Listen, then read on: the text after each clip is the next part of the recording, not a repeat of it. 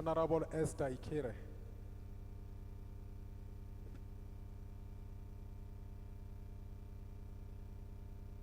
Honorable Mohajud Biel.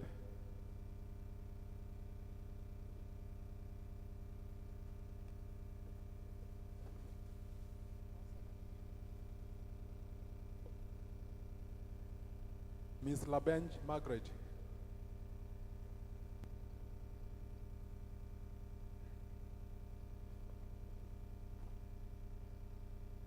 Abra.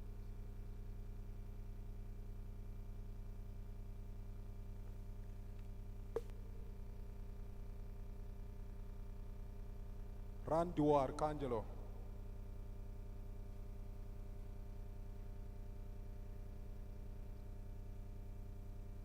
Modi Roman.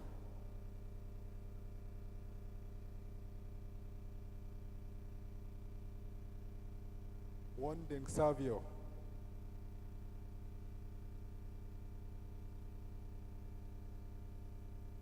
Yano Lemi.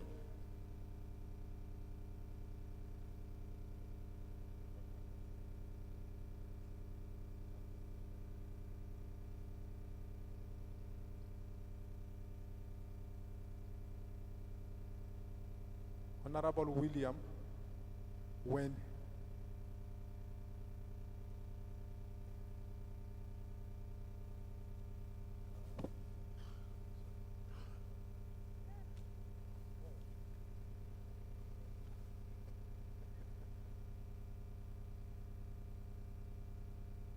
Farouk Ismail.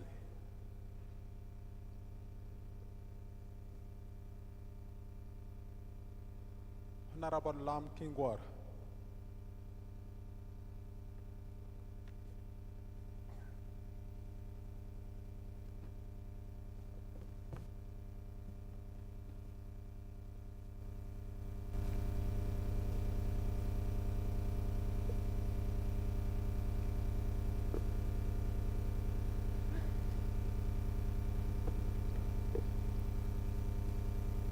Lucia Sebit.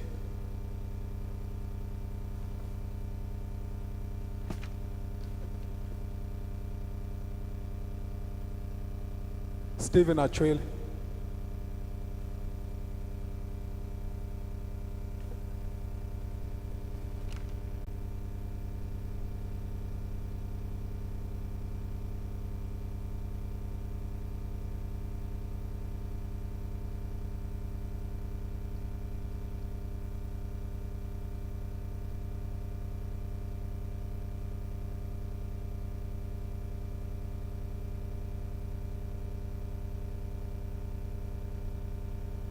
Honorable Jacqueline Benjamin. Honorable Lawrence Ibon.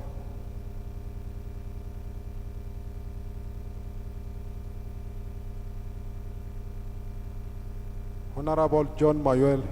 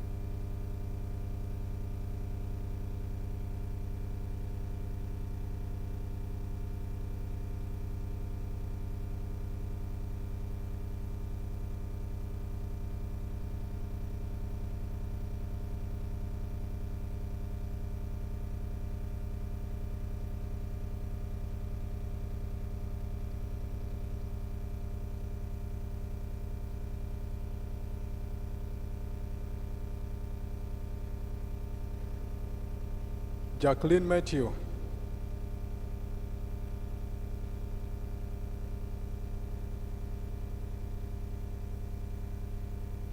Taban Elonai,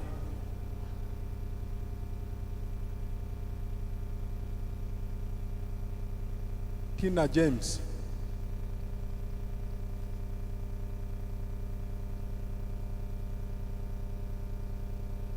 Hilary Francis,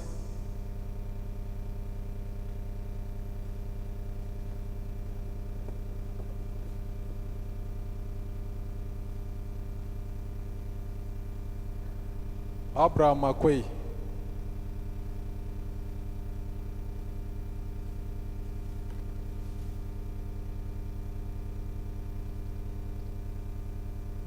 Tombe Paulino,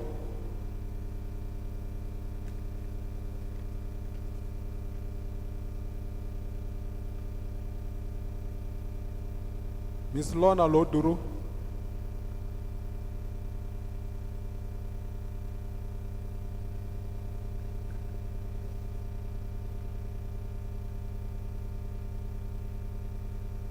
Hassan Gabriel,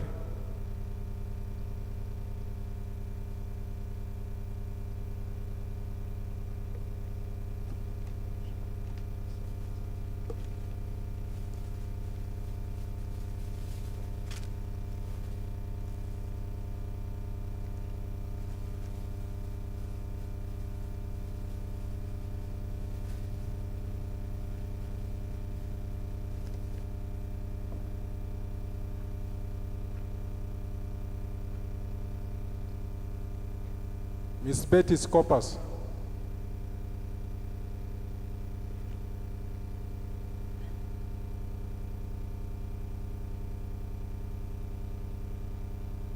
Mr. Ogano Charles,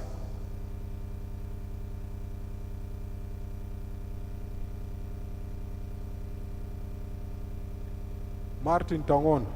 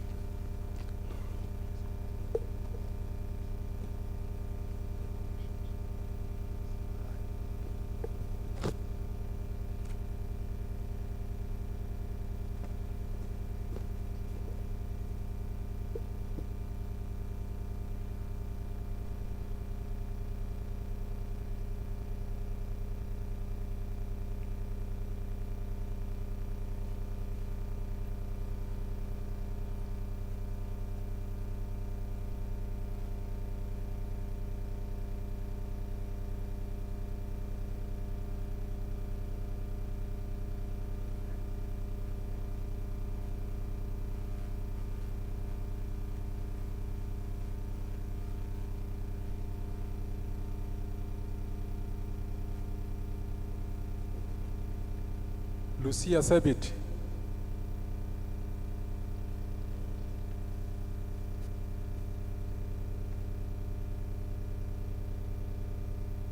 Miss Anna Apio,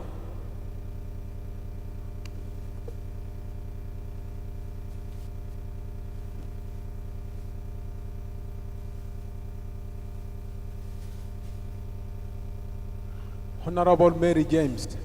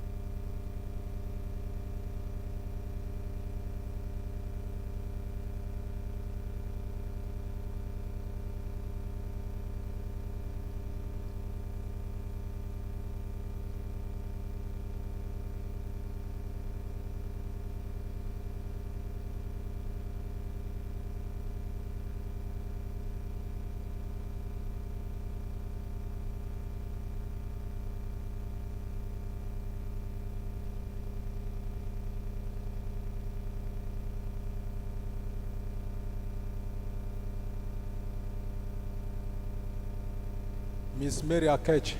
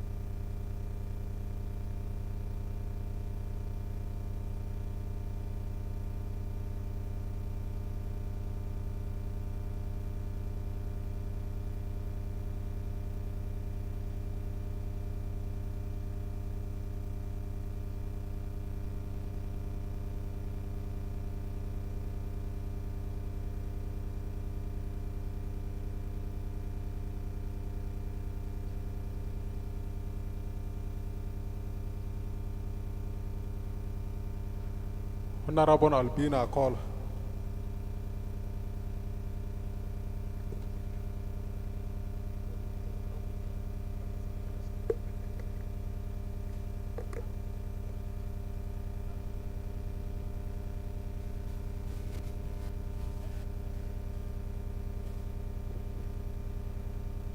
Jamila Adams.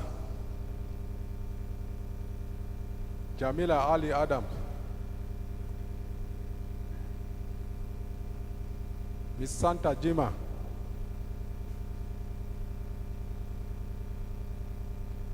Farouk Ismail.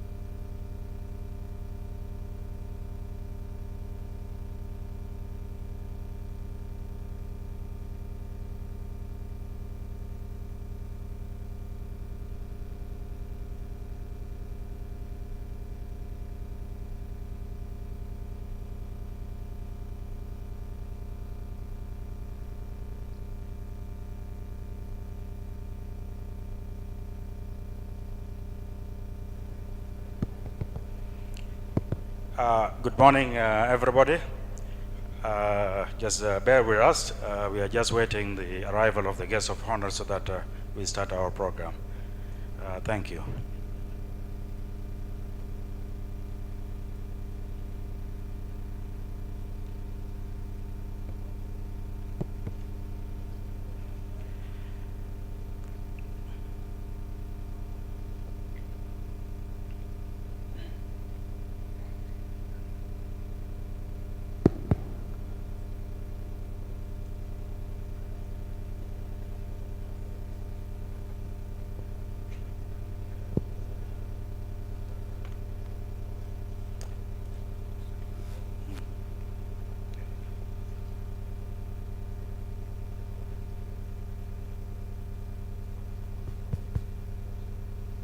Sorry for the delay a bit. Our program should have started by 9:15. It is now 10 o'clock, but shortly we are going to start. We are just only waiting for one person, the guest of honor, to arrive so that we start our program. Once again, welcome you all for coming this morning for this important workshop on the draft South Sudan National Land Policy validation, review and validation. Welcome.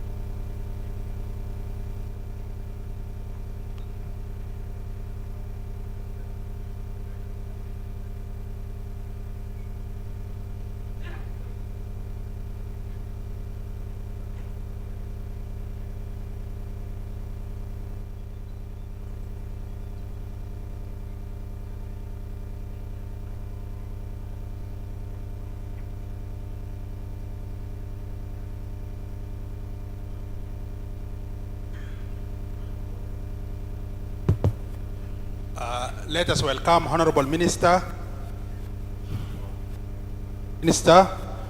for Lands, Housing and Urban Development, Mr. Michael Shamjek, and Honorable Minister for Livestock and Chair of Land Commission, South Sudan. I brought them from somewhere. I did not believe this. How are you? Yes. Please sit at please. Salam alaikum, Jama. Salam alaikum. Good morning, everybody. I think we will not delay more. We are going to start our program. I'm Louis Quat, the Undersecretary of the National Ministry of Lands, Housing and Urban Development. I will be the Master of Ceremony for the opening part of the validation of workshop. We were looking for you down there.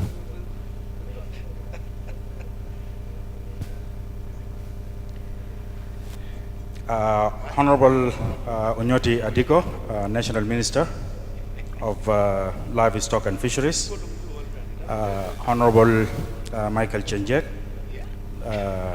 National Minister of Lands, Housing and Urban Development, Country Representative of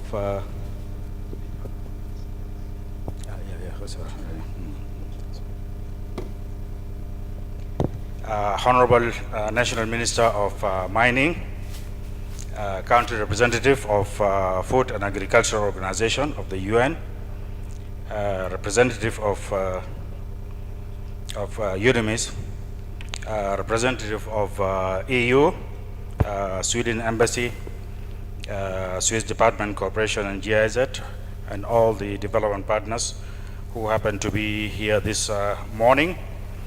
Honorable members of the Standing Specialized Committee for Lands and Physical Infrastructure in the TNLA, Honorable Ministers of Housing, Lands and Public Utilities in our 10 states and the 3 administrative areas, colleagues and secretaries who are here of the national ministries and other institutions, Director Generals and Directors from the different states and administrative areas, traditional chiefs, civil society, community leaders, distinguished guests, ladies and gentlemen, the media, all protocol in place.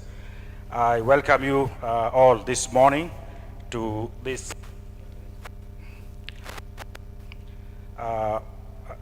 let us welcome Honorable Minister of Finance. Welcome, Honorable Minister.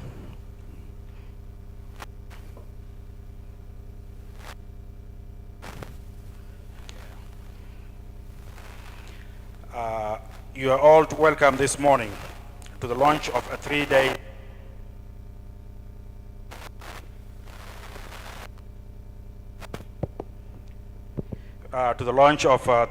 workshop to review and validate the draft South Sudan National Land Policy 2022.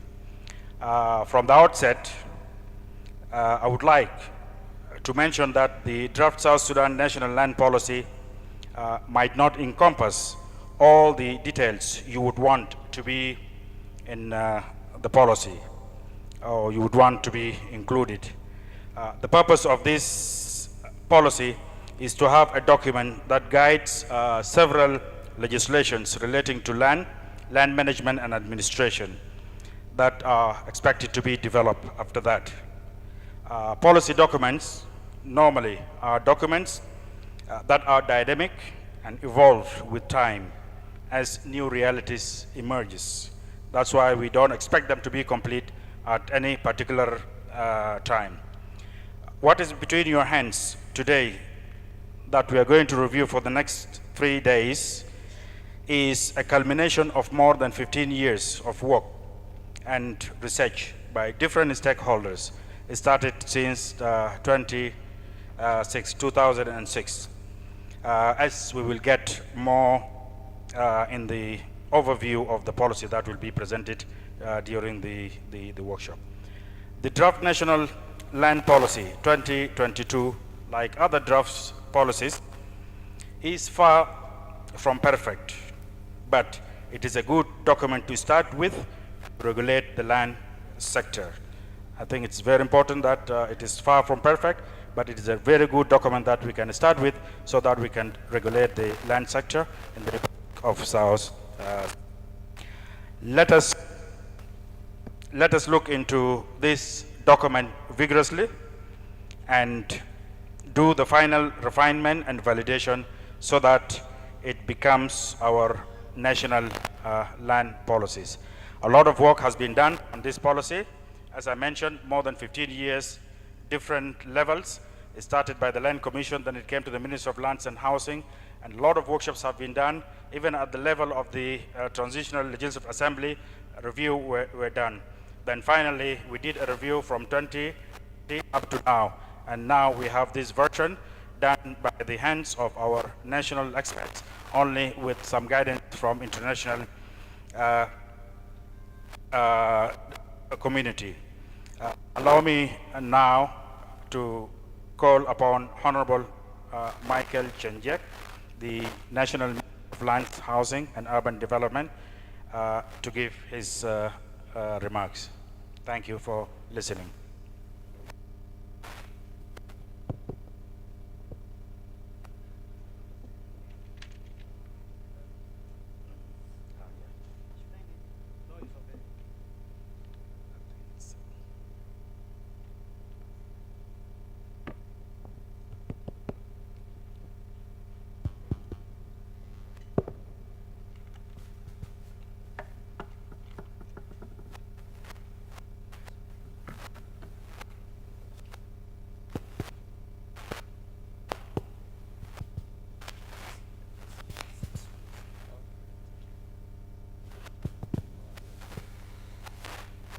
Honorable Minister of Finance and Economic Planning, the representatives of the UNDP, other developmental partners, my colleague, the ministers at the national level,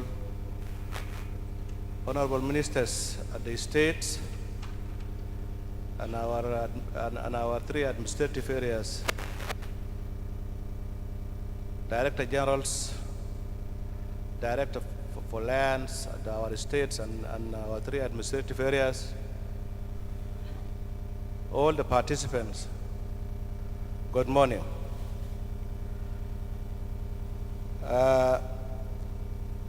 It is a pleasure, it's my pleasure to welcome all of you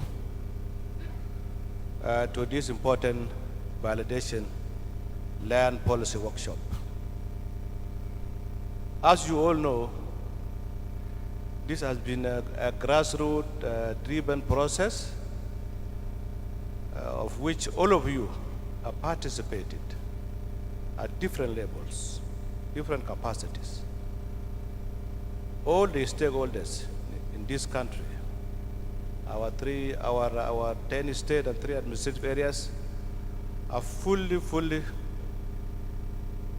provided in their views. Land policy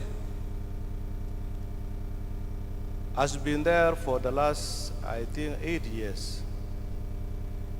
It was developed as early as 2000 and maybe 2010, immediately after the before the our independence. But because of some areas that people could not agree on, especially the stakeholders, so the policy stayed in the parliament for some time, for a period not less than 5 years. It was not passed because it has some hiccups from the politicians. So the ministry decided with the consultation from our committee in the parliament, decided to withdraw the policy back to the ministry for review. So for that reason, when I came in, we have subjected this document again to all of you, for those who have been actually following up. And we have made so many workshops here in Juba and also in our 10 state and 3 administrative areas, purposely to get the views of everybody.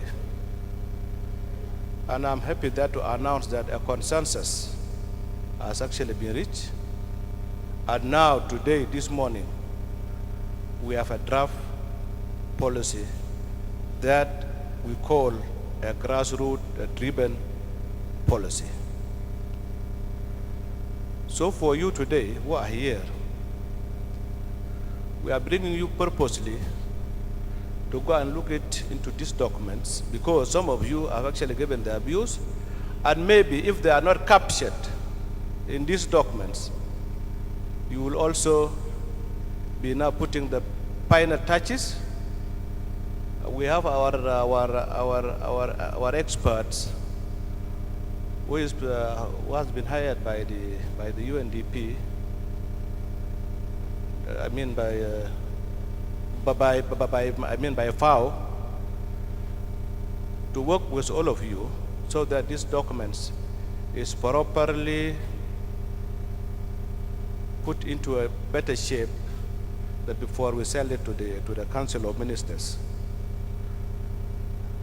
Our BP was about to be here, but due to other national commitments, I want also to ask all of you, because I believe the Director General of Land in Upper Nile State is not here now, and it was killed, I think, last week.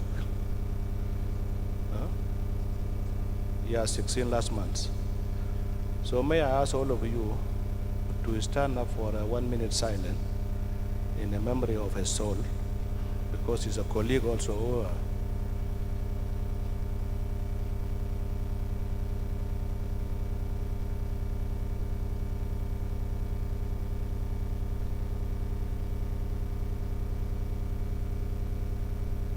Thank you. Be seated.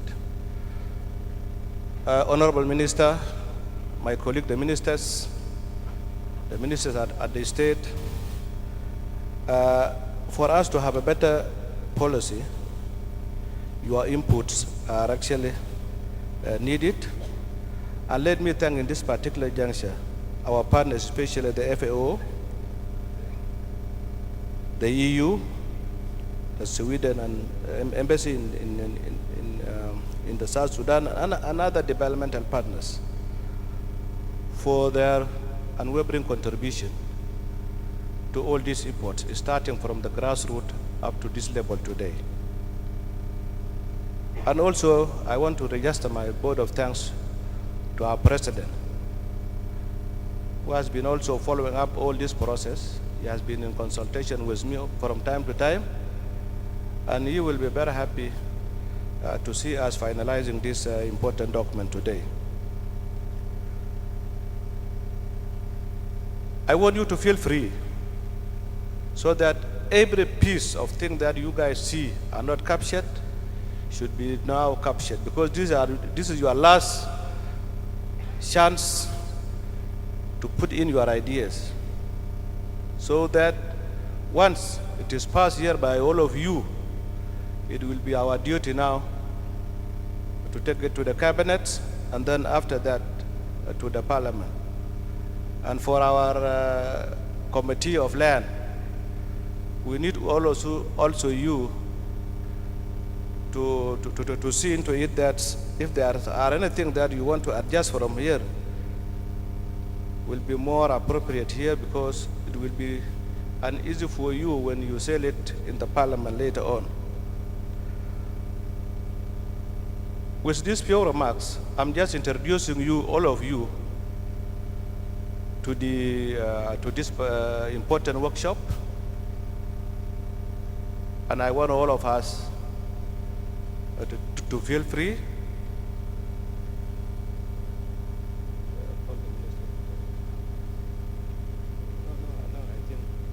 So, because we have some changes in the program, the BP is not here. Now it is the time for the Honorable Minister of Finance, who is also the acting chair, the deputy chair of our economic cluster, to come and officially open your workshop, and then the other deliberations will follow. Thank you very much.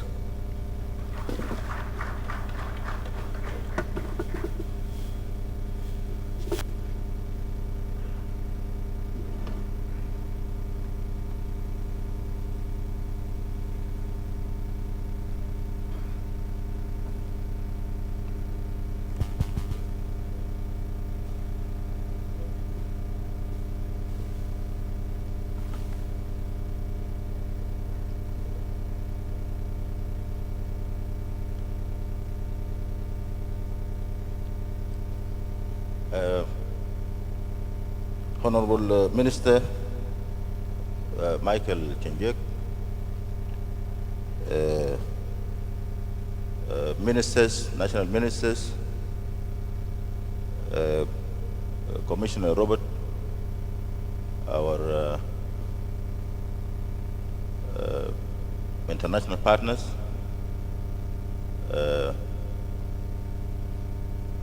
ladies and gentlemen, I think protocol في محله. I want to apologize first. I came late, and because I came late, I also got ambushed by our able Minister for Land and Housing and Urban Development. I thought maybe the VP was going to be here to open this very important workshop, and I was also in another meeting, so I said I must attend this workshop because it is really very, very important. Like I've been asked to open this workshop, let me just say just one word or two. All of us, we know that the issue of land has always been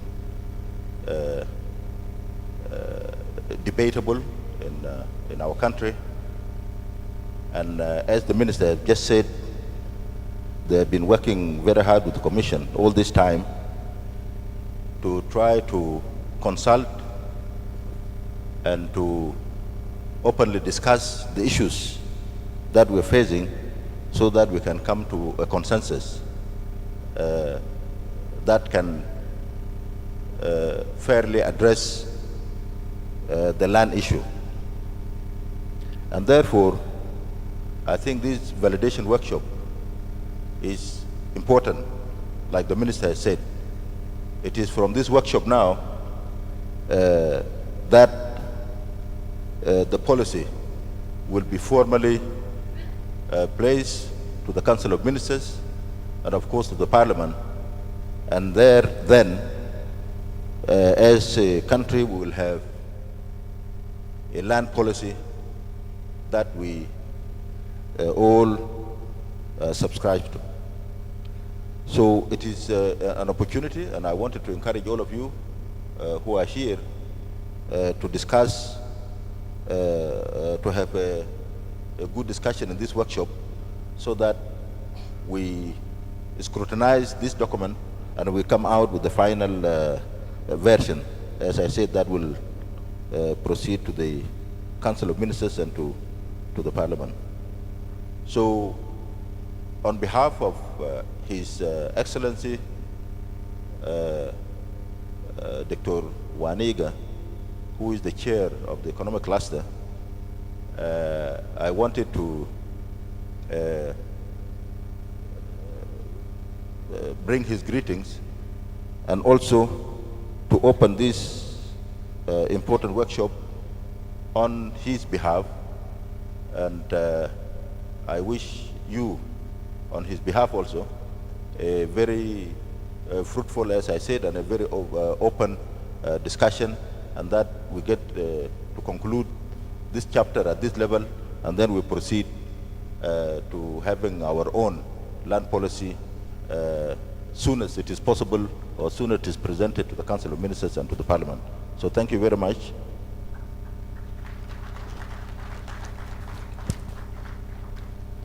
Thank you. Let's give another clap for the official opening of our workshop. Now we consider the workshop is opened, and we have been encouraged so that we are free to deliberate on the workshop. Now let us have some key orientation remarks from some experts or people who understand the policy. Let me call upon the representative of the Sweden Embassy just to give us some key orientation remarks. Welcome, Your Excellency.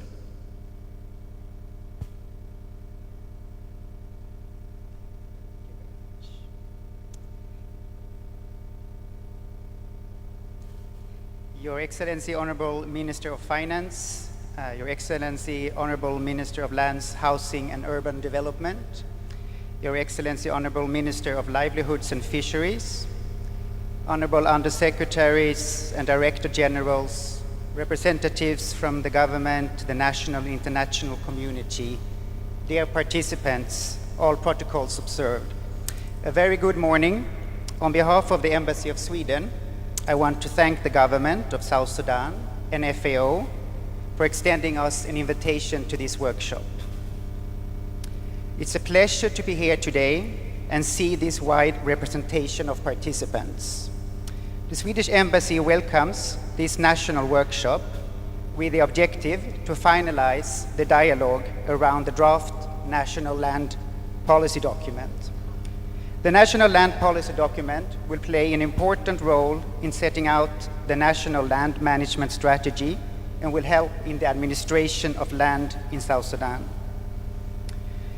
Improvement of land governance is important in a country such as South Sudan, where a large proportion of the population depends on agriculture. For Sweden, access to land, especially women's access to land, is seen as central for development, and we therefore support FAO on projects on resilience and livelihoods, where 75% of the beneficiaries are women. We know that women's access to land is usually correlated with better development and better bargains for them from the family level to the national level. With these words, I'd like to finalize my remarks and wish you all successful deliberations during these important days. Thank you for your attention.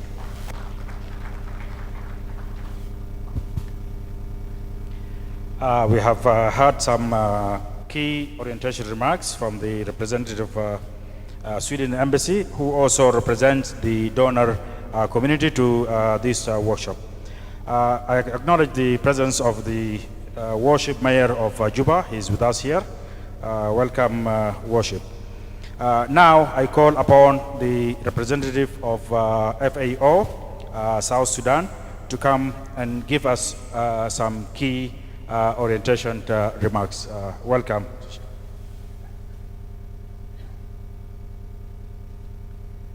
Thank you very much.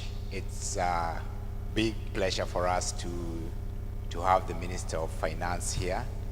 I was just telling him that he was complaining about being ambushed with ideas because he's used to being ambushed, being asked for money. So I'm sure the Honorable Minister later will also ambush him on the same. Honorable Ministers who are here, as we've seen, we also have the Honorable Mayor.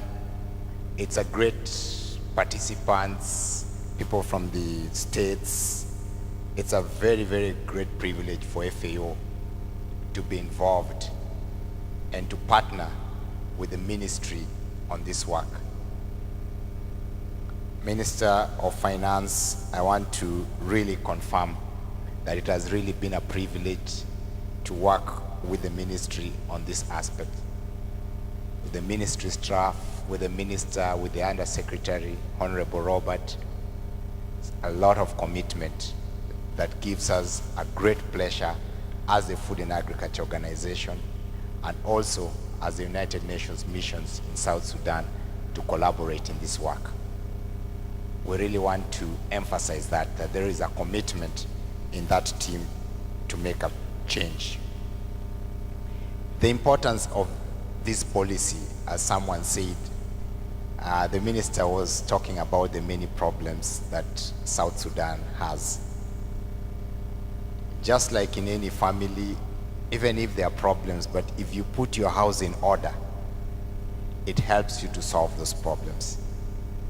This policy is one of the ways of South Sudan as a country putting its house in order. So that when your house is in order, even if there is a problem, you will know the way to solve it. I'm Kenyan, and all of you have been following keenly what has been happening in Kenya and yesterday's Supreme Court decision. It had been a very difficult time for my country and for the many communities and for the wishes of what people wanted. But what saved the country from things going as bad as they did years ago is that there was order. There is a policy, there is legislation on what should you do if you feel aggrieved.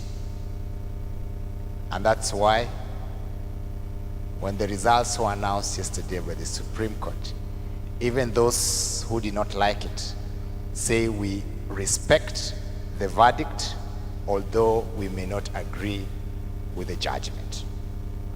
That is the importance of order in any nation, in any state. And this policy is a great step towards that order in the area of land. We've just finalized, and a number of you were there looking at the cattle rustling in South Sudan. Those, as I mentioned, were closing, have something to do with land and how land is governed, how land is administered, how land is managed. And this policy will begin to create that environment in which we are going to look to offer guidelines on land tenure, on property rights, on land administrations that will undertake an extensive review following the adoption of this land policy. So this is a very, very important aspect we are doing here. Minister of Finance, Honorable Minister, I really believe that following the adoption of this policy, once it's taken forward, 4 important acts are going to find leeway in us being able to look at them in depth. First is the Land Act of 2009.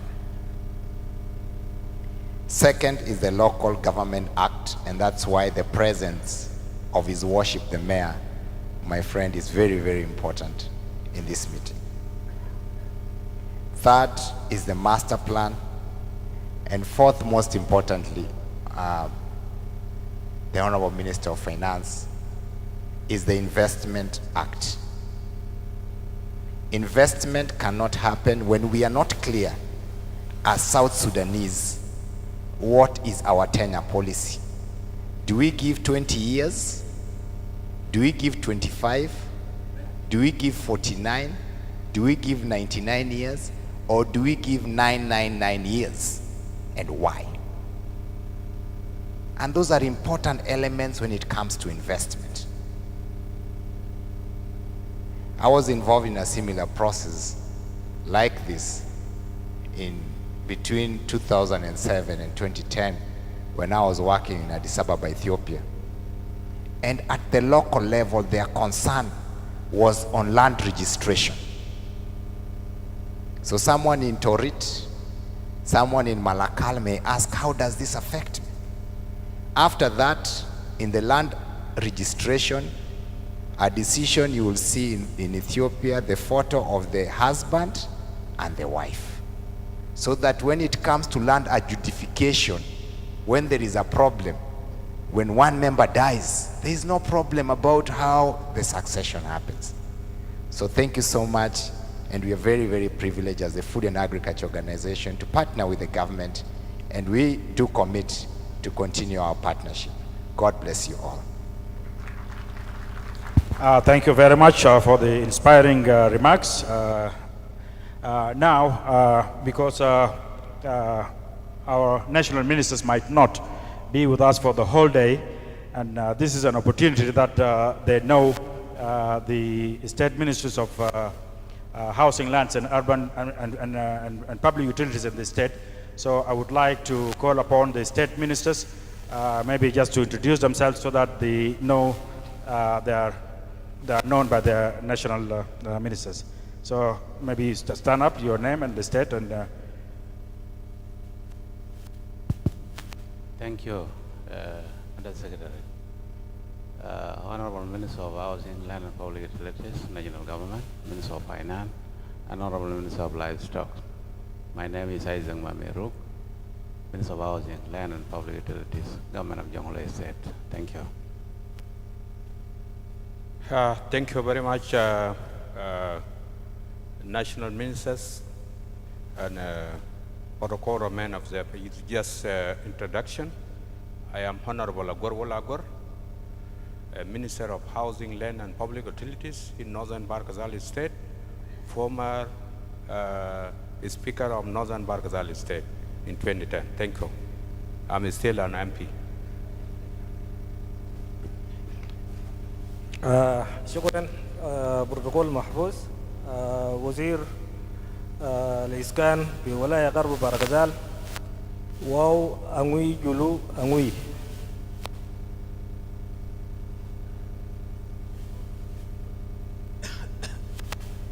Thank you. Good morning.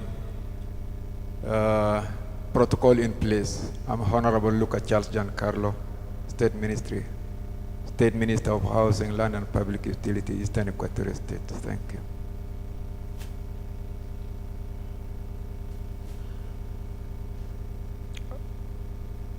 Thank you. I'm by name Michael Nyato Nyunkakol, Minister of Housing, Land and Public Utilities, Upper Nile State. Thank you. I'm Simple John, the Acting Minister of Housing, Western Equatorial State. Thank you. I'm Kol Shwara Gwekishwar, Minister of Housing, Land and Public Utilities, Warabi State.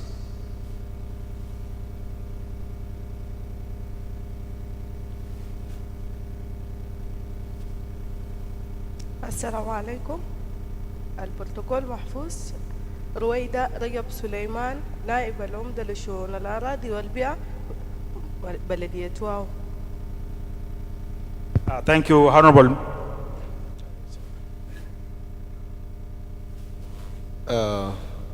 National ministers, expatriate who are here, guests. My name is Honorable Lam Tungwaru Kuigong, Minister of Land, Housing and Public Utility, Unity State Government. Thank you.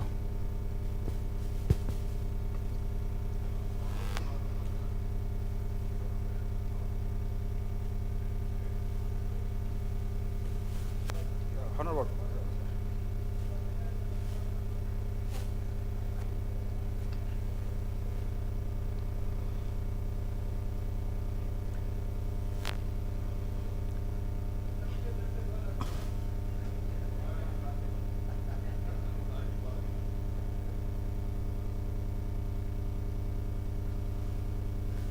National ministers, the partners, and all protocol observed. I'm Flora Gabriel Madi, State Minister of Housing, Land and Public Utilities, Central Equatorial State. Thank you, Honorable Ministers. We have realized we have two ministers who are not here due to logistical issues. The Minister of Housing, Ruweng, and the Minister of Housing, People Administrative Area. We are expecting them to be with us this afternoon. Abiyai. Yeah. Introduce yourself. this. Okay.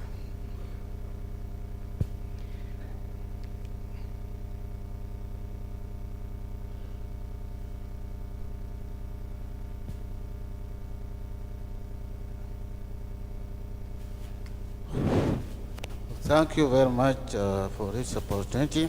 In fact, I'm not a Minister of Infrastructure and Public Utilities in ABA, but I came on behalf of Minister because our Minister is absent.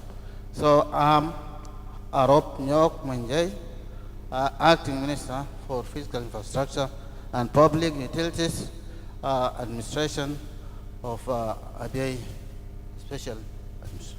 Thank you very much. Fadal Honorable, you can have a seat here. Now that we have known our state ministers, and these are such occasions that are rare to occur, we would like to take this opportunity that we take some pictures as a family, family of lands, family of housing, family of land management and land reform. So I call upon all the ministers, acting ministers, to come up, and all national ministers, and worship, we take some pictures. After the, of course, the group photos, we are going to have a press conference that will be Honorable Minister of Housing and the representative of FAO. So now, the arrangement media, I think the ministers can come here, or all of you come down, or you can stand up there. You stand up then, Honorable Ministers. Our national ministers also, you can join from behind.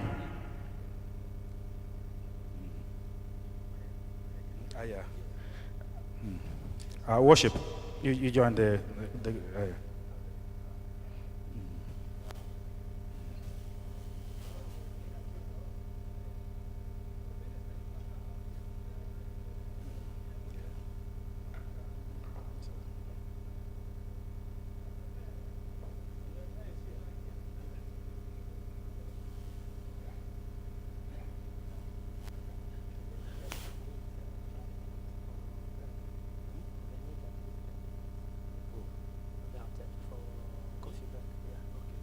So we have to manage that. We want to release people before 20 minutes. So we did about 30 minutes, huh? Yeah. Before we release people. Yeah, we release people. So conference press may be there. Media. So we will release people.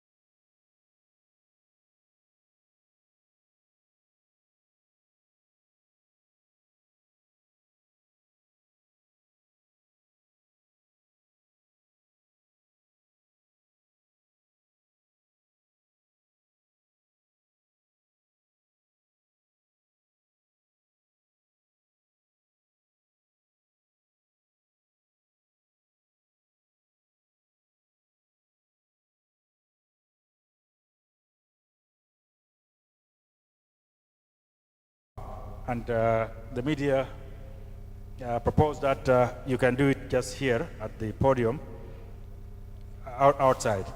Okay, then we'll let's just try to arrange maybe some 2 chairs outside or standing. They will be standing outside, so you prepare yourself, the media. Meanwhile, sorry, I've been just reminded that we have the chiefs, a very important component. Chiefs, let's have a picture also with our ministers. Welcome, chiefs.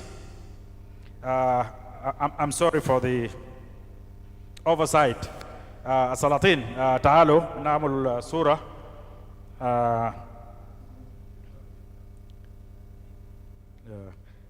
Salatin, later on also بنعمل more introduction so that نتعرف أكثر. فضلوا سلاطين. That was an oversight. Salatin.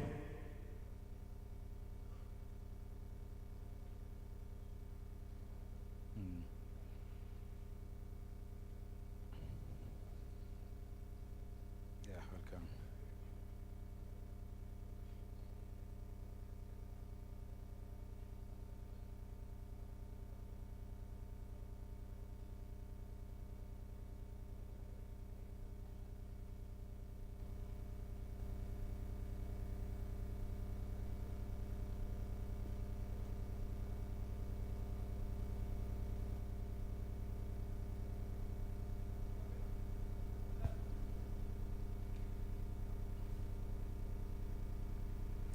Okay, thank you. The media now, you prepare outside there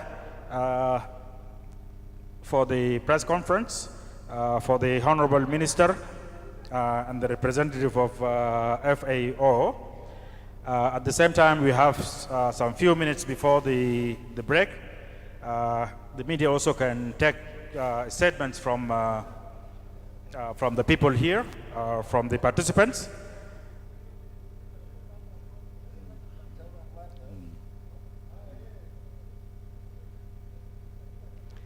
The media, maybe you arrange yourselves. I don't know whether all of you will go for the press conference. Then after that, you come to the hall.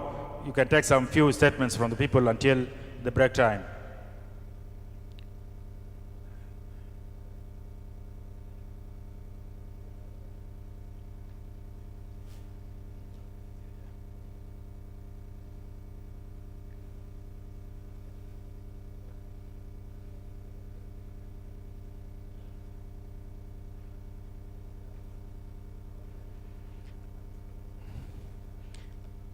While the press conference is going outside,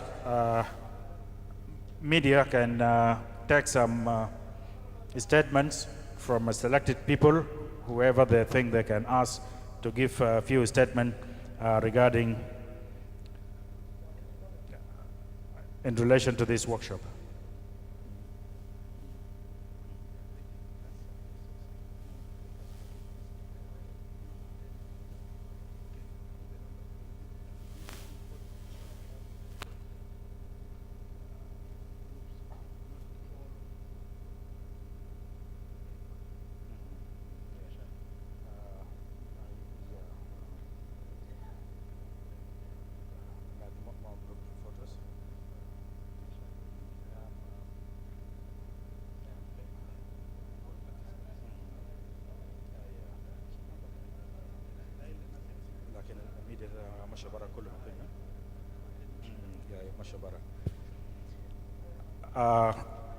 Once again, you are welcome for this review and validation workshop.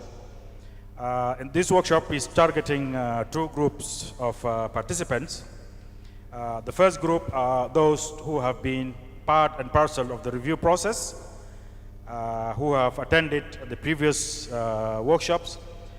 Some of you are part of the technical team drawn from the land use ministries who were in WOW retreat, and before the WOW retreat they were also working in the Ministry of Lands, Housing and Urban Development during the review. This is one group.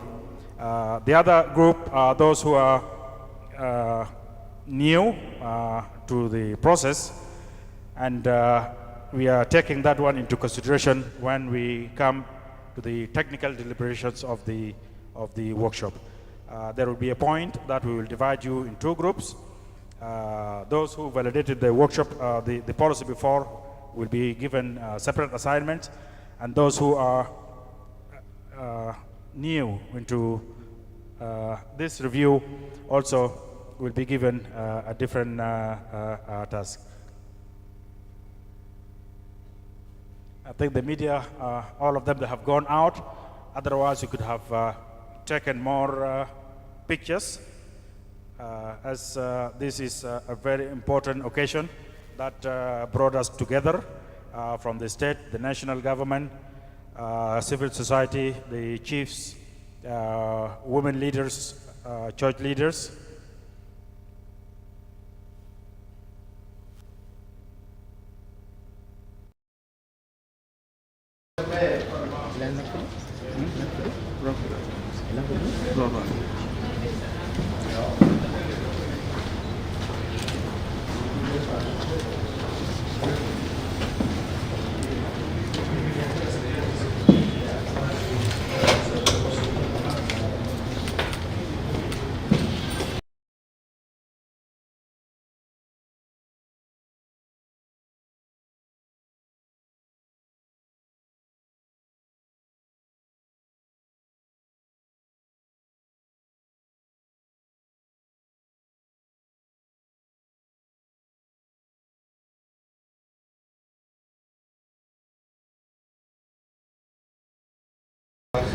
Good morning, ladies and gentlemen, members of the press. This morning is very wonderful morning for all of us. We, as a ministry, our developmental partners, ministers at the state levels, today we have officially launched a validation workshop, the final draft of the land policy for the Republic of South Sudan.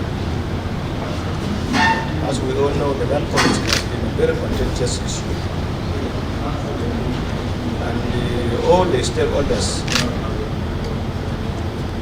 were actually up and down, fighting among themselves because of this unregulated land.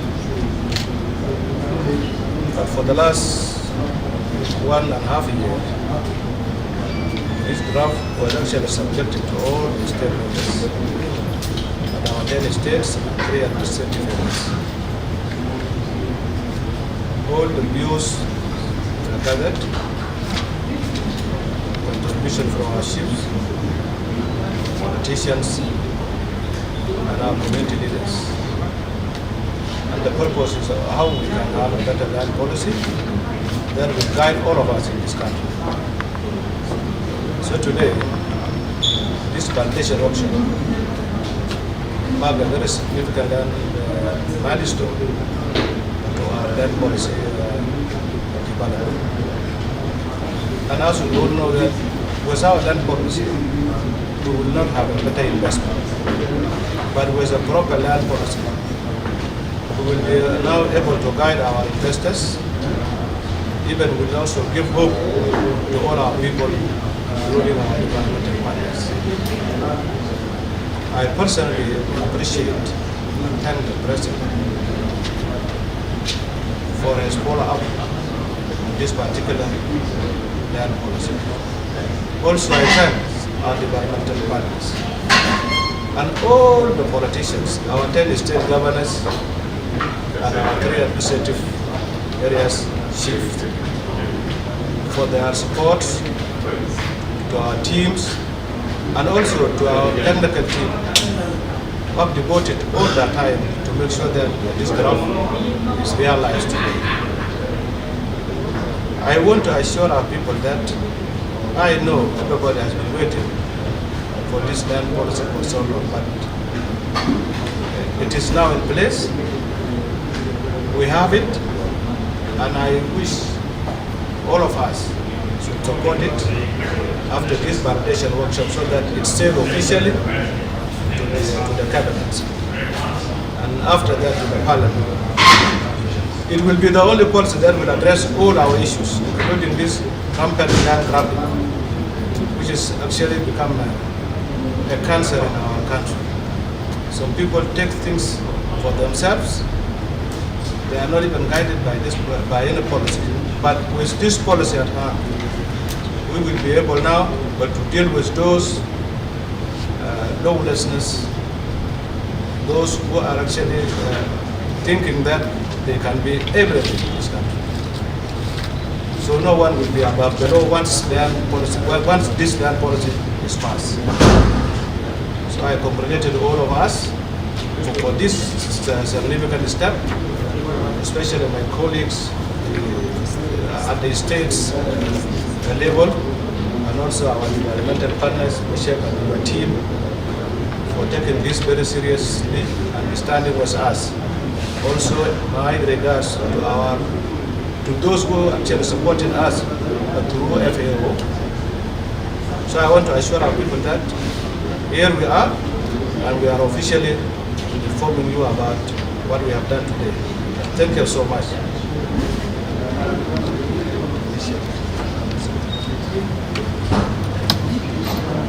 Thank you very much.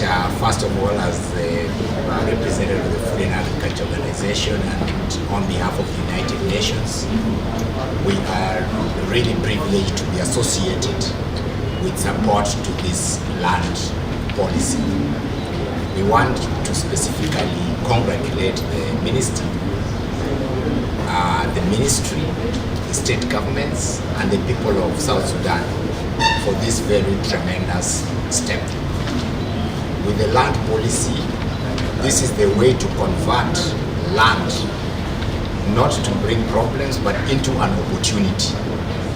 Land is a great opportunity everywhere across the world, but it has been very unfortunate that in South Sudan the issues of land will bring problems in towns, in cities, even in the rural areas.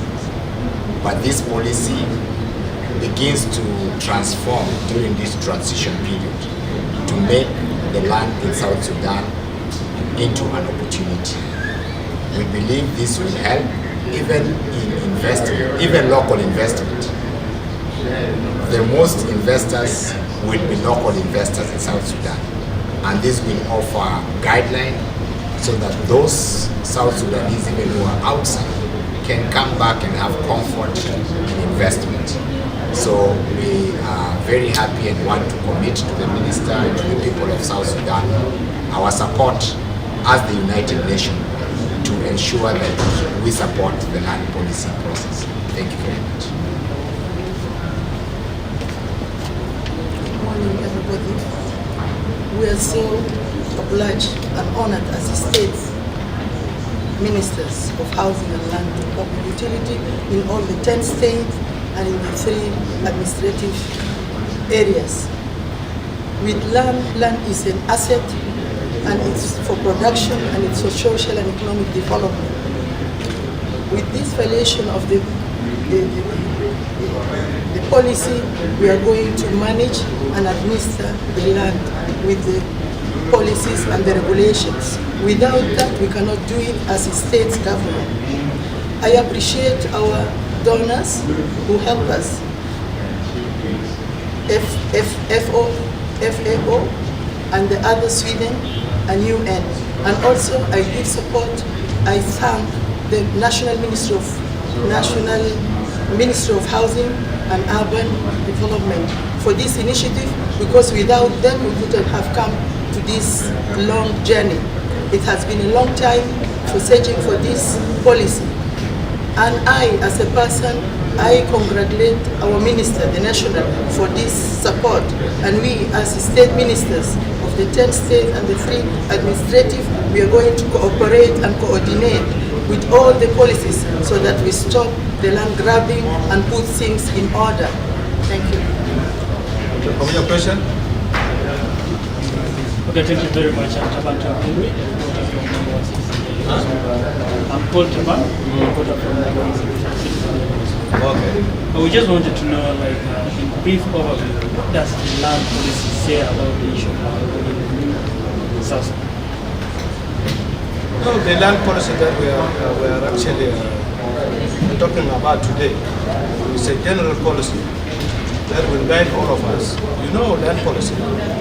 After this land policy is passed, we will now be looking into laws, especially the Land Act, and how we manage our land resources at the national and the state level. So it is a general policy with so many articles in it, and I cannot just give you now because it is a very big document. And if you want to access it, see our secretariat. They give you the areas that we are looking for. Yeah, thank you so much. My name is Daniel Garang. I work for the Radio Community Network. Yes. Yeah, it's specifically about the tenure. Mr. Malo just talked about it earlier on. What does the law says about actually the tenure? Since we are talking about now developing this and working on it, what do we have at hand now that the law says about the tenure policy? No, the tenure policy is actually, there is no something called tenure policy. Okay. Issue of tenure is actually included in the land policy and also in the land act. These are managements, these are things, these are process. These are process and the tenure is already there. We have not changed anything. I mean the tenure that you know, it is already there and there is no change about it. What we are trying to do here is, we need to make sure that land policy, inclusive land policy, that acceptable to all of us with the South Sudanese, that actually will guide our land management. This is what we are talking about. And there are areas that we actually deeper last time. So now we came into our consensus, and these areas now have been ironed out, and now we have a proper inclusive land policy. So the tenure is already standing there, and the tenure, as you know the issue of tenure. You know the tenure. If you are talking of the years, if you are talking of the investment, if you are talking at the period, these are the ones that are. I think this is what you are trying to say. I'm the GS Bond from Classic FM. Honorable Minister, when talking about land, we know that land is owned by the community. And we would like to understand how is this policy going to solve some of these issues, like pulling rope between the community and the government. The community goes on their own to. We are not pulling rope between the community and the government. What we have done is to address all the rights. If the rights belong to the community, they are also secure in this document. Rights belong to the state government, because you know we have three levels of government. We have the local government, we have the state government, and we have the national government. The communities comes, we actually recognize land that belong to the community. It is also addressed in this document. And also in this document, what is very important is that the labor, all this labor, how do they coordinate? And how do they have right in this one piece of land that we are standing on it now today? We don't want to see the national government running away with all the rights and sideline the state or the county or the community. And also we don't want, our community also to undermine this level of these three levels of government. So all these are addressed in this land policy, and now it is inclusive. If the county commission wanted some land from community, they will have also an article that they will use to negotiate with the community so that they get their land. And the same with the state, and the same with the national government. Honorable Minister, I'm Simon Deng, I work for the Dawn newspaper. My question, from your experience, you have been assigned some time to make assessment of the issues of land grabbing. I think you are together with the government. From your experience, the problem that you have seen, do you have hope that this document, am I writing at some point, will help you to solve those problems that you have seen? For sure, it will solve all those problems. And let me just tell you, I and the government, we have actually taken very long steps on also including the minister. We have made an assessment in some areas, and now you can see there is a little bit of stability. No more grabbing land, especially in the areas like Sherkar and Bari and all this. It is because we have actually dialogue with the so-called land grabbers and also the community, and they are now actually waiting for us. And what we are trying to say is that no individual that should just go into a place and then just cut a piece of land and build his own house. No, this is not acceptable. This is not okay. You can do it at the local level between community and community, but in a city like this one, like Juba, this is not going to be actually allowed after this policy. Our state policy also will not even allow this because we have laws in the states. And let me ask you, this is a national policy. Will guide all the levels of government. After that, every level of government, states or county, they will develop their policy based on this policy. Thank you so much. Thank you. God bless you. One question. Philip. Right. I would like you to give us an update. Also, it concerns the committee, which is tasked with overseeing what you just stated, those grab of land and come to recover it. We have seen places, public places, including football pitches that have been dropped and built illegally, and still how do you see these places being vacated? What's the latest on that? I don't know, but the minister at the state may have an answer to this. So please, Minister. Thank you for your question. It's true that the land grabbing is not only for the public areas. It may go also for the government autonomous areas. Whoever has done that, the law will justify and it will be rectified. And since I came to the ministry, I didn't have that, but these are things which happened before, even before 2000, after 2005 up to now. So we are going to check everything and see, because we have a program that whatever is taken for the school or for football, we have to check it. So we are going to work on it. No, okay, just to complement what the minister said. You know, we are very much aware of all this happening, but the orders of His Excellency the President that we give to the state are very clear. And to assure you, we are going to deal with all this. First of all, if someone builds a house in a football field, it will be difficult for him to access a paper because this is a public place. And once you don't have that right to get that paper, you are subject to demolition. And by the way, the state has already done so many things on this one, and we are supporting them. So for those who are actually thinking that we are not coming for them, I think they are wrong. We are coming. Yeah, thank you so much. How about those places? There are other places that are being used as cemeteries, and there are public places like playgrounds. What are you going to do now? Well, these are the things that we will address. Today, just appreciate that we are just telling you that we have done that policy. Honorable Minister, this issue we are going to has been there for years. And we don't know when is that we are going to come to pass.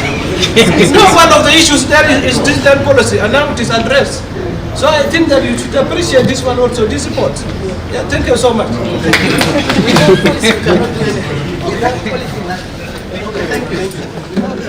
Thank you.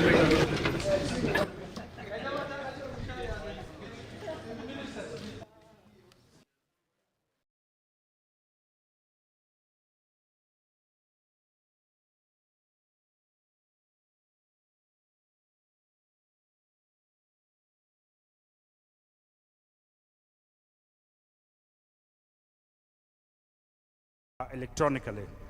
We are employing the services of a technology provider to develop the software for managing the land registry.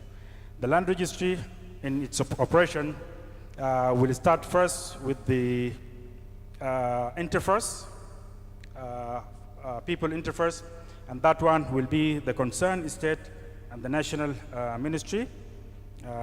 These are the people who will directly deal with the landowners. Then after they have done their part, then now the document will go to the technology provider, who will now do the other technical work.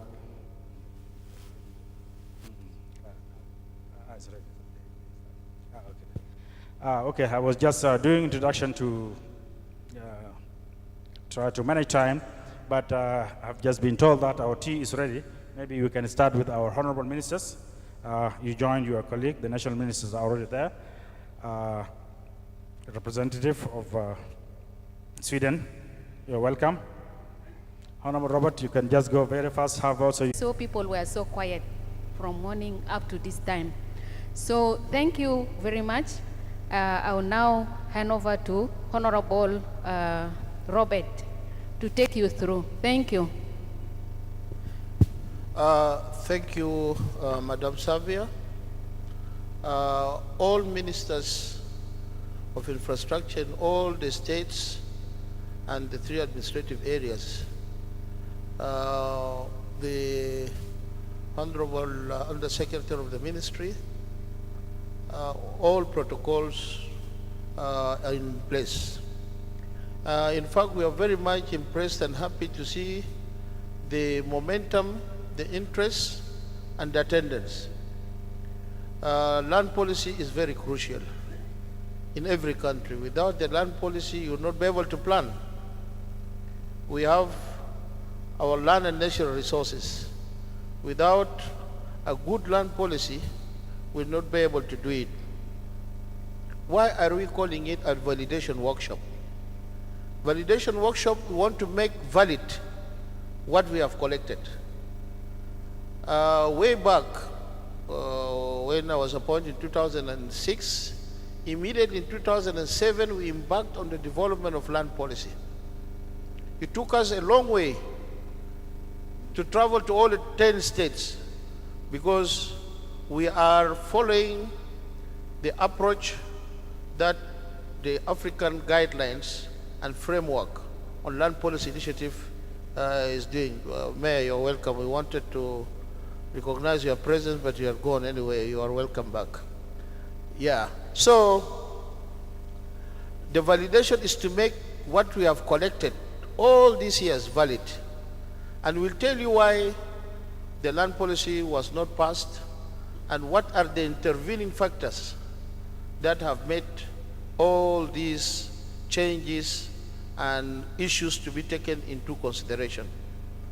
عندنا السلاطين بتاعنا يا جماعة لما نيجي في موضوع بتاع community land بنتغير العربي so that عشان هم برضه يفهموا الرول بتاعهم شنو هنا.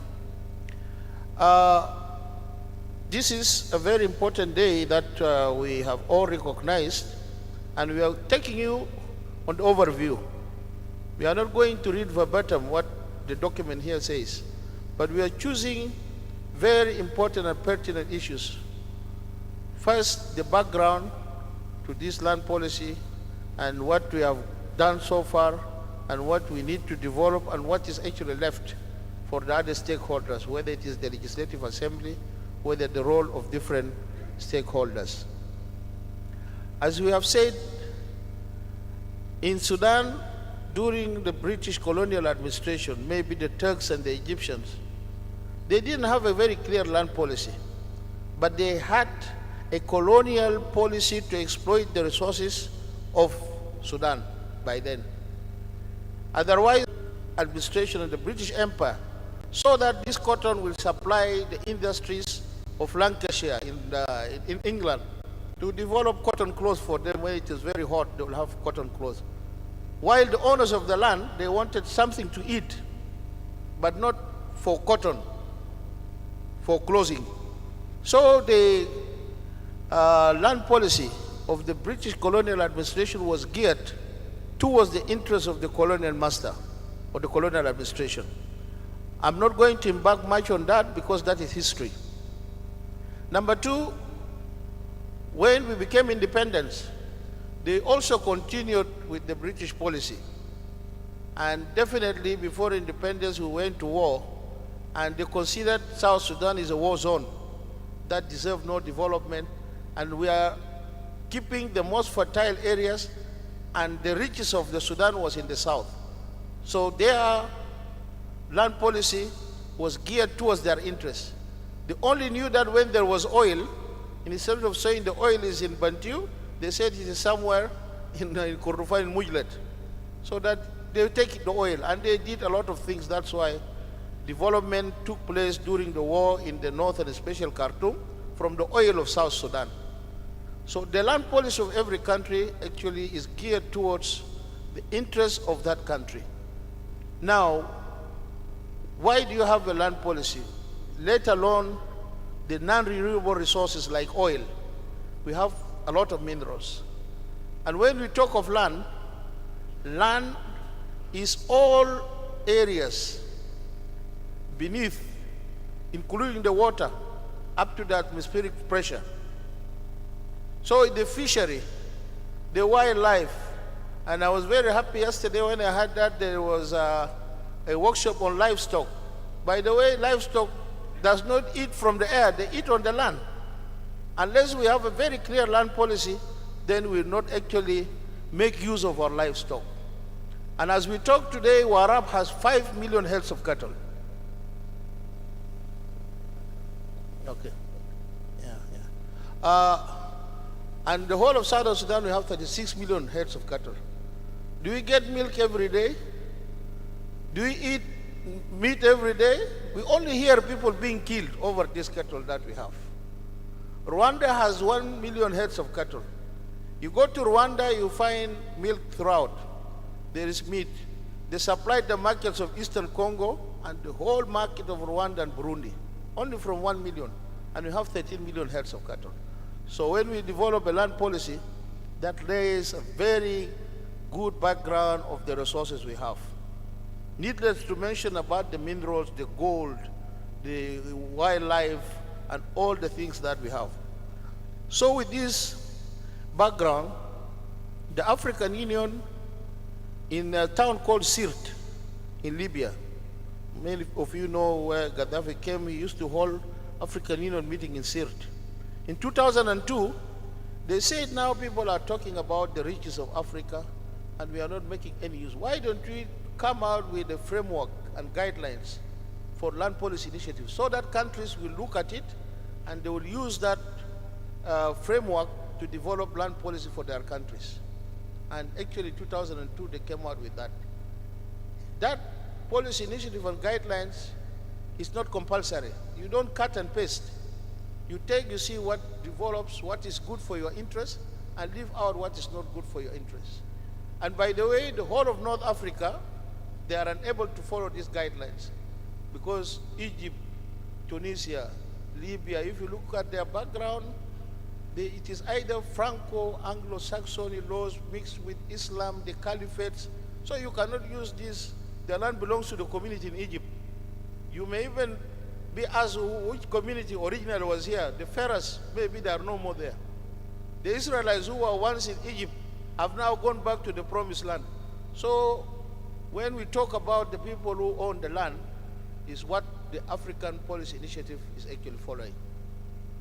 And when we develop this, we are the only country that is guidelines and framework land policy initiative compliant in the whole of IGAD region. But we are unable to have the land policy because when I presented it to the Council of Ministers in 2010, and by the way, we had the validation workshop in 2009 at Heron Hotel, when we validated people from the different states, because we traveled to all the 10 states in unity. What is the land tenure among the people of unity? Eastern Equatoria, how do these tribes live along Kidabo Valley and how do they relate to one another? So all this we validated. When we presented it, by then we were pressed with independence and we seceded. When we seceded, now the land policy that we need is outdated. We need to develop one for an independent South Sudan. The one we had earlier for Southern Sudan, not South Sudan. So that's why if you look at the agreement the agreement on the resolution of conflict in South Sudan, they have come out with a roadmap. You look at that article, I think it's 2.821 there, you check. They said the land policy should be open for debate, should be open for discussion, so that we really enrich the document. Now, why are we not having the land policy? Why do you want to develop it? As I said earlier, we want to come out with a land policy that will address the issues that we have talked about. In 2009, they have adopted it, but now we are talking the post-independence Africa that addresses a number of issues. Xavier had talked about gender. We need to put the component of gender, whether a woman has got the right to own land. Is it being followed? Has a woman got the right to inherit land when she's the only daughter to that family? The chiefs will tell us. Because now if somebody has a piece of land and he passed on, the cousins will say, this is a woman, you know, our uncle has no son. We want to take over the land. How do you address these issues? Maybe the land policy will not address it immediately, but the customary practices and all this will systematically look at these issues. The other challenging issue of the land policy is the issue of land ownership. The land belongs to the community. People say, why do you put community? Why not people? And this will address it later, and even the other presenters will talk. The difference between the community and people, when we talk about sovereignty, the sovereignty rests on the people. It doesn't rest on community. The sovereignty of South Sudan rests on the people of South Sudan. So it is the people who own the land. If you want to say which community, then you have to list all the tribes, including, because who is a Southern Sudanese according to the constitution? A person whose parent, grandparent, is from South Sudan, whether male or female. A person whose parent or grandparent was in Southern Sudan as from the 1st of January 1956. I can bring a Greek whose father was here during independence. Now he's married to a Southern Sudanese, he's a Southern Sudanese. So we don't want to single any other person in the issue of land ownership. I will come to the issue of land grabbing later on, that we'll come and discuss about it. So why do you want to develop land policy? We want to develop land policy so that we tap the resources that we have mentioned earlier. Without the land policy, you will not know. Sometimes you hear of gold being smuggled. A ship full of oil gets lost in the high seas. How do you make laws? We were developing integration of the agreement with my land colleague here, Richard, about the management of the oil revenue. Not only getting the oil revenue, but how do you manage it by law? So that if I take some and I don't report, there will be a mechanism of how to track me down. Number two, we want to establish a regime, a land regime that is very clear for investment and for development. You can't say we want to invite foreigners for investment. Then you'll end up having hawkers who are selling used shoes.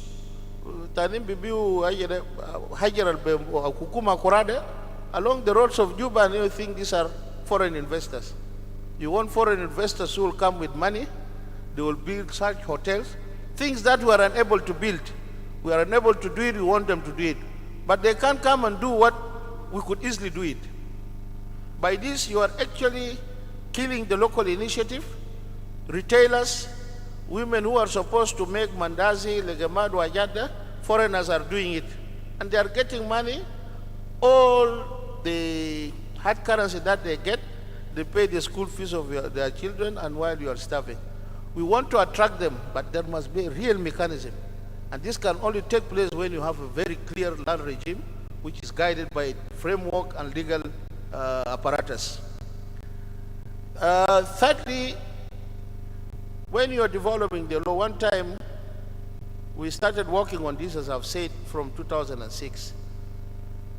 That is the ministry. By then, housing has no land in it. Agriculture said they should be the one to develop the land law. Wildlife. كل أي وزارة بيشتغل بأراضي قال ده شغل بتاعهم. So for us to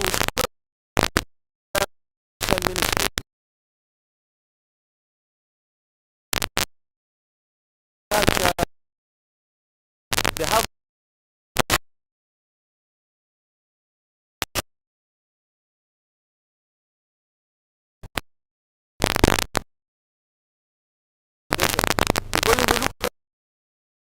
it does not talk about housing. It does not talk about building.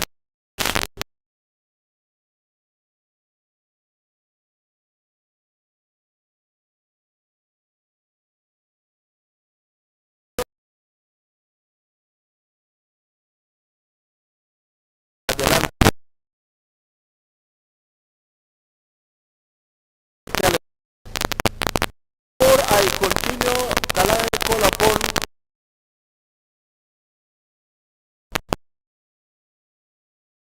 if they are around the group now?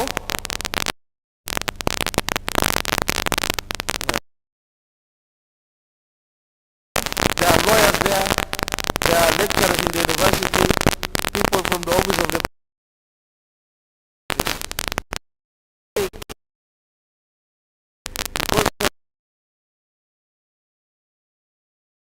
opening discussion.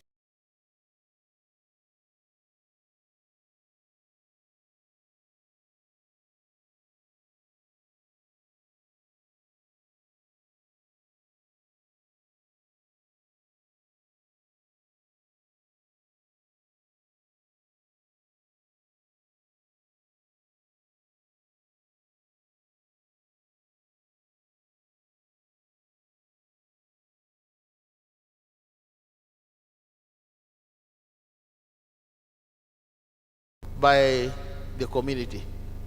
If you look at the CPA said all laws that are developed in relation of land shall be dealt with at different appropriate levels.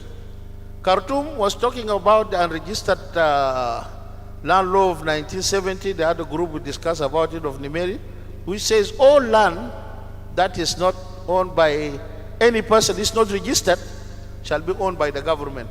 And all this land in southern Sudan, including the swamps, nobody registered those lands, except those ones in towns. We have them on lease. So they will take it all and put them under the state. The other group will deliberate more on that.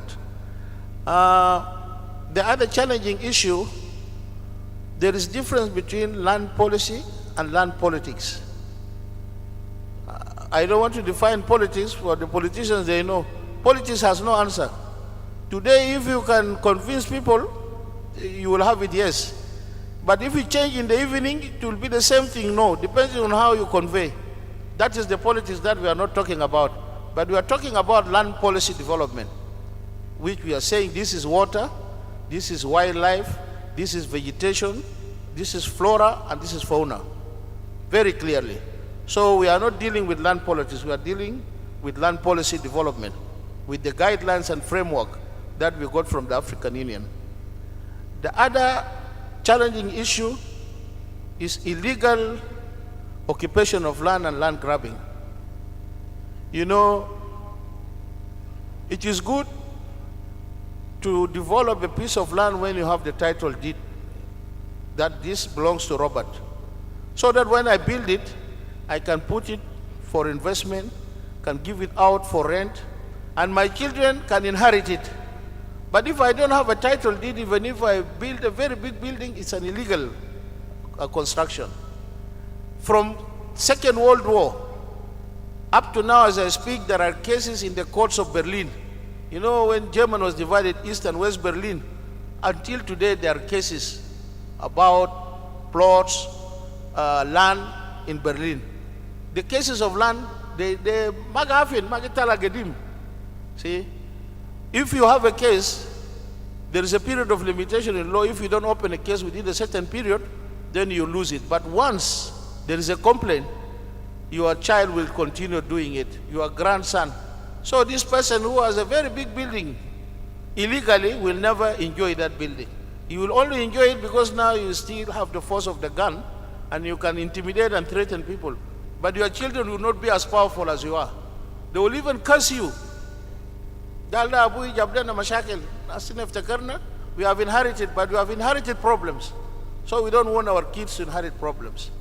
That's why you are ministers in all the 10 states.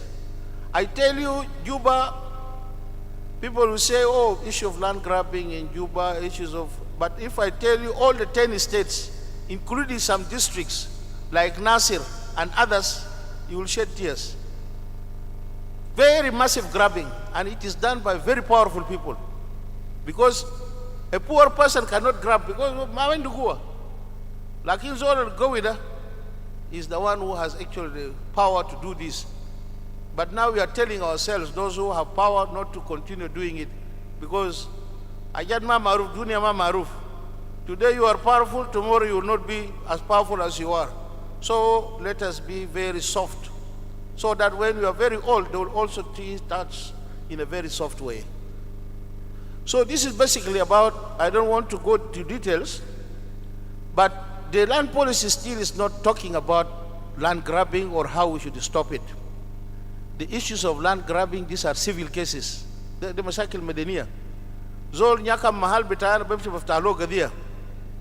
It is not the land policy to address this. We have the courts.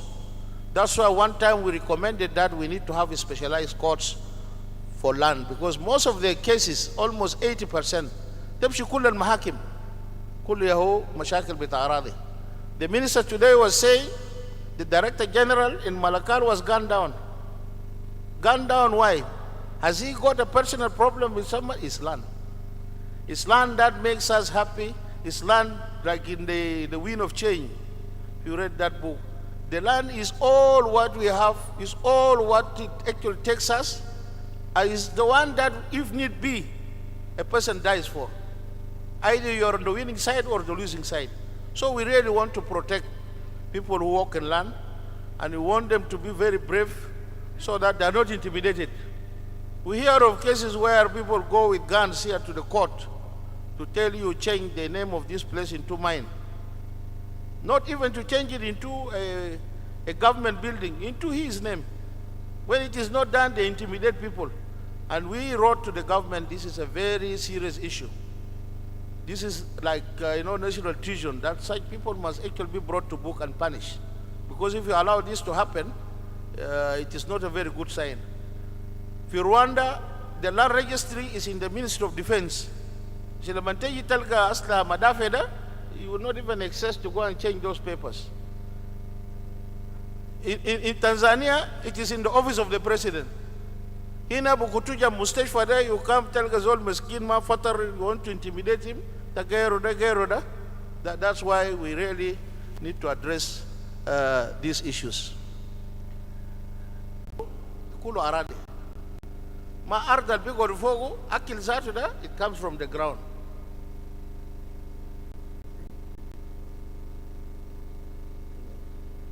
Okay.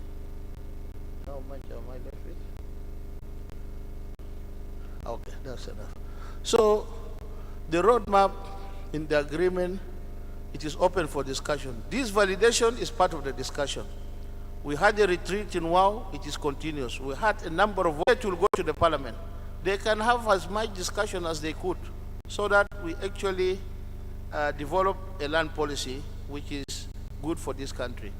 Number two, the land policy we had earlier, 2009, we need to land policy for an independent country. Even our land act, if you verify, if you pass this land policy, we review the land act, because the land act is 2009, as well as the local government. They were there before we had our independence. But now we are an independent country. There is no need to have a policy or a law that is talking about Southern Sudan under Khartoum. Finally, this land policy it's not the 10 commandments. 10 and we shall not increase or reduce. After 7 years, we'll review, we'll see. If it's not working, we'll overhaul it completely. If it is good, we'll make the amendments on issues that are actually good for that. In conclusion, ladies and gentlemen, now South Sudan is among the 2 countries in the region or maybe Africa that has no land policy. We continue talking, Darin Mustasmirin, Yaonas Juba Gal Walai, Yabeta Kutuf Istemar, Sabotage Sena. The common man even doesn't know the difference between Istismar or Istemar. Ufeland Istemar, 17 years and you're getting only 1,000 in a month. So this policy is made to come out with a law so that the people really understand that. Finally, the land policy development is very important for our development and well-being. Salatin Maudu ta community de Gibelan wanasta fogo show lakini faya haya baden adnagish. Thank you for listening.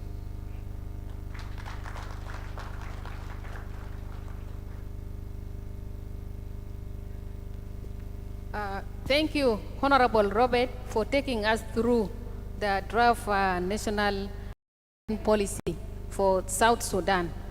Once again, I recognize the presence of all the delegates, whether from the national government level or from the state, or from all walks of the society. Welcome. As you continue to listen to the presentation, I want you to concentrate, put your questions down, put your notes down for the next session on question and answer. Put in mind the gender transformative approaches and put in mind the institutional change in land management and land administration as we continue with our presentation. I now call upon the second presenter. We want to learn lessons for South Sudan.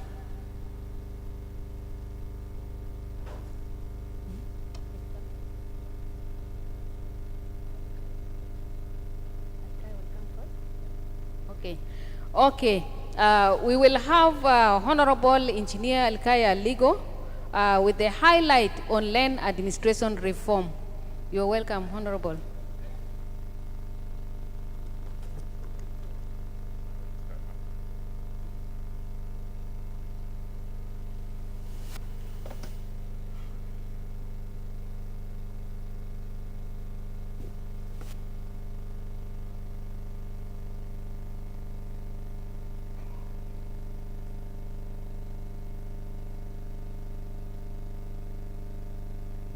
Assalamu alaikum kullakum, Wuzara and the secretaries, DGs, Salatin, wa kullu participants.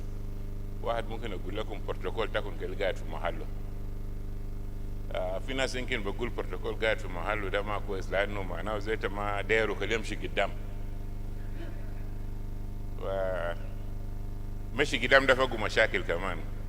أنت قلت إذا تمشي قدام يمكن بروتوكول ده بشيله منك برا. So, as I was introduced earlier, I'm called Alkaya Ligo Samson. I work for Juba University now as an associate professor in the School of Architecture, Land Management, and Urban and Regional Planning. Yeah, the mushkil has been very long title, so we don't want a short one.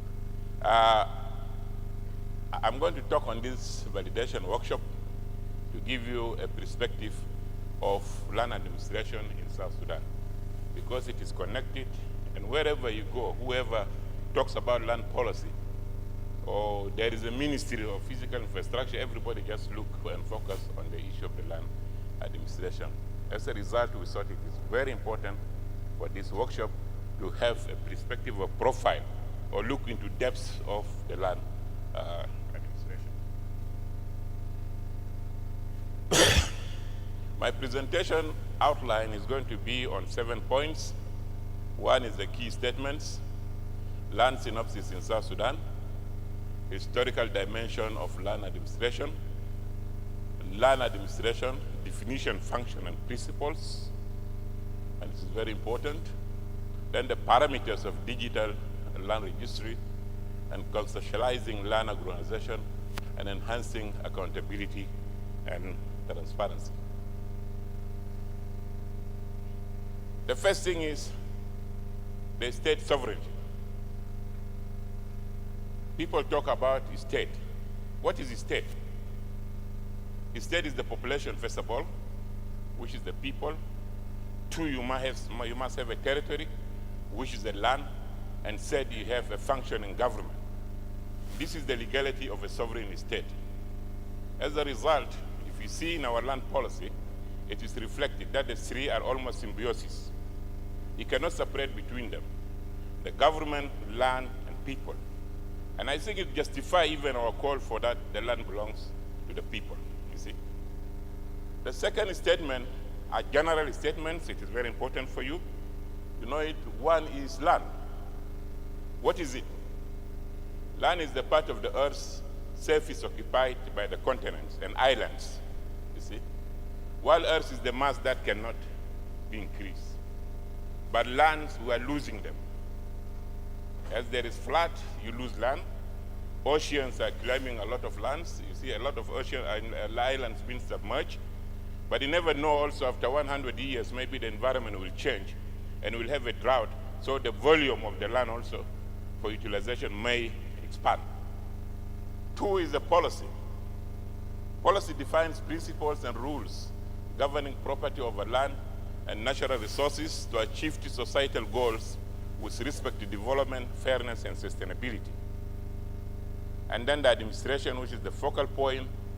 From the memorial time, land administration stroke revenues centered around collection of taxes and land revenues, which was main sources of income for the rulers or the kings by then. The synopsis on land. Land is a vital or crucial resource and a means for livelihood with multiple socioeconomic dimensions. In our case, our territory, people estimate that approximately it's about 644,000 kilometers square. The population estimated at 8.2 million, but with the appraisals being done, we are talking about 12 million now. Density is estimated at 12, this one, and density is the area divided by the population. So, no, I mean the population divided by the area. But this has been disputed. We just brought it for the sake of presentation. We rejected the census by then, so our population is not that. The territory is not yet properly measured. And that's why maybe we have still some issues discussing our borders, particularly with the north, and yet we have to go and negotiate our borders with our neighboring countries, whether it is Ethiopia, Kenya, Uganda, Kenya, and Central Africa are party. About 670 human settlements, accumulations, and over 2,720 spontaneous rural homesteads are estimated to be in South Sudan. With the war, yes, some of them they've vanished, but when peace comes, they will come back. Most of the peri-urban and rural lands of South Sudan is subject to customary under the control of the communities. You will not find a land which is free. Go anywhere, even in the great desert corner of Sudan with Libya, and try to put your Sidolite to measure the land that you want to take a survey. Definitely, the first thing you will see somebody appearing in front of you. Who are you? What are you doing? Where are you coming from? You see? So the talks that the land, no people, no. It is being controlled. Even the wildlife, the lions are controlling their territories, you see? Yeah. The moment another lion encroaches into that territory, you will see the owner coming and they start fighting. Accessibility to land for urban expansion or rural improvement and infrastructure development remains critical always. This is simply because you need to negotiate with the community, with the Salatin, and sometimes come into it politics. If you want to put an airport, and then you lose it. You want to open a road? No, you don't want. You want to bring investment on agriculture? Sometimes you may lose it. Like other African states, urbanization is much likely to take place in rural areas by 2050, because the population by then of Africa may be 2 billion. You see? Today it is almost 1.2 billion, and then you expect an increment of about 800 million. And if we have gone 800 million more, hopefully South Sudan by then might have been around 30 or 40 million, you see. So the issue of land also at this time become crucial, because there is pressure on the demand for land. Important historical dimension on land administration. It is not a new thing. On the 14th century, ancient world knew known and organized land administration and registration system. That is almost 100 years ago. 16th century, cadastral survey and subsequent tax collection in northern part of the Netherlands was visible by then. The land belongs to the king by then, and taxes being collected. 17th to 19th century, the colonial administrative units introduced European land administration systems in Africa. This is what almost we inherited today. Another important thing that we need to talk about it is 2011 AD. The African Union General Assembly declared that all member states must have their borders delimited and demarcated by the year 2017. It was extended by then to 2021. And I believe we in South Sudan still have not delimited it. Delimited is you negotiate, you know the border between you and your neighbor. It's not the physical survey, which is the demarcation. But here there should be a limit, you see. But with the war, we found that all our neighboring countries all the time are pushing us, you see. If you have gone to Numule, if you have gone, you have seen that we lost almost 8 or 9 miles. If you go to Lasso, you will see that we moved. Those places like Faraj, what are already gone, you see. You go to North, we are losing. Miles 16 and so forth are getting in. So people have to hurry. If you don't have the capacity to do the physical survey, you must delimit it. And this is the role, especially of the states bordering our neighbors. And it is not only the international borders, but also we need to help our people here internally to draw the borders. You take care? Tabasma bari bagul la la malto mon la di fi jabal talulu boy nak. And you see for julu bagul la mon la haddi warayay bahinak. And a gar and a third command demanding even mahal for warab. So we need to take it serious. We need to educate our people. We need to sensitize our citizens. Milestones in land administration in the Republic of South Sudan, and I want to contrast this between the post-independence and the pre-independence period. As my colleague Robert said before, we had the Land Settlement and Registration Ordinance of 1925. This is what the colonial brought it. It is the first policy, I think, governing lands in Sudan by then. Then the Town Planning Act of 1951, and you have the Unregistered Land Act of 1970. Robert talked about it in depth. And we have the Physical Planning Act of 1994. From 1994, we have subsequent series. The worst one was the Land Transaction Act, but a lot of Sharia by then, because it is under the Muslim Brothers. And actually, this is where also the issue of, or the say of land belongs to God came. You see? So you don't question. And if land belongs to the God, That means Umar Bashir by then was the imam, and he has everything of doing it. And you find that they've distributed during the war, almost South Sudan. Some people are holding leases. I hope they'll not come back. Because some people holding 25 square kilometers. You see those mujahideen by them.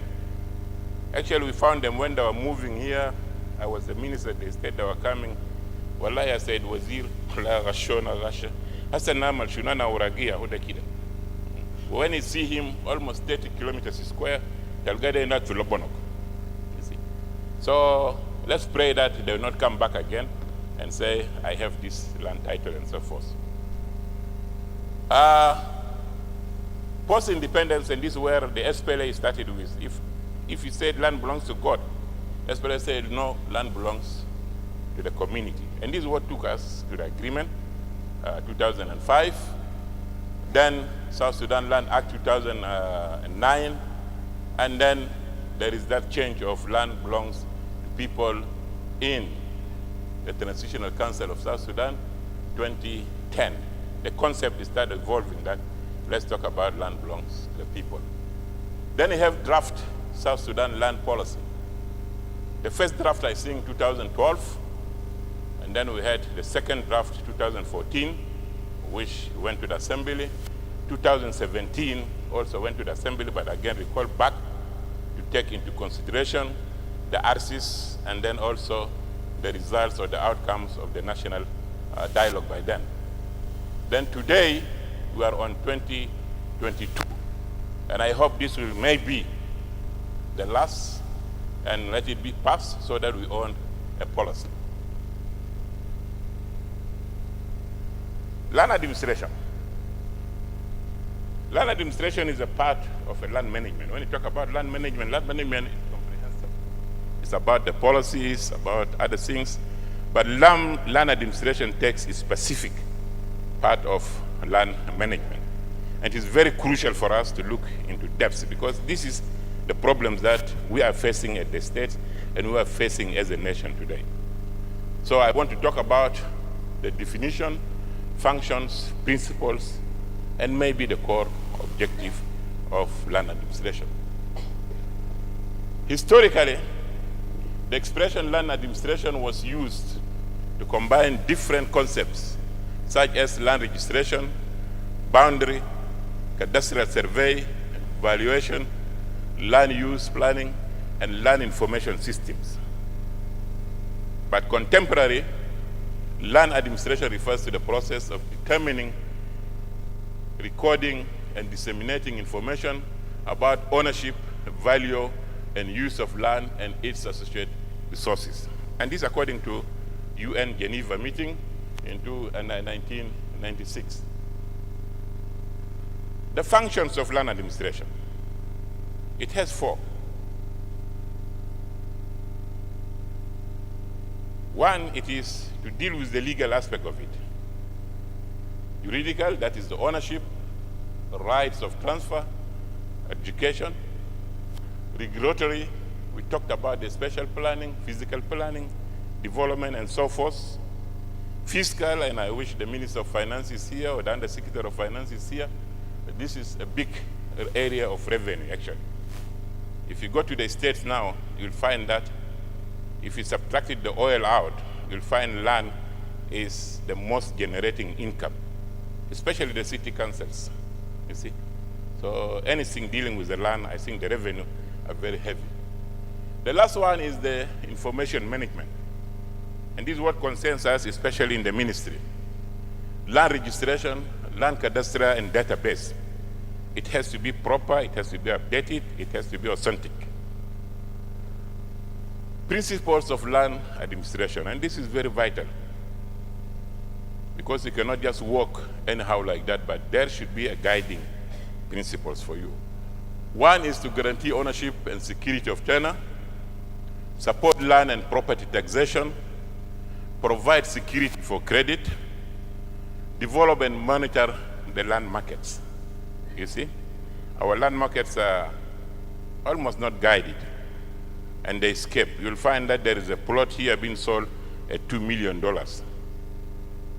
Tomorrow, the land speculators will go to the neighboring plot also, We'll say, and then we'll find the owner who is broke, will sell it out with $20,000, and next tomorrow hears that this plot is being sold out with 1 million. You see? So that variations, the government has to intervene and to improve it. And it's important, especially for the investors. Protect state lands. And this is a challenge for us because what we call it is state, by then the contournment. The contournment is my best that I owe my bitada.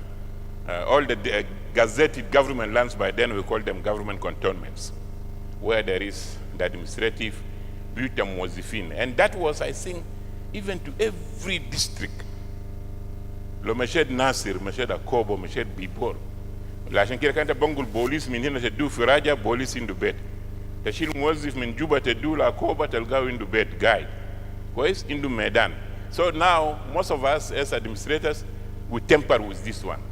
You see, we start selling them out, or the governor makes it as if it is his own property.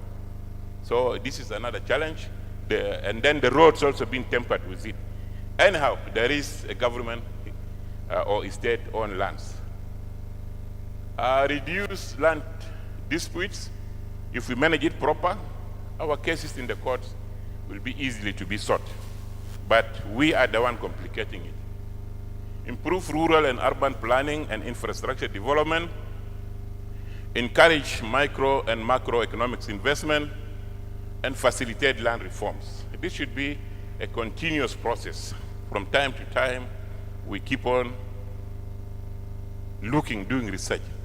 We don't want it just to stay and say, alas, we have a land policy, and we don't test it. After looking at the function, definition, and principles, it is easily for you to drive that the core objective of land administration is the security tenor, land property tax, credit security, monitoring land markets, sorry,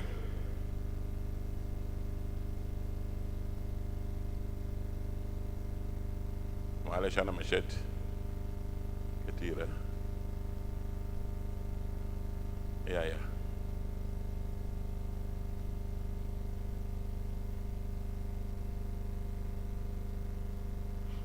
And then the database. Land registry. South Sudan Council of Ministers decided transfer of land registry from South Sudan Judiciary to Ministry of Lands, Housing and Urban Development. By then it was called Ministry of Housing and Physical Planning. That was in 2010. And again, it has been reinforced 2017. But why it didn't move from that time? It happened that also I was the Undersecretary, and we discussed with 2 ministers. We looked at the capacity of managing it. And we look at the security of it. As Bima said, the land registry is sometimes put in the Ministry of Defense. If we were to move the land registry by then to Ministry of Housing there, and we don't have Wale Musaddas Wahed, we would have tempered with it. And now we would have been in a problem. Like what happened in some areas. In Wau, the whole land registry has been burned down by the people, because there was mismanagement. Yeah, welcome, sir. And Malakal, Bor, Bantu, been destroyed by the war. You see? Maybe the only documents which remain was in Juba. And if we temper with it also in Juba, Juba would have gone into chaos also.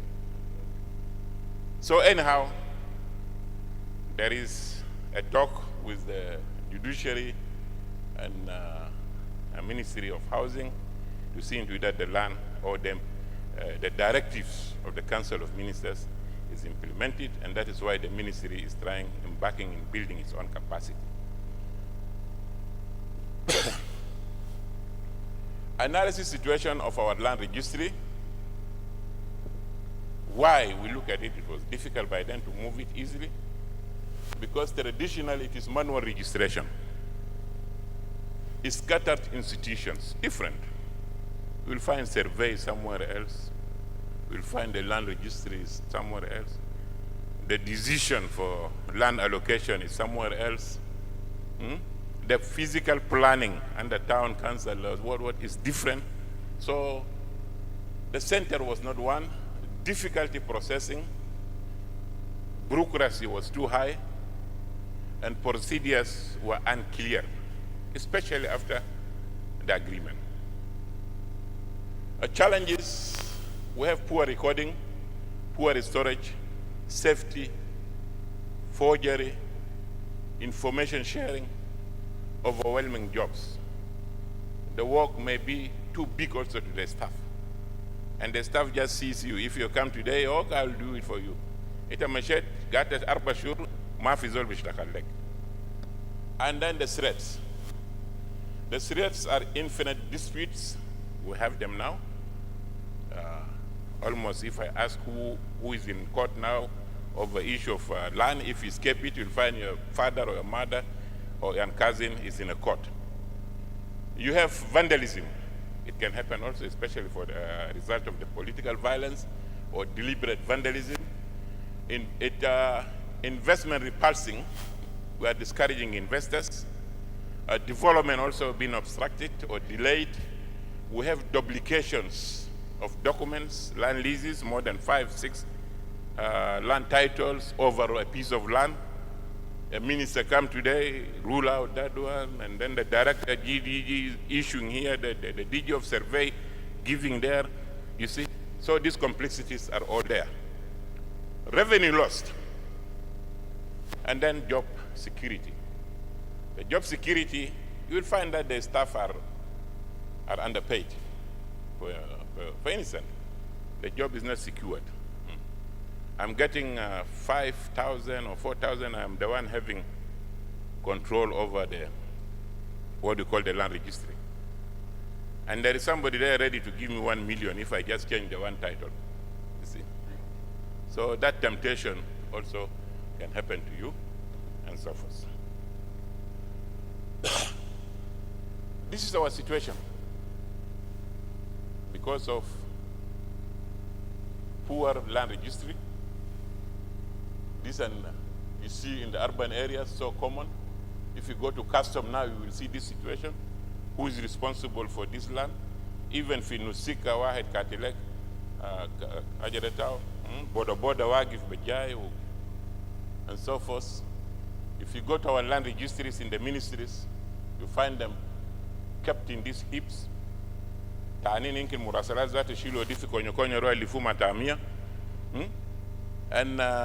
if you ask your document, you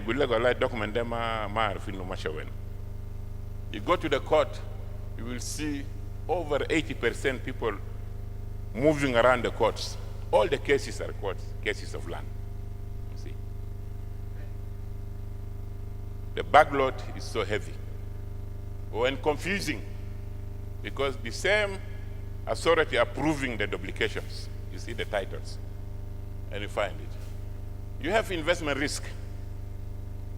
Somebody has put, I think Robert has talked about it, I put a factory here. Tomorrow I've been challenged that, no, this land is not belonging to you.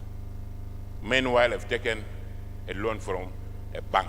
And some people lost very big chunks of land here and properties in Juba, especially the foreigners. Of course, with their partners, the nationals, all of them they've lost. We have a smoky land administration system. You don't feel it. The minister brings his disciples, and the DG wants his prophets to be there, and then maybe the high office also there appoints anyone. So things are very smoky, darky. So you start asking yourself, who is who? And then where is the ministry? You see, in all this chaos. But there is a hope also. If there are problems, you will start looking critically into the problems and look for solution. I think the solution I cannot say that the digital land can solve our problem, because behind it also there are people. You could see how elections been attempted in Kenya. Yeah, there is a system, but there are people. But anyhow, we said if we digitalize, it becomes an easy for you and you control it. So all the old informations, you need to do the data textual collection, you need to do the spatial data, you need to go for the geodetic, you need to do mapping, you need to do scanning and digitize, and then check all the documents and other things and bring them into one pool, you see? So there is a network. And if we establish that one, at least the issue of monitoring becomes a little bit better. This is how we talk about it. When it is robust, it is good. See? So there should be a center. The center is the Ministry of Housing at the national level, and it will have the hub. It's controlling the hub. And then you have the states around it. The states also have their hubs. And the states, not alone, you have the county, you have the municipal, you have the community, and the other area side also, you need to improve on this one. Information management, standardized land systems, unified land documents, so that they are not printed in the market, you see.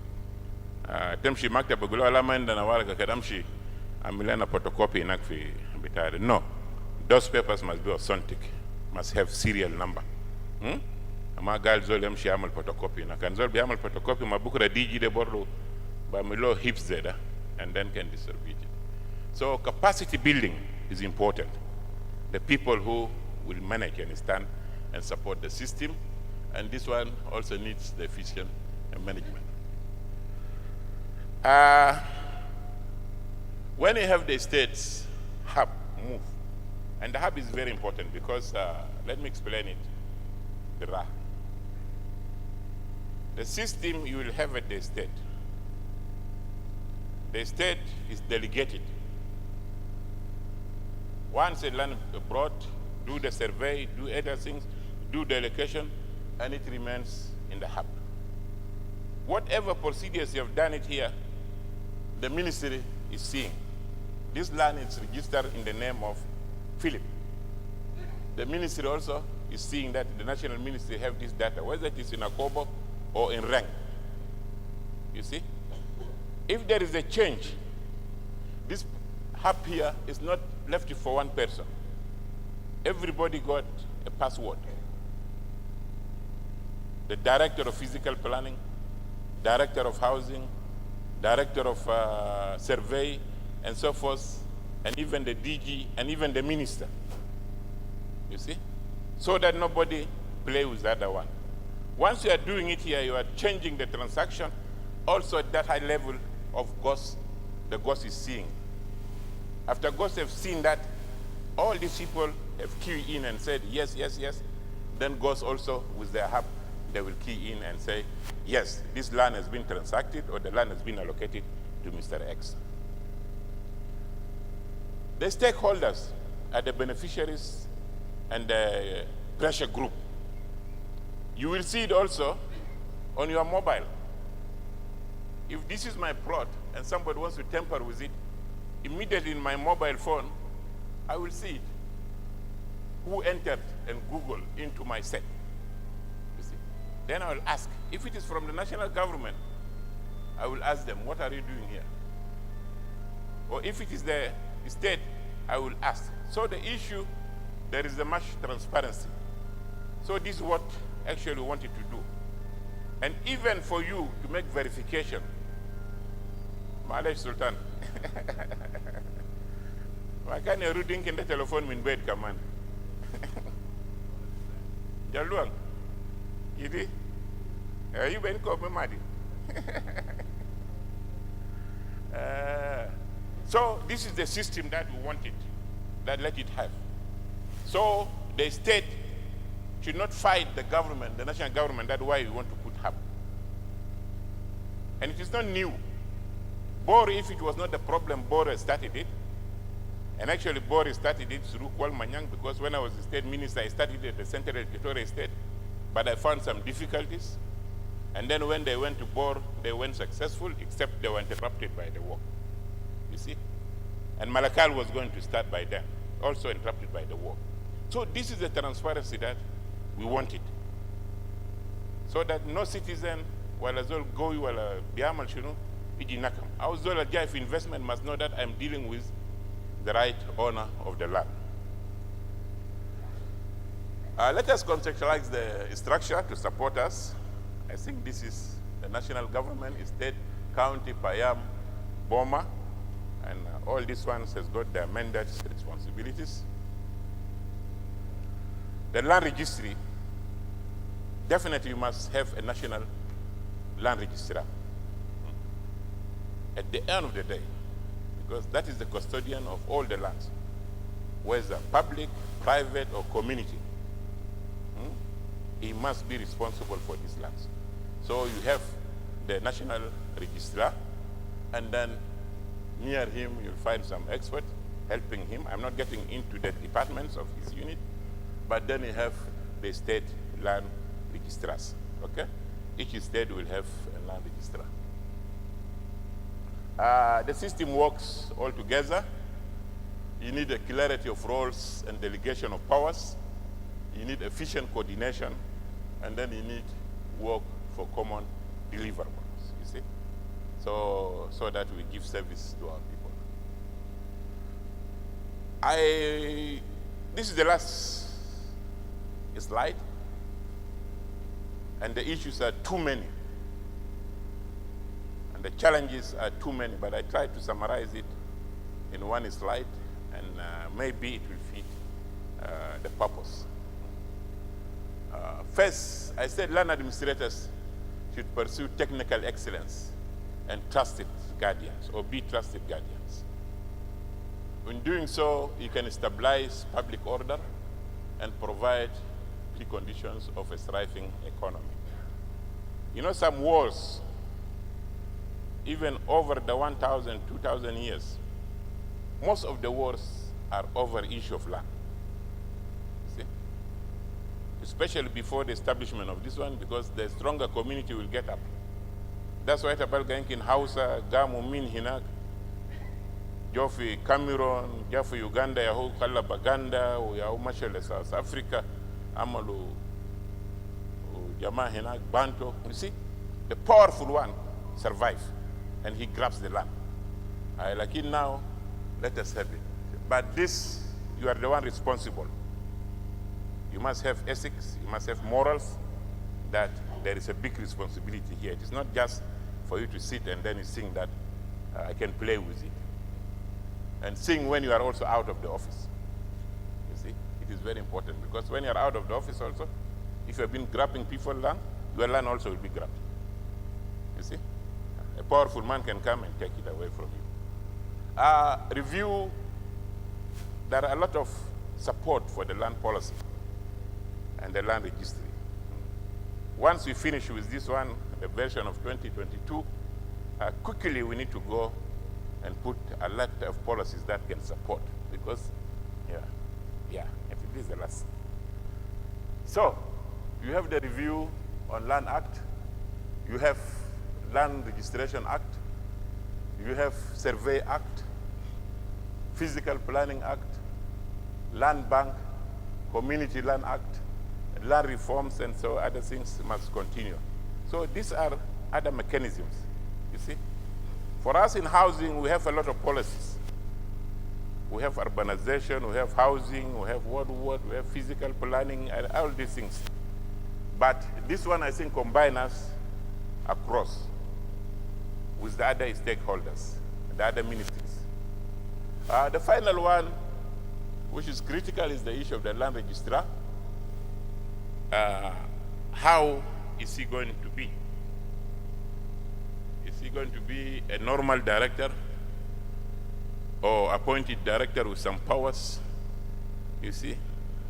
And that is why the variation happens. Some people take it and put it in the office of the president, others put it in the Ministry of Defense, others put it in the office of the governor, you see. But I think we should go for performance contract. This person has to be vetted properly. And finally, the parliament has to give okay. And then, most probably, the president appoints. This will make him be protected and work confidently. This has worked in Rwanda very well. I met and interacted with the one of Rwanda, very okay. The one of Kenya also, very competent. Uganda also appointed it. Yeah, never matter where he is, but should have that one, and he will have the leverage of doing that one. At the state level, can be appointed by the governor, also subjected to the same procedures, you see. Like the Chief Justice of Kenya now, when we are seeing how the process was 5-6 months ago, it was a real battle. Out of 800 candidates, and he selected one candidate. And it is not the choice of the president. It is your competence, it is your integrity. See? Because this land register, a lot of people will apply for it. So we don't want the minister maybe to handpick, also the president to handpick, but it's subject to performance contracts and things will move. At the end of the day, of course, it is our wish to have policies that guides us. And then this picture, it is not in urban area and it is not in the rural area, but you can see how beautiful it is. And this is the environment that we wanted, you see. Yeah, if I've gone outside of Juba 10-15 miles, I should be enjoying. And this all done, achieved through a good land policies. So thank you very much. Thank you for listening. And then we'll wait for any questions which may arise. Yeah, I hope I kept my time a little bit, but explanation is very important, Mr. Moderator. Thank you. Thank you, Honorable Alikaya Aligo, for the very comprehensive and elaborate presentation. Once more, Honorable Chairperson, Specialized Committee of National Legislative Assembly, Specialized Committee on Land. We are grateful you are with us here. Hope you have also listened very well to the presentation. Our delegates, state ministers from 10 states and 3 administrative areas, and all the distinguished participants. I hope you have followed very well the presentation, which has taken us through what is there in the draft National Land Policy, and the presentation you have just heard have taken us through the history of land reform, where we are coming from, Sudan, and where we are now, the situations and the challenges which we have pertaining to land, and where we are going. I think we are now at a desirable future which we want for South Sudan as far as land is concerned. As we are here participating in this important process, we want to see where we want to go. I think this is our agenda now. With this, I welcome the next presentation. We want to go in the region and see other countries. We have known how South Sudan is, where we are coming from, and where we want to go. But as we go forward, we want to see what other people are doing in the region. And that is why we are going to learn lessons from our international consultant, Michael Odiambo. You are welcome.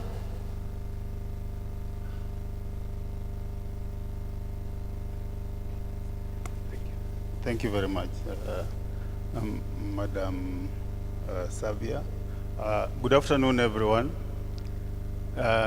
Thank you very much once again for this opportunity. I am going to make a presentation which I'm making on behalf of myself and Chris here. And the purpose of this presentation, as Madam has indicated, is to give some sense of the link between what is happening here as we try to develop a national land policy and what is happening in the region generally, and to locate this process into a regional and global context. I think it's important to appreciate that we are not alone as South Sudan in struggling with these issues of land. The issues of land are challenging across most of sub-Saharan Africa. So what we are going to look at is to try and see what are the experiences that are relevant to what we are doing from the global level, from the regional level, and also from a select number of African countries. Does this work? How does this work?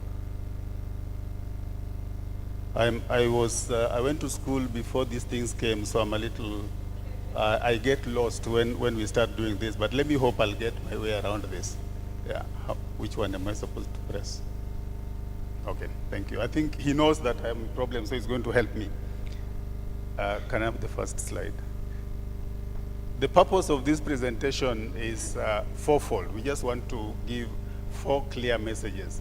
One is to make the point that the Republic of South Sudan is not alone in struggling to put together a national land policy.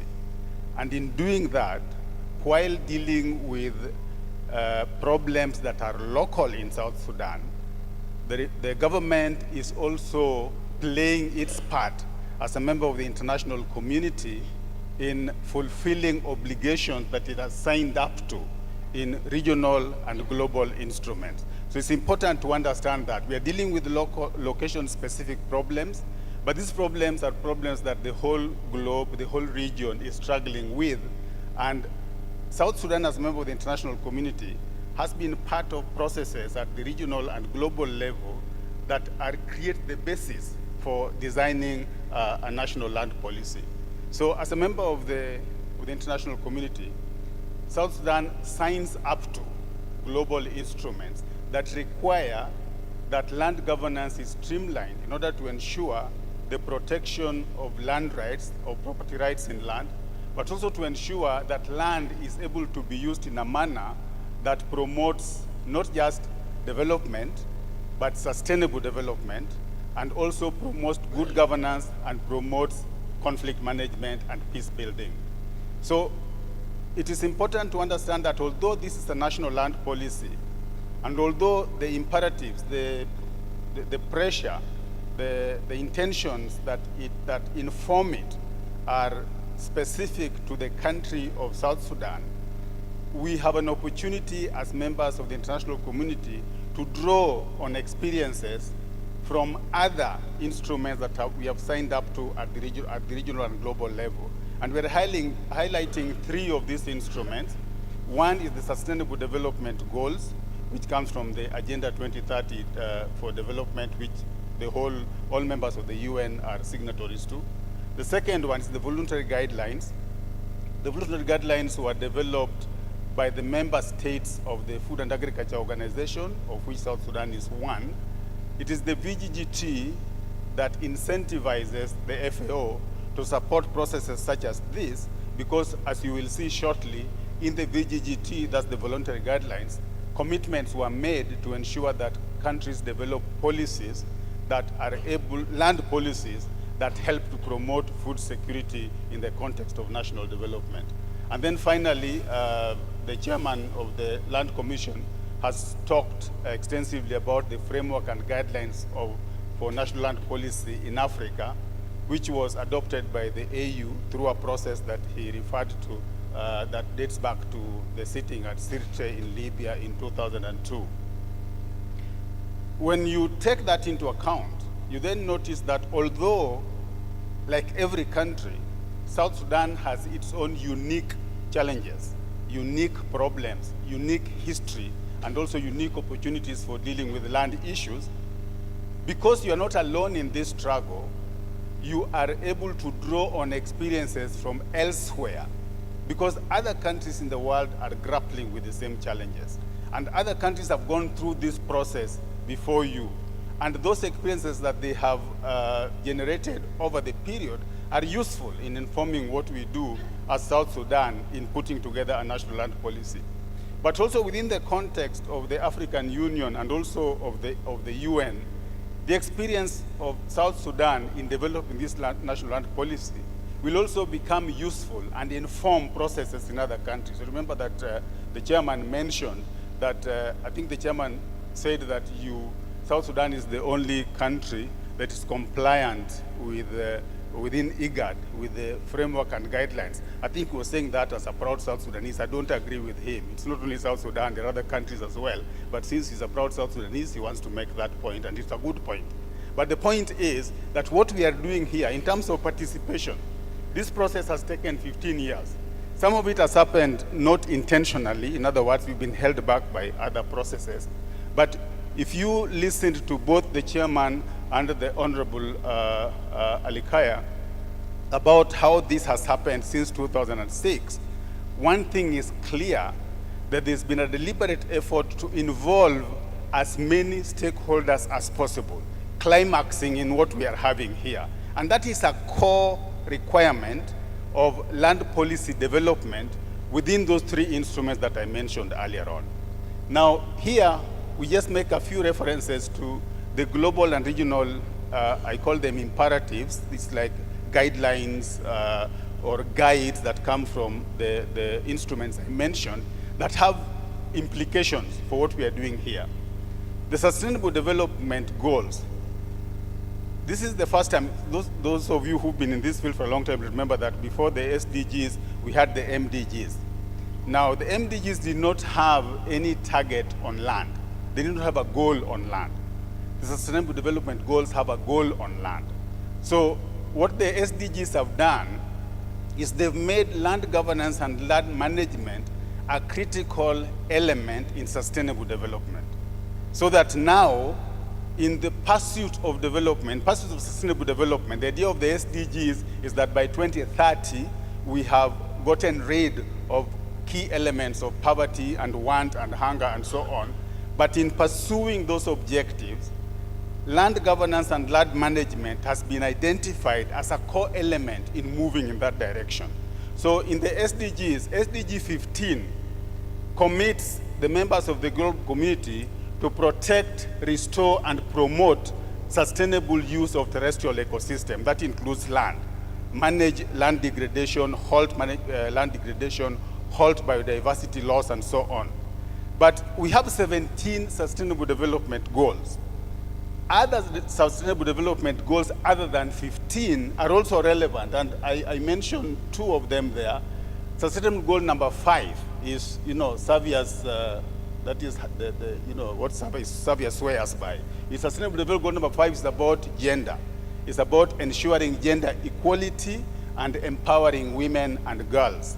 And not just empowering them politically, but empowering them productively, empowering them, as she said, you need to mainstream gender in all aspects of life. And so within the context of Sustainable Goal 15, which is on land governance, Sustainable Goal 5 on gender is implied. In other words, when you're pursuing land governance and land management, you must also integrate gender considerations to ensure that the land system gives respect to the land rights of women and girls. And then Sustainable Goal number 13 is on combating climate change. The chairman mentioned, when I think he was talking about wildlife, he said, no, he was talking about livestock. He said livestock is fed on land. Climate change happens on land. Many of the impacts of climate change, we experience them as a result of the impact of climate change on the land system. So Sustainable Goal number 13 is about combating climate change. But in order to combat climate change, we must link climate change adaptation and mitigation to land governance. So those are just 3 that I highlight from the 17 Sustainable Development Goals. But if you look at the 17 goals, you will find in each of them, you can actually find something on which to hang land governance. So land governance is critical for realizing the Sustainable Development Goals. The voluntary guidelines were developed by FAO. They were adopted in May of 2012. And the voluntary guidelines, again, just like the framework and guidelines, they're not binding instruments, but they are a result of a collective conversation among the global community. They represent global consensus on key issues, key challenges, and key strategies for managing what are considered global problems and global crises. So the voluntary guidelines are about promoting responsible governance of tenure over land, tenure over fisheries, tenure over forests, with a view to ensuring the realization of security of food at the national level. So it's a national process. The ultimate target is to help us at the national level, but the process itself is informed by the thinking that comes from the global level, because food security, while it manifests at the local level, at the national level, it's actually a global crisis. At the end of the day, it's a global crisis. So all these problems, at the end of the day, we come together as a global community, we reflect on strategies and mechanisms, and then we implement them at the national level. Hence what we are doing here today. So the voluntary guidelines call for adoption of policies through participatory processes that involve all key stakeholders. I think both the gentlemen before me have emphasized the participatory nature of this process and the idea of involving all key stakeholders, including traditional leaders, including women, including indigenous peoples, including pastoralists, including forest dwellers, including farmers, because all these are key users of land, and of course including women. So the idea is to ensure that the process by which you develop a land policy is participatory, so that everybody makes an input, every interested group, every interested stakeholder group makes an input. When that happens, the end product will have ownership. It's not possible to have consensus. We will not agree on every single element of the land policy. But if we have all participated in that process, our inputs will inform what comes out of the final document.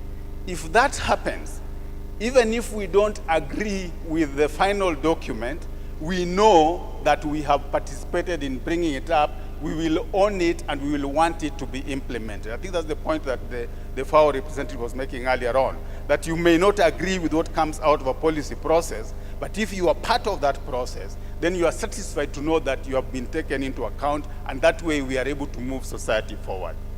The framework and guidelines on land policy were adopted by the African Union when the African Union came to the realization that a lot of, and I think Robert made that point, and Honorable Alikaya also, that a lot of the conflicts in Africa are underpinned by land. Land issues are often the basis of a lot of conflicts in Africa. Conflicts within families, conflicts between communities, and even conflicts between countries. That is why I think someone made a reference to the commitment by the AU that we need to delimit and demarcate our national borders, because those national borders, if not demarcated and delimited, can be a cause of conflict. So what the AU decided in that document, and we have copies of that document, those who are interested can always get copies, and they're also available on the website of the African Union Commission, is that if we want to realize 1, sustainable development, 2, democracy, and 3, peace in Africa, we cannot do that until and unless we sort out the way we govern land, the way we make decisions over land, the way we manage land, so that we have shared principles about how we go about managing our land and our natural resources. And in order to do that, that consensus about values, about philosophy, about strategies has to be done through a policy-making process.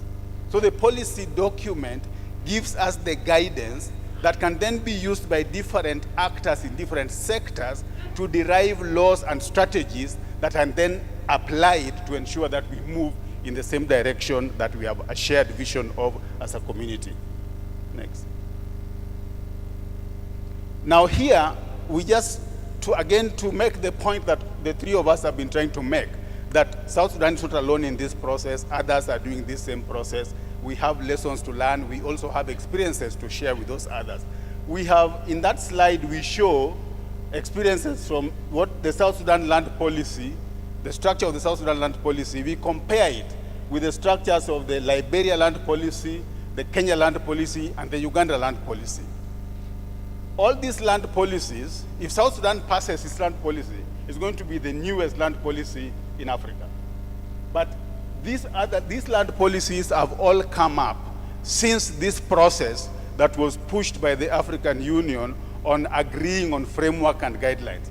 Now, if you look at that, what we are showing there, the rows that are in black font are rows where South Sudan's structure, the way South Sudan's land policy, which is in your folder, the way South Sudan's land policy is structured is common to all the other countries that we are making comparisons with. So if you look at chapter 1, background to the national land policy, that is the title and that is the chapter in all the four countries, including South Sudan. And the last one, implementing the land policy, South Sudan calls its chapter implementing the land policy. The other countries call theirs policy implementation framework, but it's all about implementation. That's also shared across the, with the other countries. The ones in red are chapters which are unique to the South Sudan land policy. Remember, I said that we have unique challenges, we have our unique history, we have our unique circumstances. And the chairman made the point earlier on that the African framework and guidelines are not a Bible. They're not supposed to be applied. They're supposed to be adapted to the reality of each country.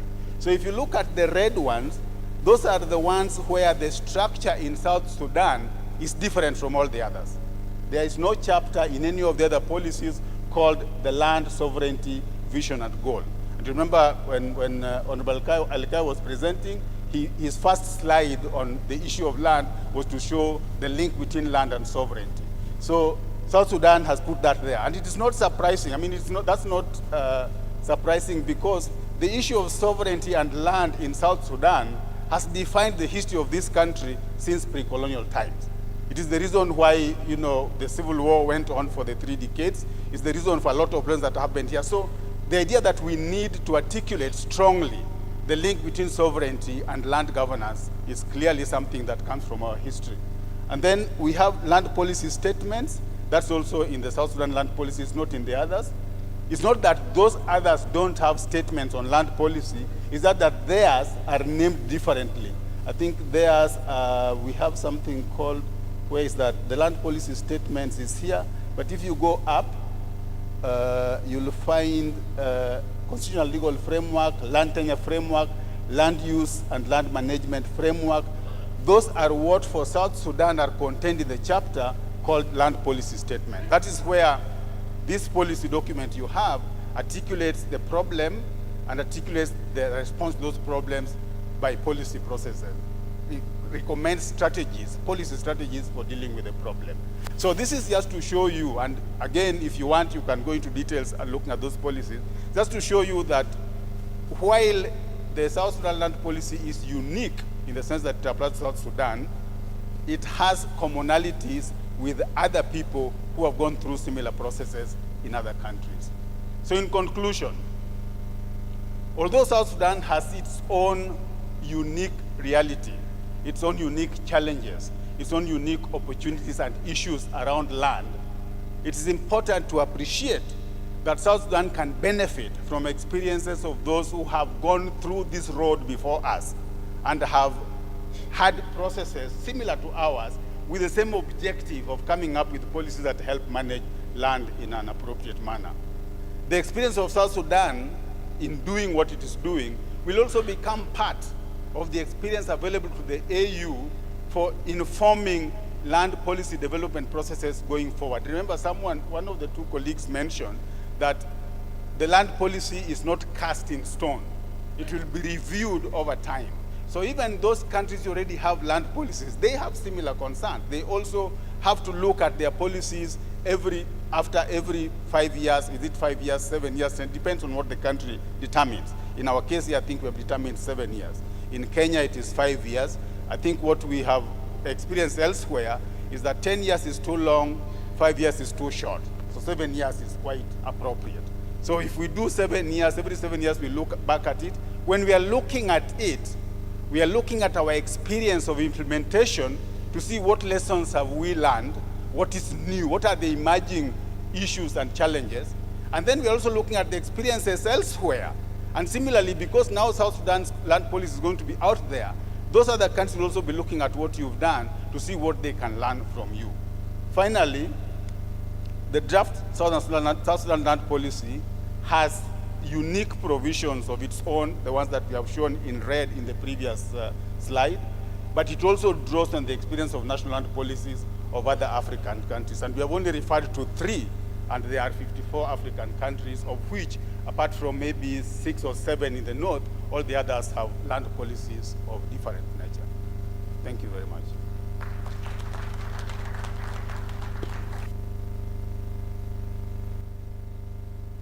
Okay, thank you, Michael Odiemba, with the presentation on lessons from other countries. Liberia, we have the honor also to learn about Liberia and compare it with South Sudan. Thank you for that. Before we break for lunch, I will call upon Honorable Alikaya to give some brief that is translation, because the presentation was in English and we have others who may not be able to capture it. Thank you. يا شكرا جزيلا. معلش اليوم طلب انه كلام تو ده كده ونسي شويه بعربي بسيط كمان، لانه يمكن في ناس بالذات ما بفهم عربي، يمكن 30 حاجاتنا، لكن اقول له 30 حاجه هنا بونص انجليزي وبونص عربي. فنحن هنعمل بس ترجمه بسيطه دقيقتين 3 عشان كلنا نكون يمكن في محل واحد. اول، مايكل أديومبا ده خبير كبير في أراضي. هو اشتغل في جنوب هنا مع لاند كوميشن من 2006 2007، وبرضه اشتغلوا في حاجه بيقول له African Land Initiatives، Policy Land Initiatives. هو روبرت بيما عضو اللي بيمثل جنوب السودان فوقه، مقرهم في جيبوتي، ومكتب تاني في نيروبي، وهو كمان بارت بتاعت الانيشيتيف بتاع ايست افريكان لان انيشيتيفز يعني. فنحن بشوفه واحد من الناس كبار في كلام بتاع اراضي، خبير بمعنى خبير. المهم خلاصة كلامته، اول حاجه هو امن في كلام بتاع برزنتيشن او محاضره بتاعت استاذ روبرت بنجامين، وبرضه اللي انا قدمته من كاليكايا، وهو بيقول انه ده في النهج السليم. وهو حاول يجي لانه هو جانا هنا ككونسلتنت، بيشتغل في التجميع بتاع ده، وهو بيقول انه العالم كله حاليا بيقود سياسات، لانه زمان في سياسات، لكن في وقت حديث ده في بقى مقررات الامم المتحده، في مقررات منظمه الوحده الافريقيه، في مقررات الجامعه الدول العربيه، كله يمكن بيتكلموا عن كلام تاعته ارض، لانه بقى حاجه مهم جدا. فواحد منهم في كان اجتماع في ايطاليا اللي هو قرروا ياو في جي تي، ده بالذات كان كلام تاعت الاكل، لانه وقتها لازم يزرعوه ويستخدموه كويس for sustainable development. وبرضه جاب كلام بتاعت ال SDG اللي هو بعربي نحن ممكن نترجمه الاهداف، اهداف التنميه المستمره sustainable development. فإنه وقتنا ما نستعمله، لانه ده ما لك براك، ده لجنريشن، ما بس تخرب وتطلع ذهب هنا وتكب كان ده يورانيوم ولا شنو، تقوم تكب ريد ميركوري فوقه يمشي يسمم ناس تانيين او يخرب بتاعنا. فهو قال هو شاف ان السياسه بتاعت جنوب السودان للاراضي اللي عملوه ده في اتفاق تام مع كل الانشطه اللي هو ذكرته قبل شويه، والا انه جنوب السودان كدوله، كل دوله ما بيشتغل بالجايد لاينز اللي ده كله 100%، لكن ده بشيل جزء اللي بينفق زي لنا نحن في بايبل بتلقى في 7 days Adventist، بتلقى في بنتيكوستال، في كاثوليك، في بتاع، لكن كل زول شالوه جزء حقه من وين؟ من بايبل الواحد ده. فجنوب السودان يمكن شال عنده ودي معين في حاجات بتطبق له، هو كده عمل جدول هنا جبال ده وحاول يقارن جنوب السودان مع ليبيريا ويوغندا. يعني هنا كمان لو اشتغلنا في السياسه ده فرصه زي ما هو قال، عشان السياسه قالنا جاي متاخر ان هنا استفدنا من وضع. يعني هنا شفنا يمكن اكثر من 30-40 دوله يعني تقرا السياسه حقه وتشوف ماشي لوين. كان سياسه هند، كان سياسه الصين، سياسه الدول المجاوره ده كله، افريقيا ده فوق الدول ده، فنحن شفنا كل السياسات ده وخدنا كوبيس حقه. فيمكن ناس بتقول زي ناس بتقول قال ود البدر السمين ولا بيجي متاخر بياكل وضم، لكن لا، الزول اللي بيجي متاخر يمكن استفاد وبطلع السياسه. عشان كده هو بقول انه السياسه حاجتنا ده اقوى. هونربل روبرت برضو كان في ايجاد في جيبوتي، جماعه سالوا ليه السودان ما قدم السياسه حقهم ده، وده احسن سياسه فات حقهم بتاع الدول ده كله. لكن نحن هنا لسه بشوف انه السياسه قدنا كان ما كويس، لكن هم بيقولوا درافت South Sudan policy ده is the best in the region. فده تشجيع بالنسبه لنا انه يعني احنا لما نشتغل شويه ونزيد بتاع ده. ولكن قال كمان ما كل شيء ممكن يطبقوه هسه ويدخلوه في السياسه. السياسه بيكون خادي لوضع، يستجيب للوضع الحالي، وبعد 7 سنين بيكون فوقه عمليه اعاده برضه، والناس يجي يشوفوا يدخلوا شنو، فالسياسه ده نجح فوقه بتاع. وفي مشاكل تانية بيجي جديد. فمن ضمن مشاكل الناس اخذوا فوقه جداد هسه مثلا زي ايشو تاع الجندا، ده واحد من المشاكل كبير جدا. يعني هنا كان كلنا في مجتمعات حقنا بنشوف انه زي مرة ما عنده حق جواته، ما بيورث، ما بيملك وما بيورث. وناس انا بقول انت ما مرة ساكت بس. في واحد قريب ده في يوغندا الشهر اللي فات وقاعد في بيت، هم مؤجرين بيت، لكن بعد 16 سنة وجا كشف انه بيت اللي هو مؤجره ده ترى ده بيت مرته.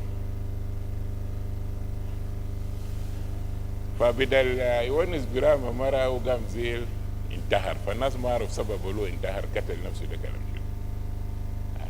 لكن يمكن انا بالنسبة لي لو كان في ترانسبيرنسي ولو مرة ده وراه وقال ده بيت حقي، يمكن قروش اللي كان خدته في ايجار يمكن كان بنى بيت كويس. وفي مشاكل كمان، في رجال بدوس وتتمون مرة ما بيعرفوا، ولكن تلقاه كتب ويل لعيالته، ويمكن في عياله لكن تلقى بنات ما كتبوا لهم ويل. وكان زول كمان طالع هو ما عنده ولد، كل ده بناته بكتب ويل بأخوته. فده مشاكل كله نحن بنحاول ندرس في الطريقة بتاعتنا، ما بنمشي بعيد من كلتشر، لكن ده باد كلتشر we throw it out. لكن الحمد لله في السياسة حقتنا ده the issue of accessibility, ownership of women rights I think has been tackled so more. قبل زول تفاو بيقول انه في وجاب مثل تا جيبوتي ولا كان تا اثيوبيا انا ما اعرف، انه في لاند ليز بقى بيخطوا 2 صورة راجل وصورة المرأة. فده كمان تشالنج بالنسبة لنا كأفريقيا. كينيا يمكن عنده اكسبيرينس براو، يوغندا عنده اكسبيرينس براو، نحن كمان يمكن في ساوث السودان بعد 2 3 4 5 years كمان يمكن الناس يقول والله كده خد بتاع ده 2 ده في بتاع ده. في الرجال ممكن يقبلوا وفي النسوان ممكن برفضوا. فديس از كلامات اللي قالوا لنا بالنسبه لنا. لكن ده في السمر بسيط انا داير اخد الرؤيه بتاعت مايكل اوتومبو، هو بيكون معنا هنا بعد ما نشيل كل منكم المعلومات اللي انتم قعدتوا، برضه وزاره بقعد تحت with the technical group على اساس تشوف انه we improve the document. فاكيد في قرارات كتير، في توصيات من التكنيكال تيم ومنكم انتم خصوص وزراء وسلاطين وcivil societies في آراء كتير برضه نحن will collect them منكم and then we'll put it in the land policy. شكرا جزيلا ده كلام الوفال. Thank you, Honorable Alikayo, for the brief summary in Arabic. Ya Jama, now let us appreciate all the presenters since morning as we break out for lunch. Let us give a clap to recognize Shedid. Thank you. As we break for lunch, I will appreciate if all of you prepare your questions and differentiate between questions and comments. If you want to make it comment, make it, which means you are appreciating the presenters, you make it a clear comment. If you want to make it a question, let it be a real question, just to the point, so that the presenters can prepare to answer them. Thank you very much for being attentive during this session. Crystal, are we set for lunch? Is it ready?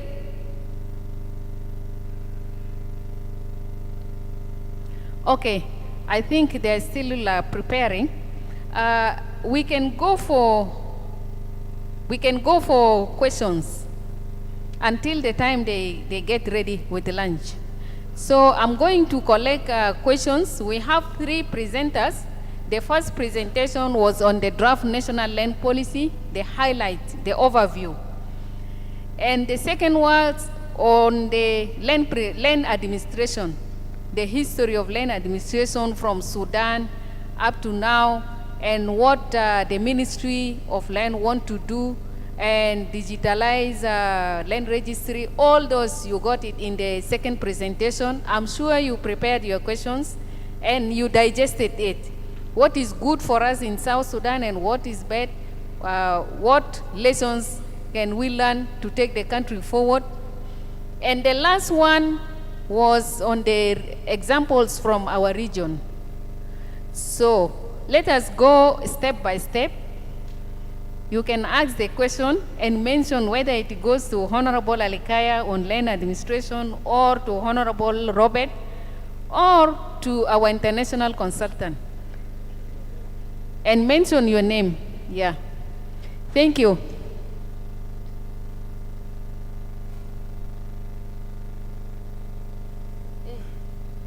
Let me give.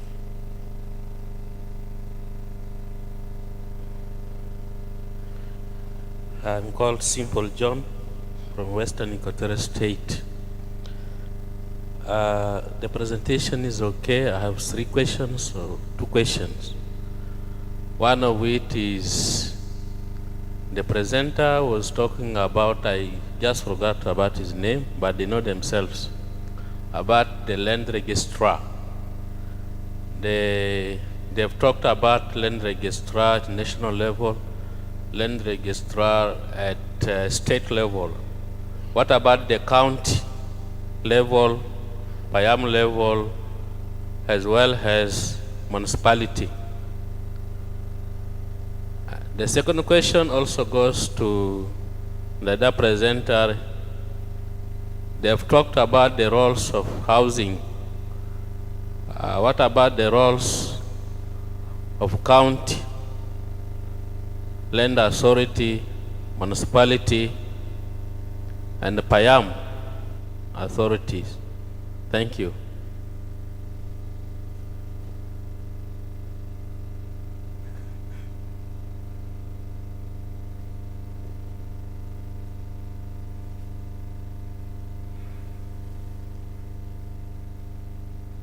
Okay, I'm Michael Nyato from Fernal State, Minister. Mine is, I need just clarification from the National Ministry. In National Ministry, it is written here, Ministry of Land and Housing and Urban Development. But in the state, it is written Ministry of Housing, Land and Public Utilities. So it made confusion in the states. Which comes first? Is it land or housing? To me, it should be Ministry of Land, Housing and Public Utilities, because it is public utilities. It is composed of water and electricity. So why I ask this, because we have discussed it one day in our states, and we could not reach to the conclusion. So it need to be together, either Ministry of Land, Housing, and then in the state, in the national level, urban development. But for a state, it should be Ministry of Land, Housing, and Public Utilities, because land becomes before the housing. This is what I want clarifications.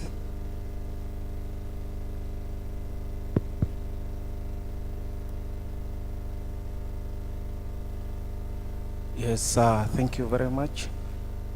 I have 3 issues. One of it is just a comment. Is that being local expertise, let us introduce an aspect of always making detailed introduction of the experts. Listing where have you presented, especially those who presented latest. Next time, let us know about all what that particular presenter had before, so that we know well that really we are in a right track.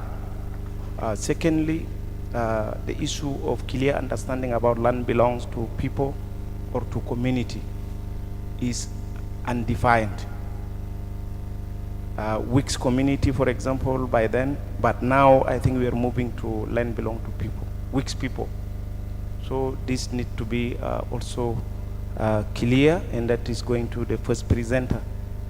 And then number 2, not only that, we have also not to forget the context of classification of land, which is basically used to be that public land, and then there is community land, and then the private land, if at all this consideration is to be also clear.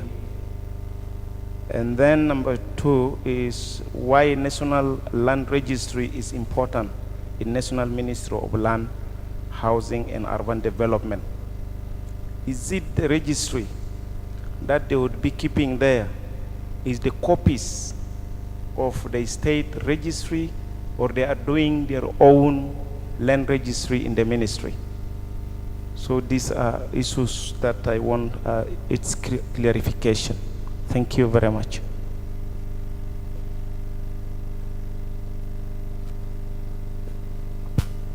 Thank you very much. Protocol remain observed. Mine is I need clarifications, especially when it comes to the registrations. Sorry, Isaac Mamer, Minister of Housing, Land and Public Utilities, generally said. Mine is clarifications. I need to know, first of all, in our country, we used to draft good policies, but when it comes to implementation, it's always difficult. So I want to ask the presenters, are we going to change that culture of dumping our policies and divert to where that cannot helping us? Because I've been attending some workshops some years back. I was a commissioner of Bor County. I was advised on peace and security during the Dipang Estates. So that is my question. Another clarification. We have seen the registration of land categories. I want to hear something about P structure when it comes to land registration. People are not the same. A poor can own a land, but when it comes to land P during the registration, he or she may have financial difficulties. That is second. Third, I need also to know the relation between Ministry of Housing, whether in the state, and judiciary when it comes to land registration. Thank you.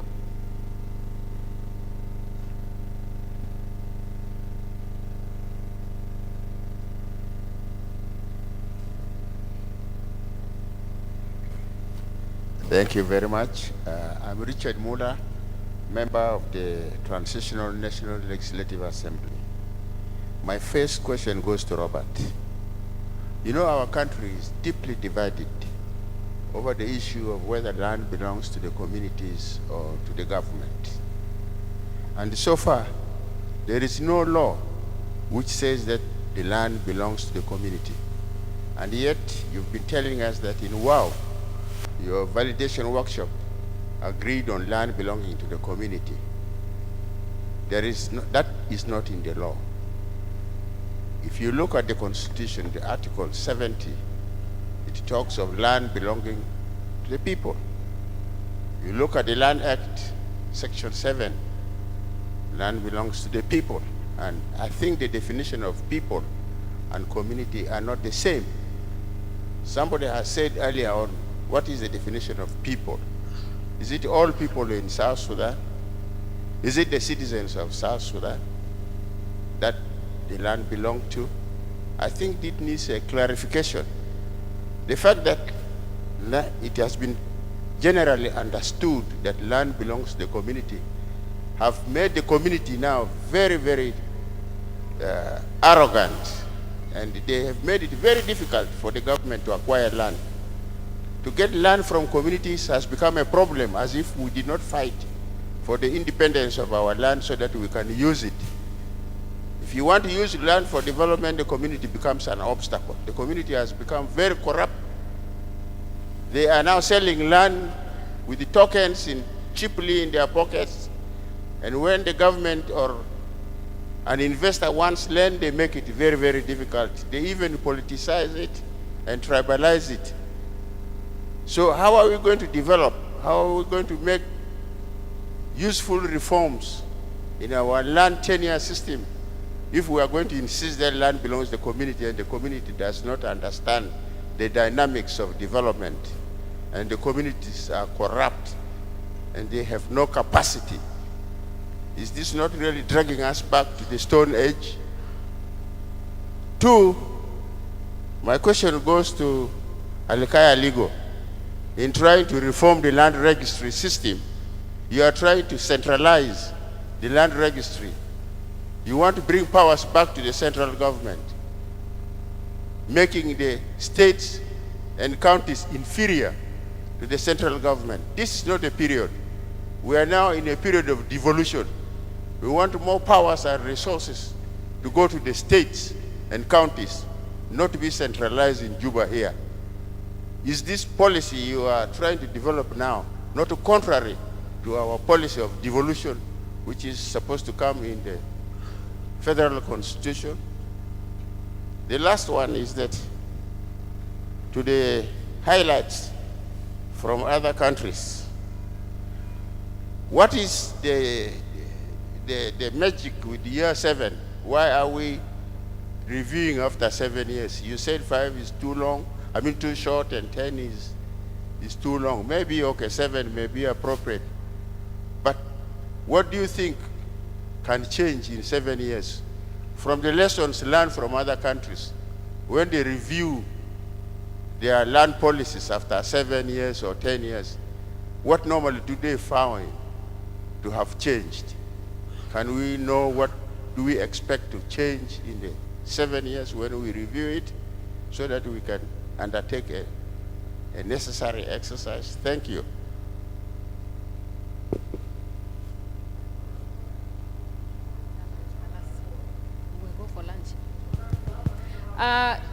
Thank you. I think I'm going to decide now, because I have seen so many hands. It is okay, just a quick one, and then we go for lunch. Lunch is getting cold. My name is Leoni Moji Tranquilo, highlighting from the Office of the President.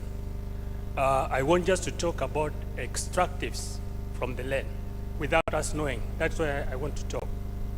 You see, when we were in the Sudan, the oil was extracted because we don't have the people, technocrats. They told us 50-50, but it was more than 50-50. And Khartoum developed at the expense of the oil of the South. And up to now, we don't have people whom we plan to know technocratically what is in the land and extraction. I happened to attend a workshop in Kenya by the pastors, and I'm also a pastor in Milele Hotel. The East African pastor said the land is being extractives are taken without the locals knowing. The planes that go, what are they taking? Maybe they're taking uranium, maybe they're taking gold, and when you come to negotiation, they have taken maybe 1/10 of your wealth. So I want to open our eyes on the extractives from the land. Thank you. Thank you very much. We are going to stop there. I have decided on your behalf, but for your good. So we will have another round. So let us go for lunch. I know there were a few questions asked, but big ones. So you prepare your answers. Let us go for lunch. Thank you.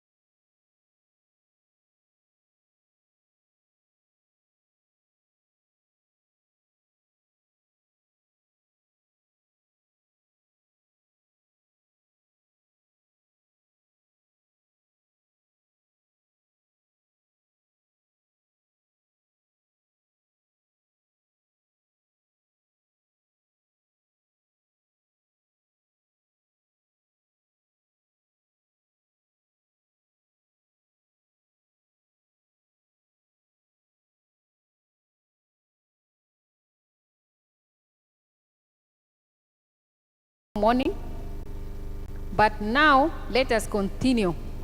We had a hand up there which we stopped before lunch. Can we get that back?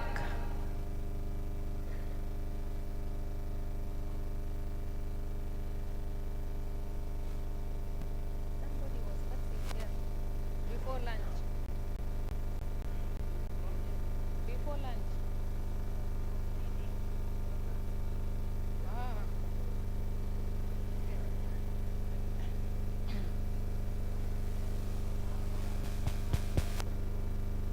Good afternoon, ladies and gentlemen, and all protocol observed. I have just some few clarification which I need on land categories. We have, actually when we look at land, we have land that is for plot. Is it the land which is owned by the community or people is given to the government, then the government distribute it as plots? And then land for farming. How do the community as a clan or as a people of the land divide the land? This now comes in the issue related with the land for inheritance land for women also. Because a family or a clan should have their own plot within that land. How do the community do that? How do they divide the land according to their family members and all that are involved? And then land for investment, you talk about it briefly on land for investment, which of course is approved. Because most of the land belonging to the community are in the Payam and county level. How do, and these lands belongs, actually it is being overseen by the community leaders like the chiefs. How do the investors, because what I have seen that investors are now investing only in the capital cities, they don't go to the rural for farming and all that. How do the investors get land for building and how they get land for farming? And then another issue which is affecting the community or the people or affecting land issue is that the chiefs sometimes become, actually with the committee for land, become the authority and they give land to any person who gives them a lot of money. How are we going to control that? And then in the town, there are some areas here in Juba where the land was distributed by token sometimes back. But when you want to go and finalize your land and all that, the chiefs will tell you, no, that case has been ruled out. You need, it has been given out. If there is any other land, then you will get it. I'm saying this because when people were away from 1980 something up to our CPA time, people were away, and when they came back, they got their land and there was upgrading and people did it and they owned their land. So why are they, the chiefs, changing now? Thank you. These are the few questions I have. Okay, thank you very much, Mr. Chairman. In fact, I don't have any question, but I want to make commentary.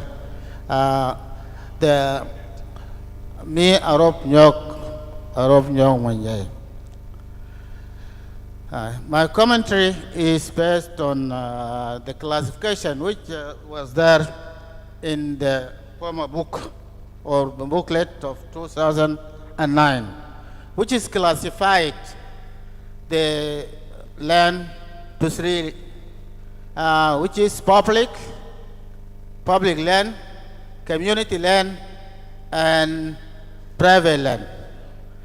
Is this classification will continue or the community land will be taken off? This one. Secondly, and if it is there, how can people deal with community land, which is the obstacle of all areas or all states and administratives? Because the land which is belong to the community, it is put itself to be a land of tribe or families or something like that. How it can be solved? So thank you very much.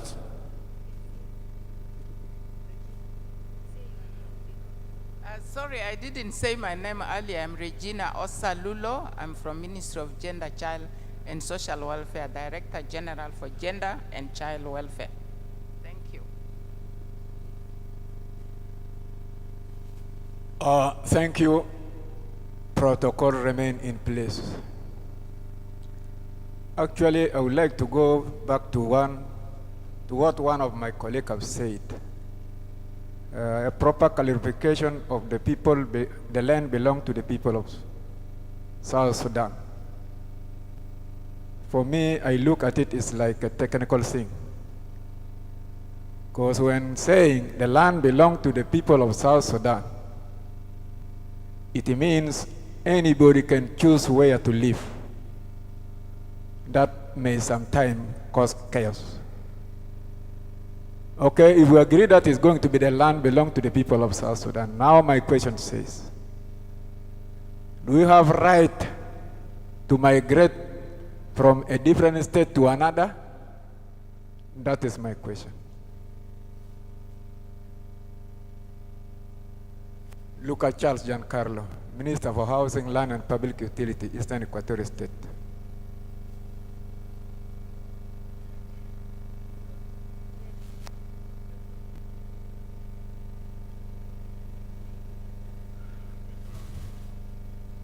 Thank you very much. We are very sorry to ask more questions, but because of break that has been taken place, that is why if there are some other issues that remain behind, we are going to ask. I am Honorable Agwarwal Agwar, Ministry of Housing, Land and Public Utilities, Northern Bahr el Ghazal State. I just have few questions concerning a land itself. Because in the land we have a problem in some states. For example, in my state, everybody choose to distribute or to survey the land according to his own way that he has chosen. For example, municipal council. Can the municipal council survey the land and keeps the map for themselves? Again, in the classification of we have first class, second class, and third class, an investment area. So there are some issues that used to arise. For example, in municipal council, if they survey and then they survey second class or third class, for example, and it is not in the law that given them a right to survey the land. Only if there are some issues remain in the town, only to make it as a post class. That is what in the ancient time, that is what I know. Secondly is about registration. Registration of the land, we have in the ministry, we have a land lease, we used to do it, and then again it has to be registered in the judiciary. So registration in judiciary, sometimes they can make their price according to what they think, and their income also goes to a known place because it is not going to the government of the state. Sometimes they can say that we are centralized.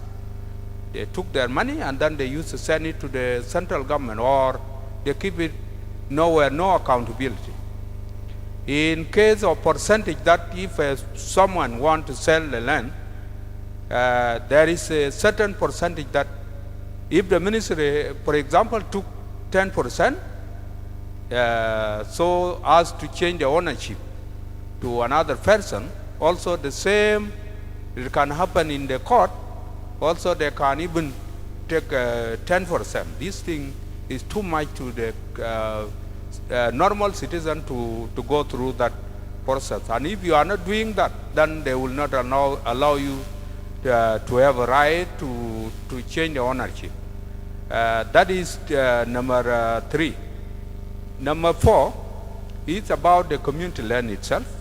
It is a very big problem. I am repeating it because about the community land, for example, the community leaders, they can even collect themselves and then say that our land, they are the one who've been requesting for the ministry to come and survey their land.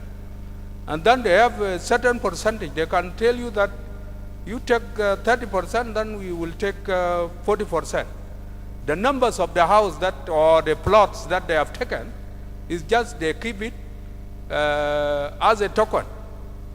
They cannot even make a process. And there are some empty places in the town because of this issue. 1 or 2 people, they can even keep more than 20 plots in their pocket. So this is a very serious issue. If we talk about it, and then when you go to the Land Act, they can say that it is land belong to the community. So that is a lot of confusion. And also, if we are going to change it to the people, the same community, they will say we are the people. So I don't know this thing, how can we handle it? Otherwise, I don't have much, but we are still talking until these 3 days, we are still discussing this issue. Thank you. Okay, there is a concern from the high table. Let's do favor for them to answer the first round of questions. Next time, we start from there.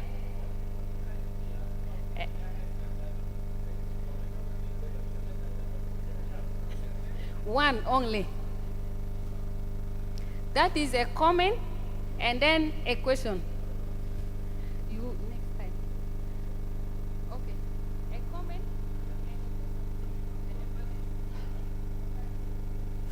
National ministers, protocol is observed.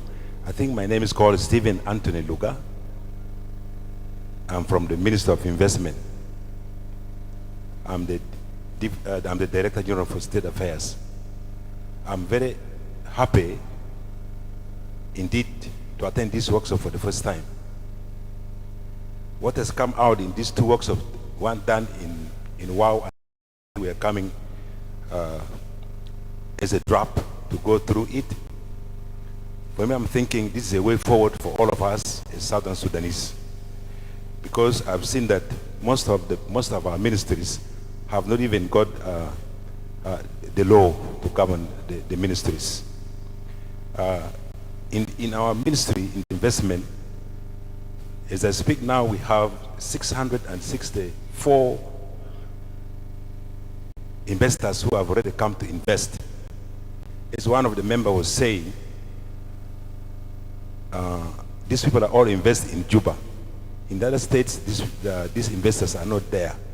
So I wanted us to take this workshop serious, so that this document can come out and pass, so that we can attract more investors. Because the investors, when they come, they say, do you have investors, John? They ask about zone. And a zone, when you go to the other countries, you find it is almost like, I don't know, it is almost like Juba. So they need a big land so that they invest maybe in industry, in whatever. So I'm happy that this is my first time to attend. What I've seen here, let us work hard so that we come out of this document as a working tool. Then the other things will go later on. Because I've seen most of the questions are asking us as if we already implemented, we have already passed the draft national policy. We are trying to come up with a document. The other thing is that we shall be asking more questions when we have got out these things out, and we see where action. But indeed, this is what I would like just to leave. And also, I ask the Minister of Housing, Land and Housing, to work hard so that our country will go ahead. Because really, in our ministry, investors ask a lot of questions about land. That's why you have seen here in Juba, now, I don't know, investing in these small plots, making a lot of hotels within the town. Moreover, we have a vast land in these 10 states, in which they could even go to Warab, to any states, and build the hotels, build the water, tourism. So thank you to struggle hard so that this thing can be passed. Okay, we are going to take one from that side to balance, and then you others, you wait for the next round. Which one? This one?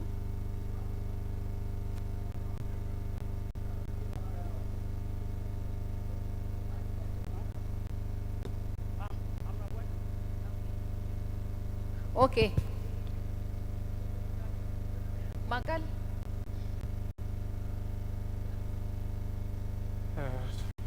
Thank you very much. Protocol for Malo. What I can say, I will not comment in most of the thing, like the way the other technocrats from the ministers are saying, but I will only speak on a few things. One of the things is about the community and the government. The government and the community, they are one. Both of them are one. What I can suggest from the land itself, a land can be for both the community and the government. In the cities, like in Juba, in the Juba center, from the center of the city up to 30 kilometers can be owned by the government. That one can apply to the other state, to the counties. Because in the city, like Juba here, most of the people, they come from a different state, and they want to stay in Juba. And someone from Jonglei state cannot want to stay from 30 kilometers away from Juba. They want to stay in a distance of 15 kilometers or 10 kilometers. In such a distance can be given to the government so that they can be regulated by the government. When they are for the community, it is very difficult for the people to access the land for where they can stay. Like if people from this state are staying in Juba, it is hard for them to get where they stay. And it's a big problem. People of the land here, they say, you are not from here, you are not from here. So from the other distance, away from the city can be owned by the community, for that communities. And the other areas, like the areas for the investment, can be shared between the communities and the government. Like if there is something need to be done in a distant part, government can go and ask the communities. Anything need to be done can be shared by the community and the government. So these are the areas that I can speak on. Something like the registration from the ministry, whatever, that one can be actually asked by the expert or those who are technocrats from the ministry. Thank you very much. Peter Bab. My name is Peter Babos. I'm the Executive Director for Africa Leadership Skill Initiative, a local NGO. Thank you. I think, okay, last one.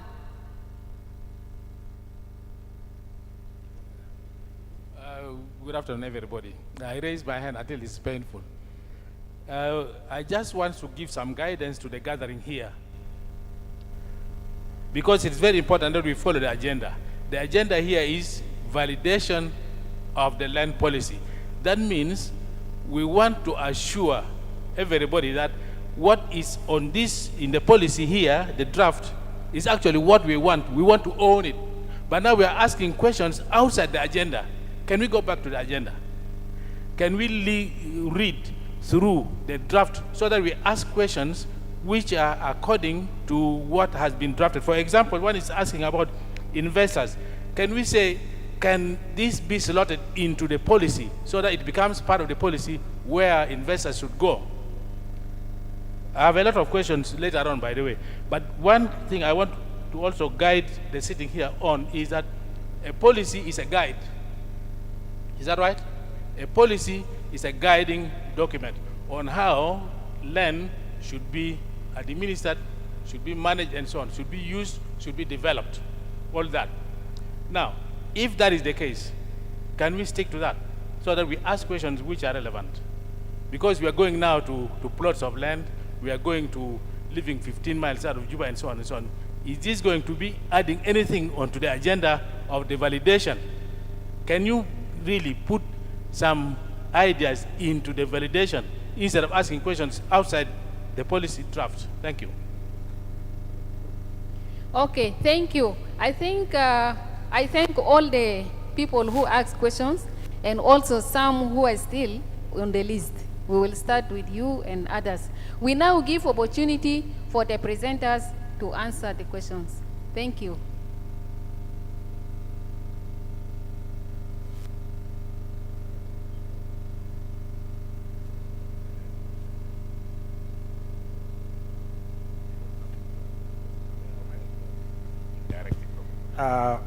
Yeah, thank you for the questions. I said, let me just come in before the presenters as the Undersecretary of the Ministry of Lands, Housing and Urban Development. I just want to make a few comments on the land registry as being the ministry directly concerned with that one, and as we are going to be the one managing that project. The land registry as such has been there and it was in the judiciary, and up to now it is still in the judiciary. Land registry is the registration of cadastres, okay? Both the map and the data or the records, okay? And using these cadastres, the judiciary issues what is called the search certificate. They don't interfere with the land management. All the land management and land administration is done by the concerned states. What the Land Act calls for, 2009, is the transfer of the registry from the judiciary to the national government, which means there is no any change in the system, existing system in South Sudan for managing the land. It is only the cadastre that is being housed now in the judiciary is being transferred to the National Ministry of Lands, Housing and Urban Development till further notice. Maybe the government will come up with an independent body later on to manage the land registry, like Honorable Robert mentioned, that for example in Tanzania it is in the office of the president, and in which another country it is in the Rwanda is in the Ministry of Defense. But right now, according to our laws, it is supposed to be in the National Ministry of Lands, Housing and Urban Development. And it has nothing to do with the actual land management. You in the state, you do the same thing that you have been doing, you will continue to do it without any change. Completely 100%, you will continue. What we'll do, instead of taking now the registration to the judiciary, you will be bringing it to the National Ministry of Lands, Housing and Urban Development. Why that recommendation has been done, I think our consultant here was on board when that decision was made. Maybe he will share on that one, is to spare the judiciary to look into the adjudication, for which is the main purpose of the judiciary. Judiciary cannot get involved in the management of the land and the keeping of the issuings of the search certificates, when at the same time, if a problem happens, you go back to the judiciary. Let me tell you an example. When I was the Director General of Projects in the Ministry of Lands, Housing and Urban Development, I was helping the Ministry of Judiciary to develop the headquarters of the Supreme Court. And they have a land within the ministry's complex. And when we were developing the contract for the construction, it happened that the piece of land of the judiciary on which the Supreme Court is supposed to be built had 3 such certificates. And all these such certificates were issued by the same judiciary. Okay? One such certificate in the name of the judiciary, that they are the owners of the land, okay, authentically issued by the judiciary. Another such certificate in the name of the Agricultural Bank, South Sudan Agricultural Bank, authentically issued by the judiciary. And another one in the name of somebody called Dr. Uchan, authentically also issued by the same judiciary. It was very embarrassing for both of us, okay, the ministry and even the judiciary. And finally, we had to call the other 2 so that they can decline. So the Agricultural Bank and Dr. Uchan disowned this issue. Yeah. So the system, to answer some of the questions, particularly that which was raised by Honorable Richard and Worship Mayor, the land registry has nothing to do with the land management. Okay? It will not even look into what you're doing in the states completely. But whatever you're doing in the state, you have to surrender it to us, give us copies. For example, if the Minister of Awil decides to give all the lands there in Awil to his relatives, let him just do it. But give us copies that you are bringing it here. I'll just give example. I'm not, okay? Give us the copy that I have done this and I done this. We will keep it. Okay, we'll keep this one, we'll analyze the data, and those data will help the leadership of the country to do the right decision, and will guide them in reforming the policy. This is all about the land registry. I just want to also to mention something about the fee. Right now, we are heading that fees have to be really developed and taken to the legislative body so that they pass it. Okay? We have already started it now in the government, in national government, and the fees now for the land registry, we have taken it to the Council of Ministers, it has been passed, and it's going to be to the Parliament. And now I think the Parliament is debating it. It's going to be part of the financial bill. Okay? Also, we will encourage the states to do the same. Okay? The state have to develop the fee structures so that they're very clear to answer some of the questions one minister mentioned regarding the high taxes, for example, are paid. It is the legislature who can look into these things apart from the executive. If there is any issues, then they can look into it. What are the reasonable prices that the people can afford? So that one, we will encourage the state to go ahead. And also, as a national government, we'll also try to push for that so that the states take the same approach. I think this is briefly what I can say regarding the land registry. Now, for the other particular questions relating to the presentation, I think I will give room to Thank you, Engineer, for elaborating on this issue as a person who is practically involved. He is talking about the cadastral system. In every country, there is only one cadastral system. Not every state will have its own. The purpose is how do you corroborate? As he said, one plot is owned by 3 people, 2 public and 1 private. Coming back to the issue of community and people, I'm impressed that it is raised by my landed brother Richard. In the preamble, we said we the people of South Sudan. We didn't say we the communities of South Sudan, because it's an issue of sovereignty. Number 2, in the clarification or classification of land, we said 1 is public, number 2 is private, number 3 is community. The land is classified community as a classification. We did not say tribes. If we were to say tribes, then it would actually question our oneness of being people of one nation. We the people of South Sudan, that's why we say the land is owned by the people of South Sudan. But the classification of land in 2.3 is community. Actually, it is taken from the, what you call the ancient British common law. It used to be called the crown land, because all land was under the queen or king by then. Crown land, that is now public, government. Number 2, private.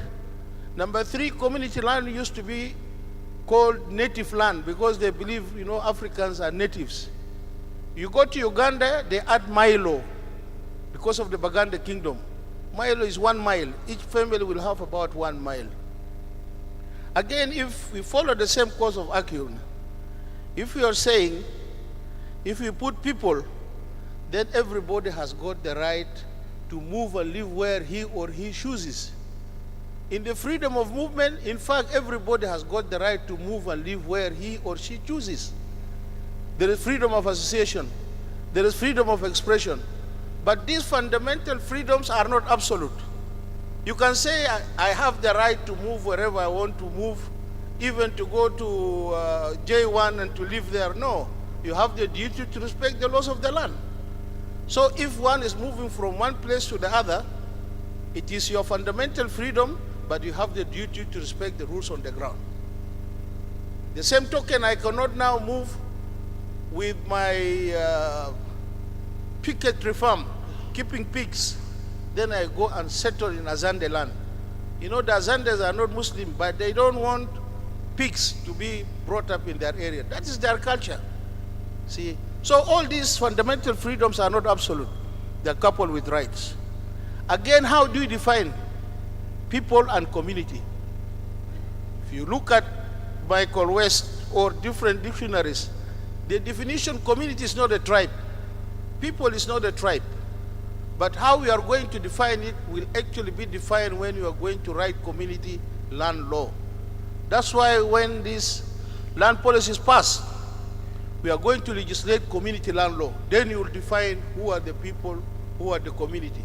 Because if you say the land belongs to the community, which community? In every state you are going to have your own land act.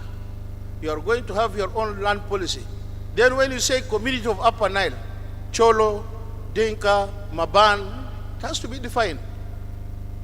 So I think we are still following the argument. That's why when the land policy is passed, we legislate what is community law. Then all of us will define what is community. Have they the right to sell token and become rich at the expense of the people? Are they supplementing and taking the place of the government, or they are part of the traditional authority? All this will be actually defined by law. Number two, when we say land is owned by the people of South Sudan, you don't stop there. You read the provision up to the end. Land is owned by the people of South Sudan, comma, its usage shall be regulated by the state in accordance with the law and the constitution. Which law? We are going to have community land law. We are going to have a new local government law so that we define who are these people. Registration of land to be tailored, to take care of the poor. This, I think, people who work there, they know. You cannot give somebody who earns 1,500 a month a first-class plot. He will not be able to pay the registration. So you have to measure. That's why when you fill the form, they know where do you work. They will know your income. So that you don't give him a first-class plot, he cannot afford to pay the fees. If he is unable to pay the fees, how is he going to pay the taxes every year? He will not afford that. That depends on the policy and the laws that will look at it. Corruption of the community, there is corruption because there is no law that regulates their work.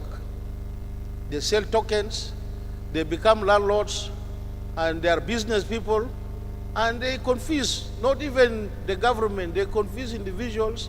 Some foreign investors are now owning land in the community, and the government is not aware about it. So when we have the community land law, all these things would be streamlined. Again, how do you access land in the community? If you look at our land regime, people say, no, you give the community, now the community is very stubborn. Even they say we don't want to open a road for you. We don't want to give land. No, the community is not free to do that. Because how the land is being used is regulated by the state, unless if the state is sleeping. The state has to come through two ways. The state has got the right to expropriate land for public interest. If you feel that this place, you want to make a cantonment or a training for the army, or that place is sensitive in the security of the country, the state shall have the right to expropriate that land for public interest. Number two, the state has got the right of eminent domain. Eminent domain is a very generic term that is being used by the state to take over land for the interests of either development, security, and all. Eminent domain. I think detail of the expertise that will be taken care of by the organizers. They will tell who is this, how many workshops, what have you done, and all this. I think they will take care of that. I think this is what I would like to share with you. But you are rest assured, every citizen of South Sudan has got the right to move where he or she wants to move. But it's not an absolute freedom. It is coupled with responsibility and duties. There is freedom of expression. You have the right to, they say freedom of speech. It's not freedom of speech. Freedom of speech is not the right term. It is freedom of expression. You have the right to express yourself in whatever way you want. But you cannot express yourself to insult the government, to insult the people of the hotel, because you have the freedom of expression. No, it is not absolute. You have the duty to respect the rules on the ground. You have the duty to respect the laws of the country. So I think we shouldn't shy away from that. When we say people, it means everybody will move where he or she wants to move. And you know, the land regime is going to be very elaborate. When they say the land is owned by the people, but the usage is by the government.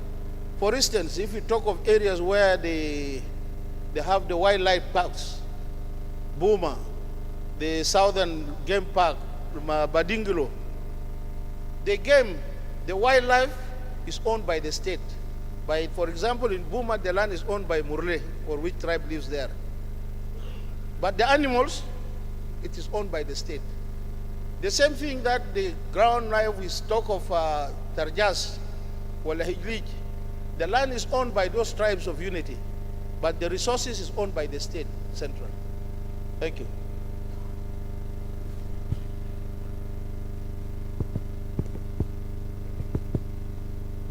Yeah, thank you. I think my colleagues have answered some of the questions. I'll try to see that I write on those ones which have not been touched completely. And if there is more explanation somewhere else, I'll add. One, I think the most easiest question I will rush to is the issue of the naming of the ministries. Yeah. At the national government, we call it Ministry of Lands, Housing and Urban Development. And at the states, we call it Lands, Housing and Physical Housing, Lands and Public Utilities. I think it is because you can see, if you're at the state level as a Minister of Housing, Lands and Public Utilities, when you look at your counterparts at the higher level, you have several ministries at the national level that you are taking care of them. For example, you have the Ministry of Water, you have Ministry of Agriculture, you see, not agriculture, electricity, roads, bridges, transport. All this at the state level are put in one position. And of course, the answer is political. Yeah, accommodating more people up there, because it used to be Ministry of Housing and Public Utilities by then. So I think let's accept it. It goes like that. It is acceptable. It doesn't create any roles, except that the minister at the state level is really heavily loaded, because you have to manage all this one. The second one, I think we expressed on it the issue of the roles and functions, distribution of the responsibilities, which you will find it in the policy a little bit more clearer, and then will be supplemented by a lot of acts to clarify and to give more powers. So policy declare principles, as we said it, but more acts comes there.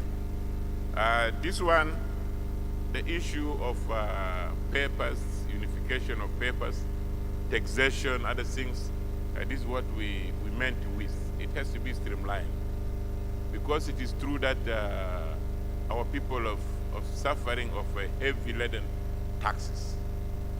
Your salary is almost 5,000. If you want to get your driving license, you have to pay 25,000. If you want to get your land title, first of all, from the community, you have to pay 150,000. And then when you come to the government also, the survey, you have to pay something nearly 200,000. And when you go to the judiciary takes 10%, which is another 100,000, you see? And your salary is only 5,000. Or the average of the salary is, a national minister, the salary is supposed to be about 35,000. Yeah. So we need to refine, we need to come back to objective, and that is why I think there is the effort even for kind of centralizing the revenues, you see, so that the limits, even when Luis is saying that the state has to go and decide theirs, the national government will decide that the limits should be between A and B. so that you don't go beyond. If you are oil producing, you feel that that is it, but this is what we expect, the limit of it. If you are a poor state, so this is the minimum that we expected, you see? So this is how things will go. The issue of land, yes, we have the three categories. The public, which is the government lands, the private, these are the people who own it, and then you have the community. In simple way, I want to say, first of all, these levels of government are one government. Whether it is the national, the state, the municipal, or the county, this is a government, by the way. So whatever owns at these levels is owned by the government of South Sudan. Any land that becomes public, you see, although it is in the state is managing it, but it is the property of the government of South Sudan. And this is where you base your GDP, whether the government is broke or not broke. You see, when you declare as government is broke, that means the debt supersedes what is it, and even when you value its fixed assets, the fixed assets cannot generate that one. But the government continues to acquire more lands, public, you see. And we don't want our government to be like the colonial one by then. The colonial can tell you that from here up to 50 miles, this is belong to the government. And whoever is there, I disregard what type of land management system was there. But now the government should negotiate, the government continue. I think in the presentation, I had something called land bank. The government always buys, you see, if you have seen the other countries, because our situation today, we are lucky, we don't have a population, but we have a land. Imagine if South Sudan population gets to 300 or 400 million, you see, things will change. We will not continue with this one. You need to accommodate. A lot of examples, even China. China is buying the land from the communities, subjecting them, you see, so that they go for meeting the urbanization and settling the citizens. So this is what I think African countries are doing. Addis Ababa is doing it. Uganda is doing it. Is buying the land from individuals, buying it from community, and saving it under the national insurance, something like that. Yeah. So that's it. But one thing with Mula, I think whether it is a federal system or it is centralized system or whatever system is there, still at the end of the day, you'll find that the upper government has a hand in those ones. Yeah. You go to China, whether it is the rent policy strategy or moving from one province to another province, it is almost, although they say communist, but if you go to America, you'll find it the same. You cannot move from one state to another state and expect to rent a house. It is not like in Juba here. Somebody can come from Eritrea and can rent a house here. In America, from state to state, you need to prove. You see, and who are you? And you have to check where you're coming from. If not, you go to a hotel, stay in a hotel 3-4 days and get out of our state. So there's no difference between the central government and so forth. But the central government, of course, is overseer and it is a regulator. Whether we are in federal system, there are other things that still remain central. The passport and other things will be managed at a different level. Driving license, land leases will be managed. But again, it is authentic. And that's why we said the land registry at the national government remains as a custodian. Because at the end of the day, if there is a dispute between you and an investor coming from outside, that investor sues the government of South Sudan. Like we have a lot of cases now. A case of Lanya, whereby people sold over 167,000 hectares. Yeah, Robert, you see? So, almost a big land. We have an issue in Bantu, you see, where some people went to America also with the big companies and sold the land. We have issues here, Bill Gates in Juba, you see. Luri, or is it Luri or what? He was having the land title. These people sue the government of South Sudan. They're not suing the state government, or they're suing the Bantu government, you see. So that's why the central government has to be responsible in this. The same also when it comes to the issue of defense of this territory. It's the responsibility of the national government, you see. So for me, I look at the government, whether it is under federal system or it is communist or leftist, where it still things remains central. Most of the questions have been asked, but the issue of the community, which is bothering us a lot,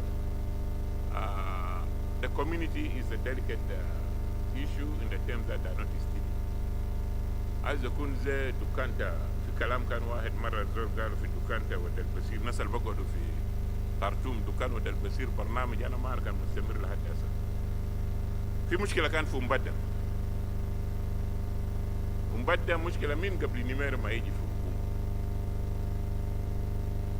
مهدي بقول له واتحق، خليفة بقول له واتحق، وما أعرف ناس شنو ده بقول له واتحق.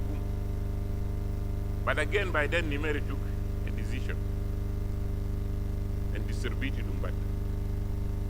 فجماعة عندنا بقول يا أخي نعمل كيف؟ واحد قال لا تعرف نكون له لجنة عشان نلجي نقول. So with our communities today, our chiefs used to be respected, but because of the issue of the land, people are throwing away chiefs every day because they want it to have this access to the land. When a maniji, they will never respect the previous one. They will say, that fat mazol, that. No, people paid money. People have lands. And of course, when the Survey Act is out, you are not supposed to move with the city line. And in a system in Sudan, South Sudan matala min blue. In Sudan, you will never move a city line. A surveyor should put mahal. Ma got legal authority from the government. You cannot amend a planning, the Physical Planning Act, which I referred to, 1996. At the state level, you have the town planning and physical. These are the people who prepare. Like in Mushgal City Council, wala Payam, wala Buma, ije gayer fi Kharita. Even when I was a minister, I have to go to Khartoum and get the maps of Juba from Khartoum. Leila anno masalan mahal bakullo bangora kida min khorda khasa da foku magabir la lahadi tamshi kida lahadi Jebel Kujur tamshi wara Jebel Kujur. It was given to a company called CCC. Indum land lease indum everything. Tamsik mahad bagadi kullu le mina tababur la. The kullu le CCC lahadi Juba Bridge. We have to get to the council, to the office of the president, Bakri Hassan Saleh, and I had to convince him that no, we are cancelling all this. And he wrote, we came back, and that is how the army relinquished this. But after relinquishing, yani nas wallahi ya kitaraf tarabare minin laini da tajidena tajidita. You see. So the whole thing is in the, let us respect the government, and that is how we distributed that area, but it is not that one. Otherwise, as I mentioned earlier, there are people holding papers. They will come. Bill Gates one day can come if his son became married. Government of South Sudan, this is it. If you are not dead, give us $50 million, $1 billion, because you took money from us. But these are the challenges where you need to streamline. The government, central government must know what the state is doing, and must know what the county is doing, and must know. And these people also must know that they've been washed. Lanu, as the land is concerned, and I've been in this sector, the state Bagul central government mind to hack. By the show community Bagul state the mind to hack it, a wazir mind to struggle. Okay. There's a gun in the community. But then in the communities are too. There's some communities, by the way. The matter, Denkabor Benarif, Denkabor, Baria Kuna Benarif, Baria. Lakini as a beginner, Narif, Abuab the Kul. But we need to put our country in order. We need to see. So, These debates are very essential when you conceptualize it and you come and look into the land policy. Even if it's not carried forward, you go back again, you try to look at the hazards. You will start seeing that with a good eye, with a keen eye. So these are the few things that I would like to add. Otherwise, generally, I can say we have answered the questions. Ile Leon ana nesidma anama katabta kalamak tihi. Aga commentary. Okay. Yeah, but the rest, I think the questions we talked about it, and others which are not answered, it is not a problem, I think, but people may have taken it here. Otherwise, you need the land policy to regulate natural resources, to regulate investors. By the way, the investors are very intelligent people. The first thing, if you go outside, maybe my colleague there would have talked. بسألوك توالي يا أخي السياسة تواتها حقتكم شنو؟ Do you have a land policy? What does it talk about the investment? Okay. Maratu Mongoro, إذا ما عجبهم, a big investor will not come. عشان كده زي جبال روبرت قالوا, the people whom we have here, they're not investors. They're Joe opportunists. They grabbed opportunity. ما في زول من برا جاب 15 مليون دولار هنا. All these Lebanese ما في زول جاب 10 15 مليون دولار من برا. كان جاي يمكن جاب 20 30 and then they got. So you need to have a land policy which directs and can bring the real investors and then we benefit behind them. Otherwise, we'll keep on staggering like this and will not make a good process. معلش أنا ونست كتير لكن I try to cover. Adjombo, I think if you have some, I think there was a question thrown to you. Yeah, but the rest are very simple. Thank you very much. There was only one question that was asked of me, and I actually discussed it a bit with the honorable member of the Traditional National Assembly over the lunch hour.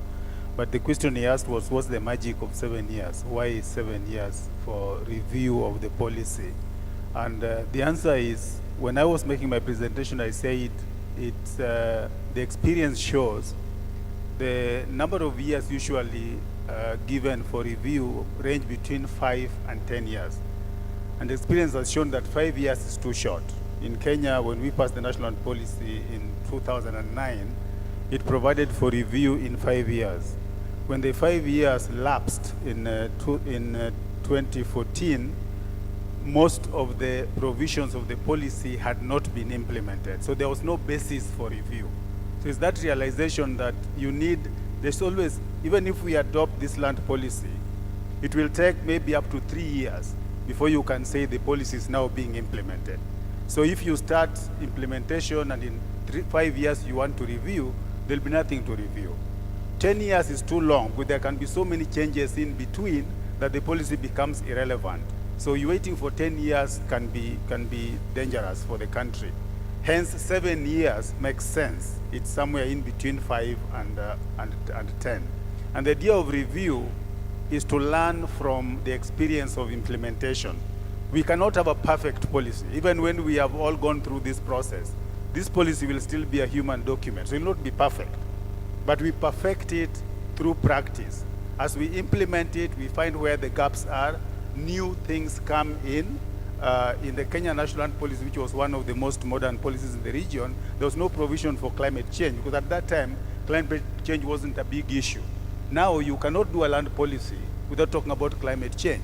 So those are the reasons why you review. So I think that is my answer to you, honorable member. On this conversation, I think I just wanted to say one thing. The questions we are asking show why we need a land policy. All these questions actually demonstrate the need for a land policy. Because the problem, the challenge we have in South Sudan is that we have a plural system that doesn't have a policy that helps to coordinate or to integrate the system. We have a system which is, when some of the people here talk from the states, you hear them talking with the land policies of the Khartoum in their mind. Because a number of people were worked under that system. And That's the system they have in their head. Between 2005 and 2000 and independence, the 2009 legislation was enacted, which was an attempt to move people away from the Khartoum regime into a new South Sudan regime. But that act was passed without a land policy. And some of the questions being asked here, for instance, the ideas of community and people and sovereignty, which Dr. Honorable Kaya speaks about, demonstrate the challenges of implementing the Land Act. Robert says the Land Act has not been implemented because it was a pre-independence legislation. That is true. But even during the period up to independence, it was not implemented. And part of the reason why it could not be implemented was the fact that we didn't have a policy framework that enabled us to reconcile what is in that Land Act and the reality on the ground, which was governed by the legislation from Khartoum.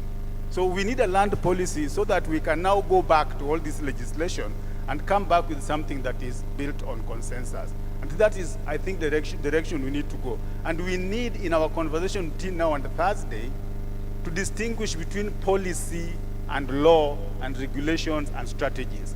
A lot of the questions that we are asking can only be answered by a law. But we need to have a policy first so that we can have a law that is in accord with the vision we have of the land sector. So let us focus on that. That's what the professor at the back is saying, Professor Wani is saying. Let us focus on the policy so that we have guidelines, and then we can go back to the law so that the questions we are asking here can be answered more concretely. Right now, whatever answer we give, we have variance because we don't have a shared vision of what the land sector is. Thank you.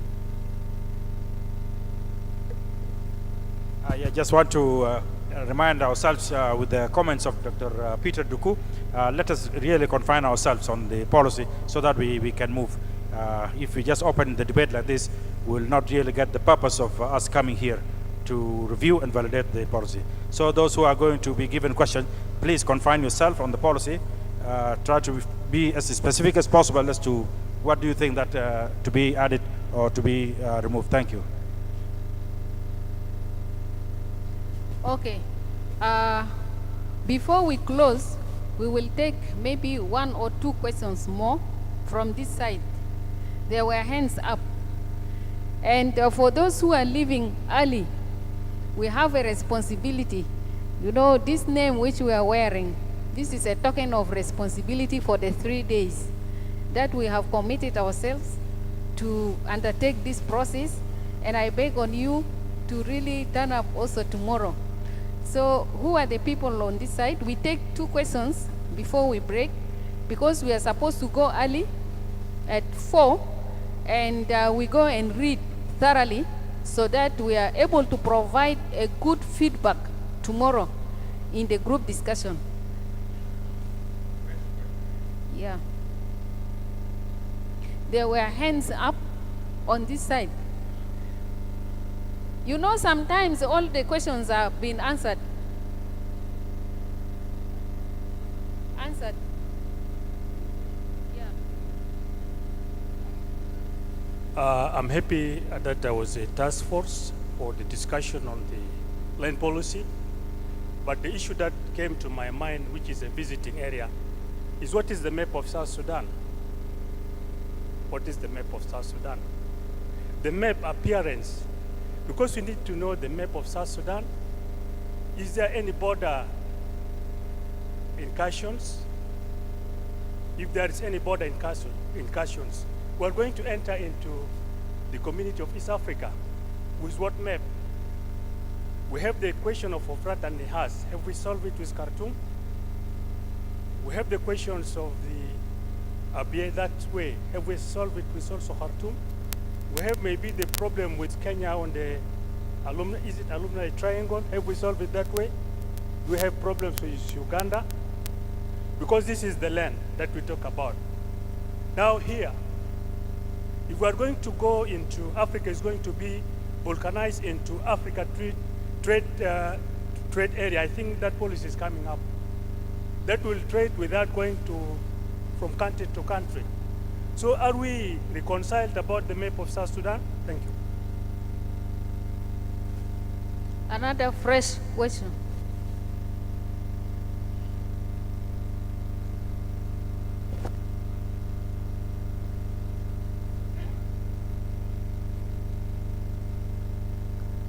Okay, let protocol be in place. Mine is not a question, just clarification for what we have, what's supposed to be done today. I'm called Charles Joseph, Administrative Officer. Maybe this is the second time to attend this workshop. I hope from the organizers, we're supposed to get full information or to digest full information about what's supposed to be done today, because we came here to validate the national land policy, which have already organized and in our hands. And we will not be able to answer more questions unless we go through it and then know what is inside, so that we can be able to add if we want to add, and then if there is any comment, then we'll be able to comment on it. That is why we are keeping quiet, because we know some chapters here. But to present questions need a time, or the organizer is supposed to read at the first abstract of the first draft for the these documents, so that we could be able to find out which is which and how we can be able to add and what question supposed to be. Thank you.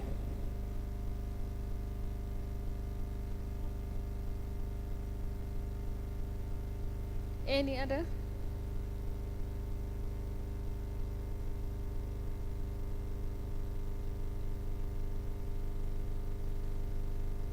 Yes. I'm Flora Gabriel, Protocol Fi Mahallo. I just wanted to talk about, you know, in Juba and other towns in South Sudan, we have illegal land occupation, and this needs to be addressed by all the stakeholders and in the right way. I'm asking here for the establishment of the separate land court to better the administrative of the land. Here I wanted to know if we need to have a separate civil court. Could it be in the county level or the state as a state government? I wanted to be clear in that. Thank you. And this question, I think it goes to Robert Benjamin, the Land Commission.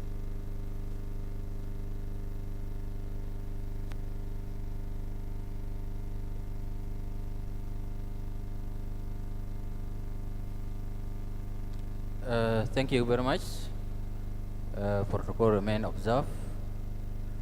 My name is Paul Gak, DG for Housing, Land and Public Utilities, Unity State.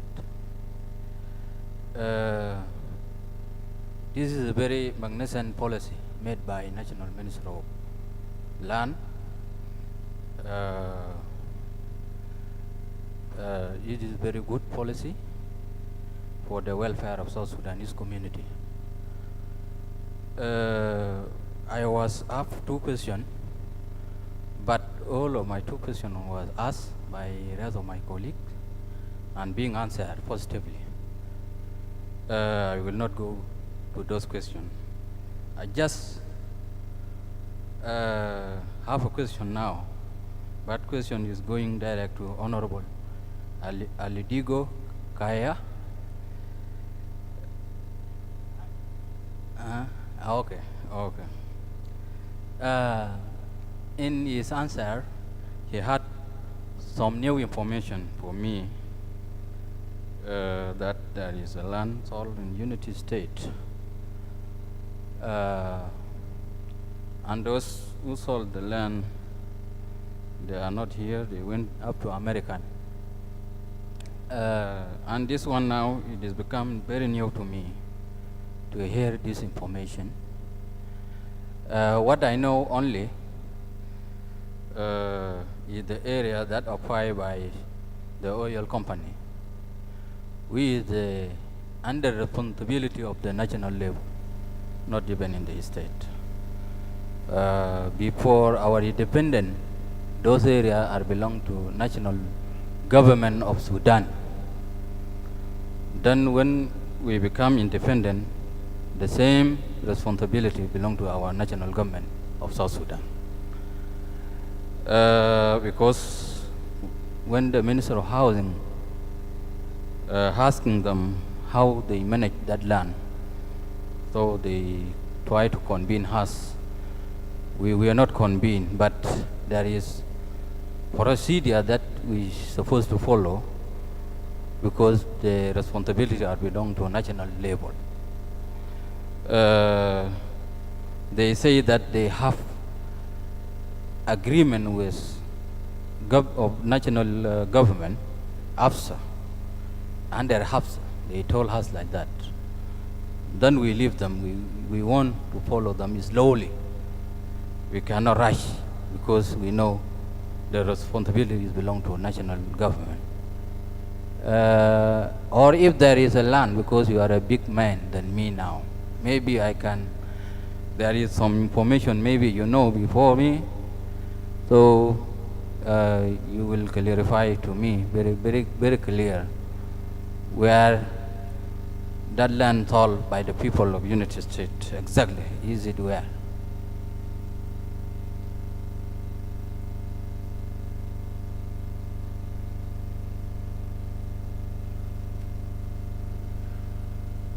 Thank you so much. My name is Moga Anthony.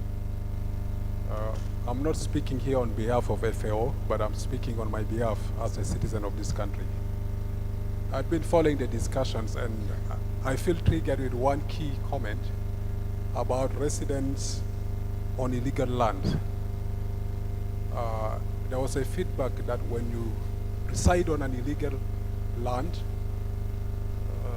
is not acceptable by the law. And as we are doing a land policy, I think everything starts from a scratch. Before this land became legal, how was it? I think it should be something we should contemplate and find a better definition on that.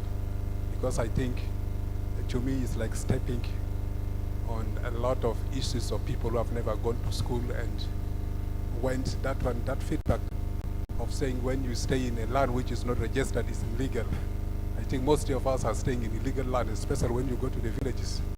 So as we are adopting a policy, I would request if the forum can discuss and elaborate more a little bit on that area. And then there's also a comment on the issue of the registry, which has to be moved from the judiciary to the national government. On my opinion, I would recommend if we can discuss actually within this policy to think about decentralizing the system instead of centralizing it. Thank you so much. But rather the government of the state has exploited the community for its own benefit. For example, the community leaders come and without guidance they say we want a land surveyed, then quickly the ministry runs to survey it. And when they run to survey it, they give the tokens to them to distribute as they wish. Contrary to that, the ministry should have had a very, very good land planning policy itself, within itself, and then followed this policy. I really hope that our policy here that we are working on would have this component so that the government will not exploit the weakness of the communities themselves. I'm saying this because I've done very, very extensive research on land in Juba County and then Juba City itself. And then I know the root causes of some of these things. So if the people of Juba County tomorrow discuss, as we said before, we are coming here for input rather than just asking questions, they should come back with questions or inputs into the policy which will guide all of us for the whole South Sudan. And then, as James here said properly, in Uganda, the land registry or anything to do with land was centralized in Entebbe for a long, long time. I grew up there myself and I know Uganda really well. But now it is being decentralized into the districts. But still, as the Undersecretary correctly said, the major cadastral registry is still in Entebbe. They are led to perform all the activities they can to do with their land, but the central land registry knows something about it. And then this definition of community, by the way, is a very complicated thing. From my research, the problems we have in South Sudan now are because of misinterpretation, exploitation, and then a number of things to go with these words. So some people are actually exploiting these words. They are misinterpreting for their own good. But it would do also very good for the sitting here, for the gathering. Instead of asking questions, they should contribute. What do they want it to look like?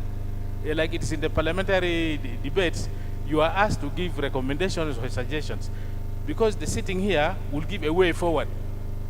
And then the way forward will take your views into consideration. And then maybe the ministry and the technical team will refine it to suit your own worries. So asking questions itself alone may not help very, very much. This goes the same to the land belongs to the people of South Sudan. The chairperson of the commission gave his definition, but what do you think should be your definition? Instead of complaining, what do you think about it? Then this will be filtered to satisfy all of us. But keeping on complaining, because this is the trend in the whole of South Sudan, it will not help us to complain full time. But instead, you become part of the solution by giving useful suggestions. I would think that this is the commentary that I would like to give on some of the questions that arose from the ground. Thank you. Thank you for the people who asked questions. I think we are moving very well as far as the discussion is concerned. And that is why the organizers have decided that we use the rest of the afternoon to brainstorm and brainstorm, so that when we don't hurry for the group formation. And when we go from here, everybody is tasked to read in the evening. And when we break out for the group tomorrow, you now know how to move, and you will bring out inputs tomorrow. And I think with this, we have to close the questions.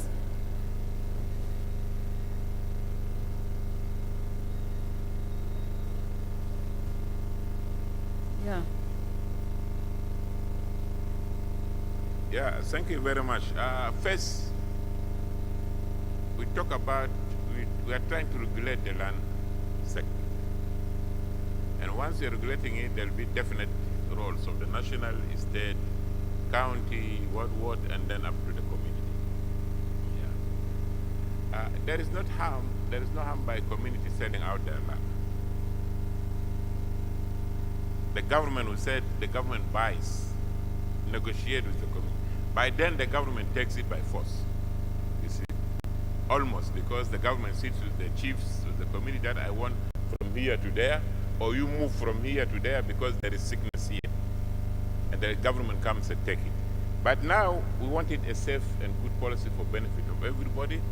So, but the government should continue buying it from community. So this buying sometimes may not be that cash, but what are you giving in reward to the community? So it is not a crime. The crimes comes, especially the direct selling of a land to a foreigner. For instance, you see, the government would like to deal in a controlled market. You see, so that's it. You are young, but you are in a big ministry, and I refer you to look at the reports of mass grabbing lands in South Sudan by those of Parasat, and also partly by the Security Council. You'll find all these things documented, and who are the people involved. So I don't want to say who are the people involved. So you may get it. It is not only that one, but research has been conducted widely, especially from 2011 and so forth. The other, I want to help the other colleague, who is that, Charles, I think. Malesh, today you might have got these documents late, maybe. But these documents were sent earlier to all the invitees. Yeah, the people from the states, they got almost 3 documents to everybody participants. and one decides. And you are right, then you have to double your effort to go and read tonight and focus on it. So the session for today was to brief you about the whole process and then maybe gear you towards something. The rest, when you go to the group, I think it is your contribution that we like to receive much from you, and that's why some of colleagues are saying, if your questions were directed directly to the documents, would have benefited much. But again, it is not bad. The preliminary. These questions will come, all responsible questions, we honor them, and then we filter them also. If there is an area that is missing, I think we'll put it inside. But it is better that you come here and you go back well-informed and knowledgeable. Thank you.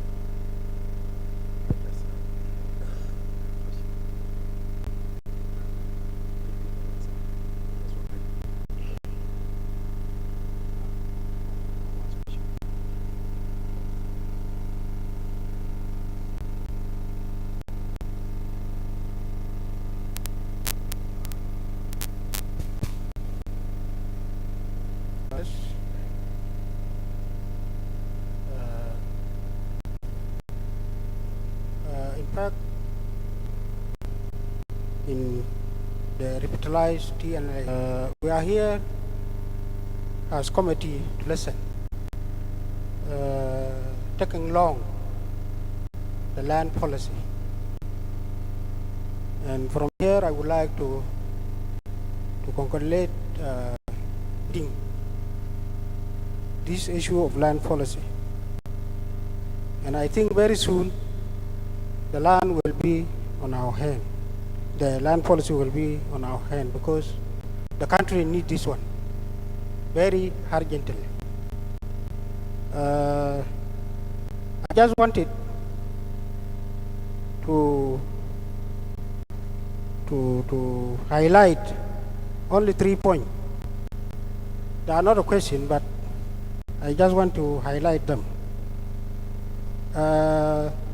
Honorable Alekaya has put things very well, that we are not a young country.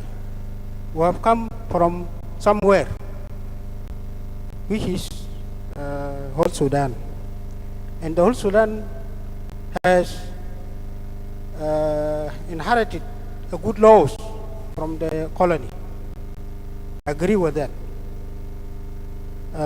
One of the good examples, there was an issue of agricultural land, lease for agriculture. The land for agriculture in the whole, in the era, land for 18 years to cultivate, to do only for agriculture, not for building or other business, for 18 years. But after, I don't know what will happen after, but you can use this land for 18 years. And this one is very good. I'm not sure if it is reflected in this policy. Other thing that delay this policy, only I don't want to say only one sentence, but very few praise is about land belong to people of South Sudan. And then my friend Robert knows very well. And then the issue of land belong to community. These are the two things that delay the land policy. Otherwise, the others, they are okay. Since we started, some of you that are saying 15 years, 17 years, and a good number of years was spent. Even the one was said about in Djibouti, people are saying this is very good policy, but it is still a drop. We are still putting more input, and they are saying it's good. So Finally, I want to just to confirm if our very mayor is here. And I've seen the Honorable Minister of Central Equatoria is here. The issue of land lease in Juba. In other Nani state, I think this one was not working properly, but in Juba is working very well, the land lease. For 15 years, for 20 years, for 25 years, I don't know where it will end. But the very thing now is coming up. People are leasing land between the residences, leasing land for fuel station. Where I'm staying now, in Abailip, they brought fuel station between the houses. I don't know. What is that? Otherwise, I have to thank my colleague from the state. All of you have spoken very well. And also, our leaders also, they have put things very well. And I want to say from here, when this policy comes to the parliament, it will not take long. Thank you very much. Okay, now we are coming to the end of the session, question and answer. But before I hand the mic to the presenters to finally conclude, I want to finish my part. I want to thank all the participants for the questions which enrich the debate. And I also want to appreciate the presenters who really responded to the questions adequately. Before I hand over to the high table to answer the final 2 or 3 questions and close for us, I will give my colleague George if he has any announcement. But on my part, we have not yet finished with you. Tomorrow, we are going to come for group formation. And as my colleague there said, and that is the real validation, will begin tomorrow. Today is just brainstorming and understanding the different aspects of the national land policy and the emerging issues. So you go, please, go and read, find time to read, so that tomorrow we have a real contribution to the document, and you will go into groups and you will digest. And I will give my colleague if he has any announcement. Thank you. Let me say it in Arabic. ده إعلان logistics لناس نرجو من الولايات و administrative areas. الحمد لله باقي الوفود وصل، بيبور وصل وروين وصلوا، بس عشان هم تعبانين أنا شلتهم طوالي للهوتيل. هم هيجوا يواصلوا معنا بكرة. طبعا هسه بعد شوية هيكون نهاية، ناس ماشيين للهوتيلات.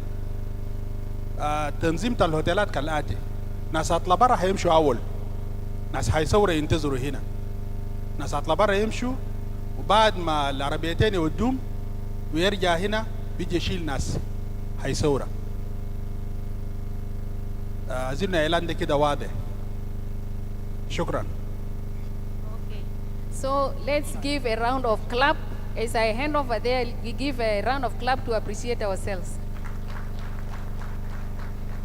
Thank you. Now I hand over to the high table to respond to the final questions and then the closing. Thank you. Yeah, I thought we'll reply and then we give it back to you to close now. I will just go straight to the issues raised. With regards to the point raised by the Honorable Minister of Infrastructure in Central Equatoria, this will be part of the recommendations. It will either be put by the ministry here to the Ministry of Legal Affairs to raise it as a memo, because we had one time recommended at Independence that we wanted a court specialized for land issues. But I think people were preoccupied with the Independence, they didn't touch it. So it is either the minister to raise it, which is to the concerned authority, the Ministry of Justice. If you raise it, even if you raise it to the state, the legal system is centralized. So I think as part of recommendation, because they will be at different levels, maybe the High Court, they will have their own line of structure from the trial court going up to the High Court. That will be very good. My young brother Paul Gag, I was just Googling. You write the case of Philip Hellback, a U.S. investor. If you Google, they will give you the details. You just get it. I got it while we were discussing here. It's just for our own, consumption. It's Charge Management Group Limited, Leach for Agriculture and Investment, but Philip Hellback. I think Duku put the right thing. We are enriching the document. Nobody is perfect. We want this document until we are all satisfied with the land policy, whether definition, whether we call it the land belongs to the community or it belongs to the people. We want which is convenient for us. Because when you are choosing, if you read the House of Nationalities, where they came to 64 tribes, they named all the tribes, even there were some tribes by then that we didn't know about them, but they were all put in. But let us look at the right definition which will suit our interests. It's not very much an issue. Finally, I thank the group from the Standing Committee of the Assembly for being with us the whole day. And these are going to be the custodians of the document. Yeah. I hope you'll also attend with us, because once we hand it over through the ministry concerned to the Council of Ministers, goes to the Parliament, they will be the ones to run it. We'll only follow up with them, so they are very much important. We have today opened hurriedly, even we forgot to pray to our Almighty God. But no problem, we'll close it so that tomorrow we'll open a new page. And we are all very thankful for your patience. The manner of deliberation, the spirit is actually very high. I hope the same spirit you will take it to your states, administrative areas, so that we develop a very comprehensive land policy for South Sudan. I hand over the mic to the Honorable Secretary. Yeah, شكرا جزيلا لهونربل MP اتكلم عن اللاند ليز تايب للاجريكلتشر كان في السودان. عشان كده حقيقة أنا كنت هنا جينا من بلد بقوا كله قوانين، بس وقت جينا هنا رفضنا القوانين ده بس لأنه فوق جمهورية السودان. ففي السودان زمان صح حتى في الريسيدنشال ارياز تلقى ده 49 سنة ده 33 سنة، وبعدين في أحياء كان بنادوا درجة رابعة ده بيخلوا ل almost to the local government زي ناس كاسافا كان ده محطة انتظار، فبخلوك يمكن تقعد فوقه مدة 15 سنة وحكومة لكن بيجي بشيل بعمل تخطيط. الزراعة كان في السودان زمان السودان بحدد مشروع وين وبعد ذاك بيجي بيدخلوا ناس في المشاريع ده، يا انت خشيت بنظام تاع الشراكة ولا حاجة تانية، لكن فوقه human settlements. I'm so proud during our training في University تاع جامعة خرطوم we were taken to almost these big schemes. جينات بعدين في واحد اسمه فاو ده في بعد ميدان انت ماشي لبور السودان، والدمازين ده مشينا فوق، لكن مشاريع ده بدهم ناس رنج. عشان كده بتلقى اللان ليز كان بيجي من خرطوم ما من جوبا هنا. اللان ليز بتاع الاجريكلتشر حتى مشروع ويل بدوك يقسموا لك من خرطوم وبدوك ب 18 سنه ده لانه هدف بتاعته الزراعه، لكن حكومه يمكن بعد 15 20 سنه ده هيغير البتاع ده. وانت في الزراعة يمكن وقتها ده degrading or something like that. فمشاريع المعقد ده 2 مشاريع جنيد وفاو لانه دخل فوقه aspect human settlements. يمكن ده كان بغير التن. انا remember when we were still students people debates about how this tenant system going to be. لانه ناس قاعدين بولدوا انت قاعد في جو مشروع ده 20-30 سنة. ف this is what we needed to do. برضو في حاجة مهم جدا جدا ال water view. It became also an international concern now. All the water views has to be public. يعني محلات ريفر من نمو ماشي لحد إذا خضراء ولا وين هناك في حدودها كان هناك وأنهر تانين ديل مسافة 60-70 أو 100 متر must be public. وزمان كان بيخلوا لك كأرض زراعي. وأرض الزراعي ده كان مشاريع ده كله مع ناس ده جنب فوتبول ستاديوم ده البنوا فوقه هوتيلات ده بتجددوا كل سنة with the local government. ليه؟ لأنه حكومة بيجي لكن جاء decision of UN now إنه the water views has to be public. شفت كيف؟ public من نواحي كتير. أولاً ده الصحة. أنت لو مشينا هسه ده هنا بنانا شركات ديل في شركات بغادي في قنبة هناك بتدفقوا نيتروجين في المويه. هوتيلات ده بفضوا كل وساختكم في المويه. ويمكن ده إذا جوا براه بور and so forth.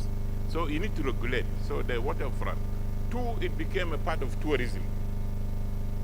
You cannot have a city like, let's take Juba for example, a city which is getting almost over 1.5 million people now, and then they don't have access to the river.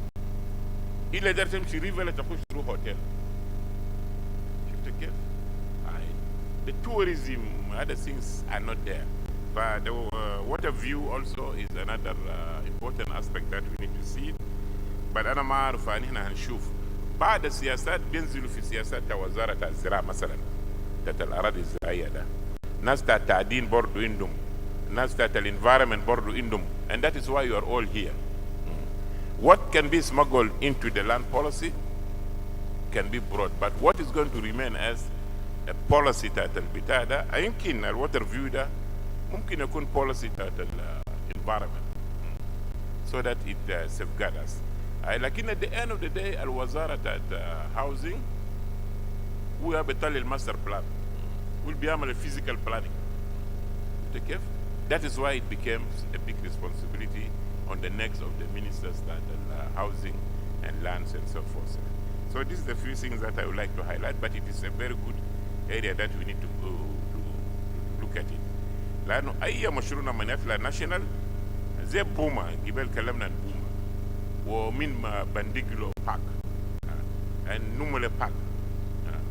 Yes, it's the land of the community, but the government has a concern there. كيف؟ فطوال المفروض land lease يطلع يمكن باسم بتاع wildlife again. So there is no shortcut. We cannot leave it like that. بكرة بعد بكرة نقعد نعمل فوق مشاكل. Thank you. شكرا يا جماعة for the patience. من الصباح هنا قاعدين هنا. خاصة our delegates, we are really very thankful for the seriousness, starting from your journey back home until you arrive Juba, and we are here together since morning up to this late evening. The real workshop ببدأ بكرة. The real validation work will come tomorrow, where we are going to break down into groups ونجي نناقش and criticize and put down what we have found in the document. So I urge you بالله معلش أتعبوا 3 يوم أقرأ even 2 hours. You read the policy, put down your observations, and بكرة لما تيجي تقعد في الجروب you discuss your things. The group work is very good really. لأنه الناس بقعدوا round table ما في leaders, then you come up with your views. لو خلينا كل زول براو في ناس ما بيتكلموا كويس. في group also you challenge yourselves, then you agree on what you are going to present, and what you present is what we will take on. After that one we will take it from there. For here I'm really very thankful, especially ناس كلهم طبعا our ministers up to this time, our Director Generals, our directors, state delegates, the media who have been with us here this morning, civil society, and the protocol in place.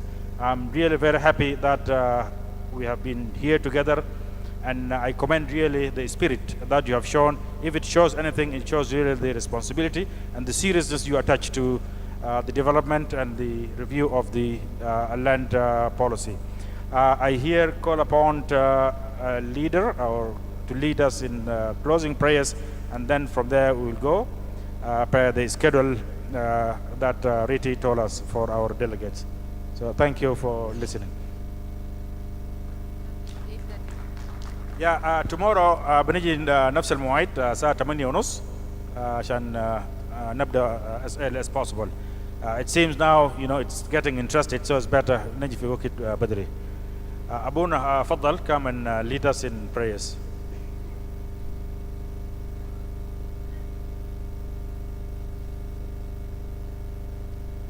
Thank you. Once again, my name is Engineer Frank John Aruna, Director from Western Equatoria State. So I'm also the Reverend Father Frank. So can we stand up and pray? So we start our prayer by the name of the Father, the Son, and the Holy Spirit. Let us pray. Loving Father, at this time, it has been a pleasure for us since you deliver us today and give us the cool day today, and also give us wisdom to discuss about our country so that we can live in peace and in harmony with each other. Father, we are asking you to bless this workshop and to bless all what we are going to do so that our country can also be rich like others. Father, we ask all this, and you also pass us through this night safely through the workshop for the 3 days and take us back as well. We pray through Jesus Christ our Lord. Thank you.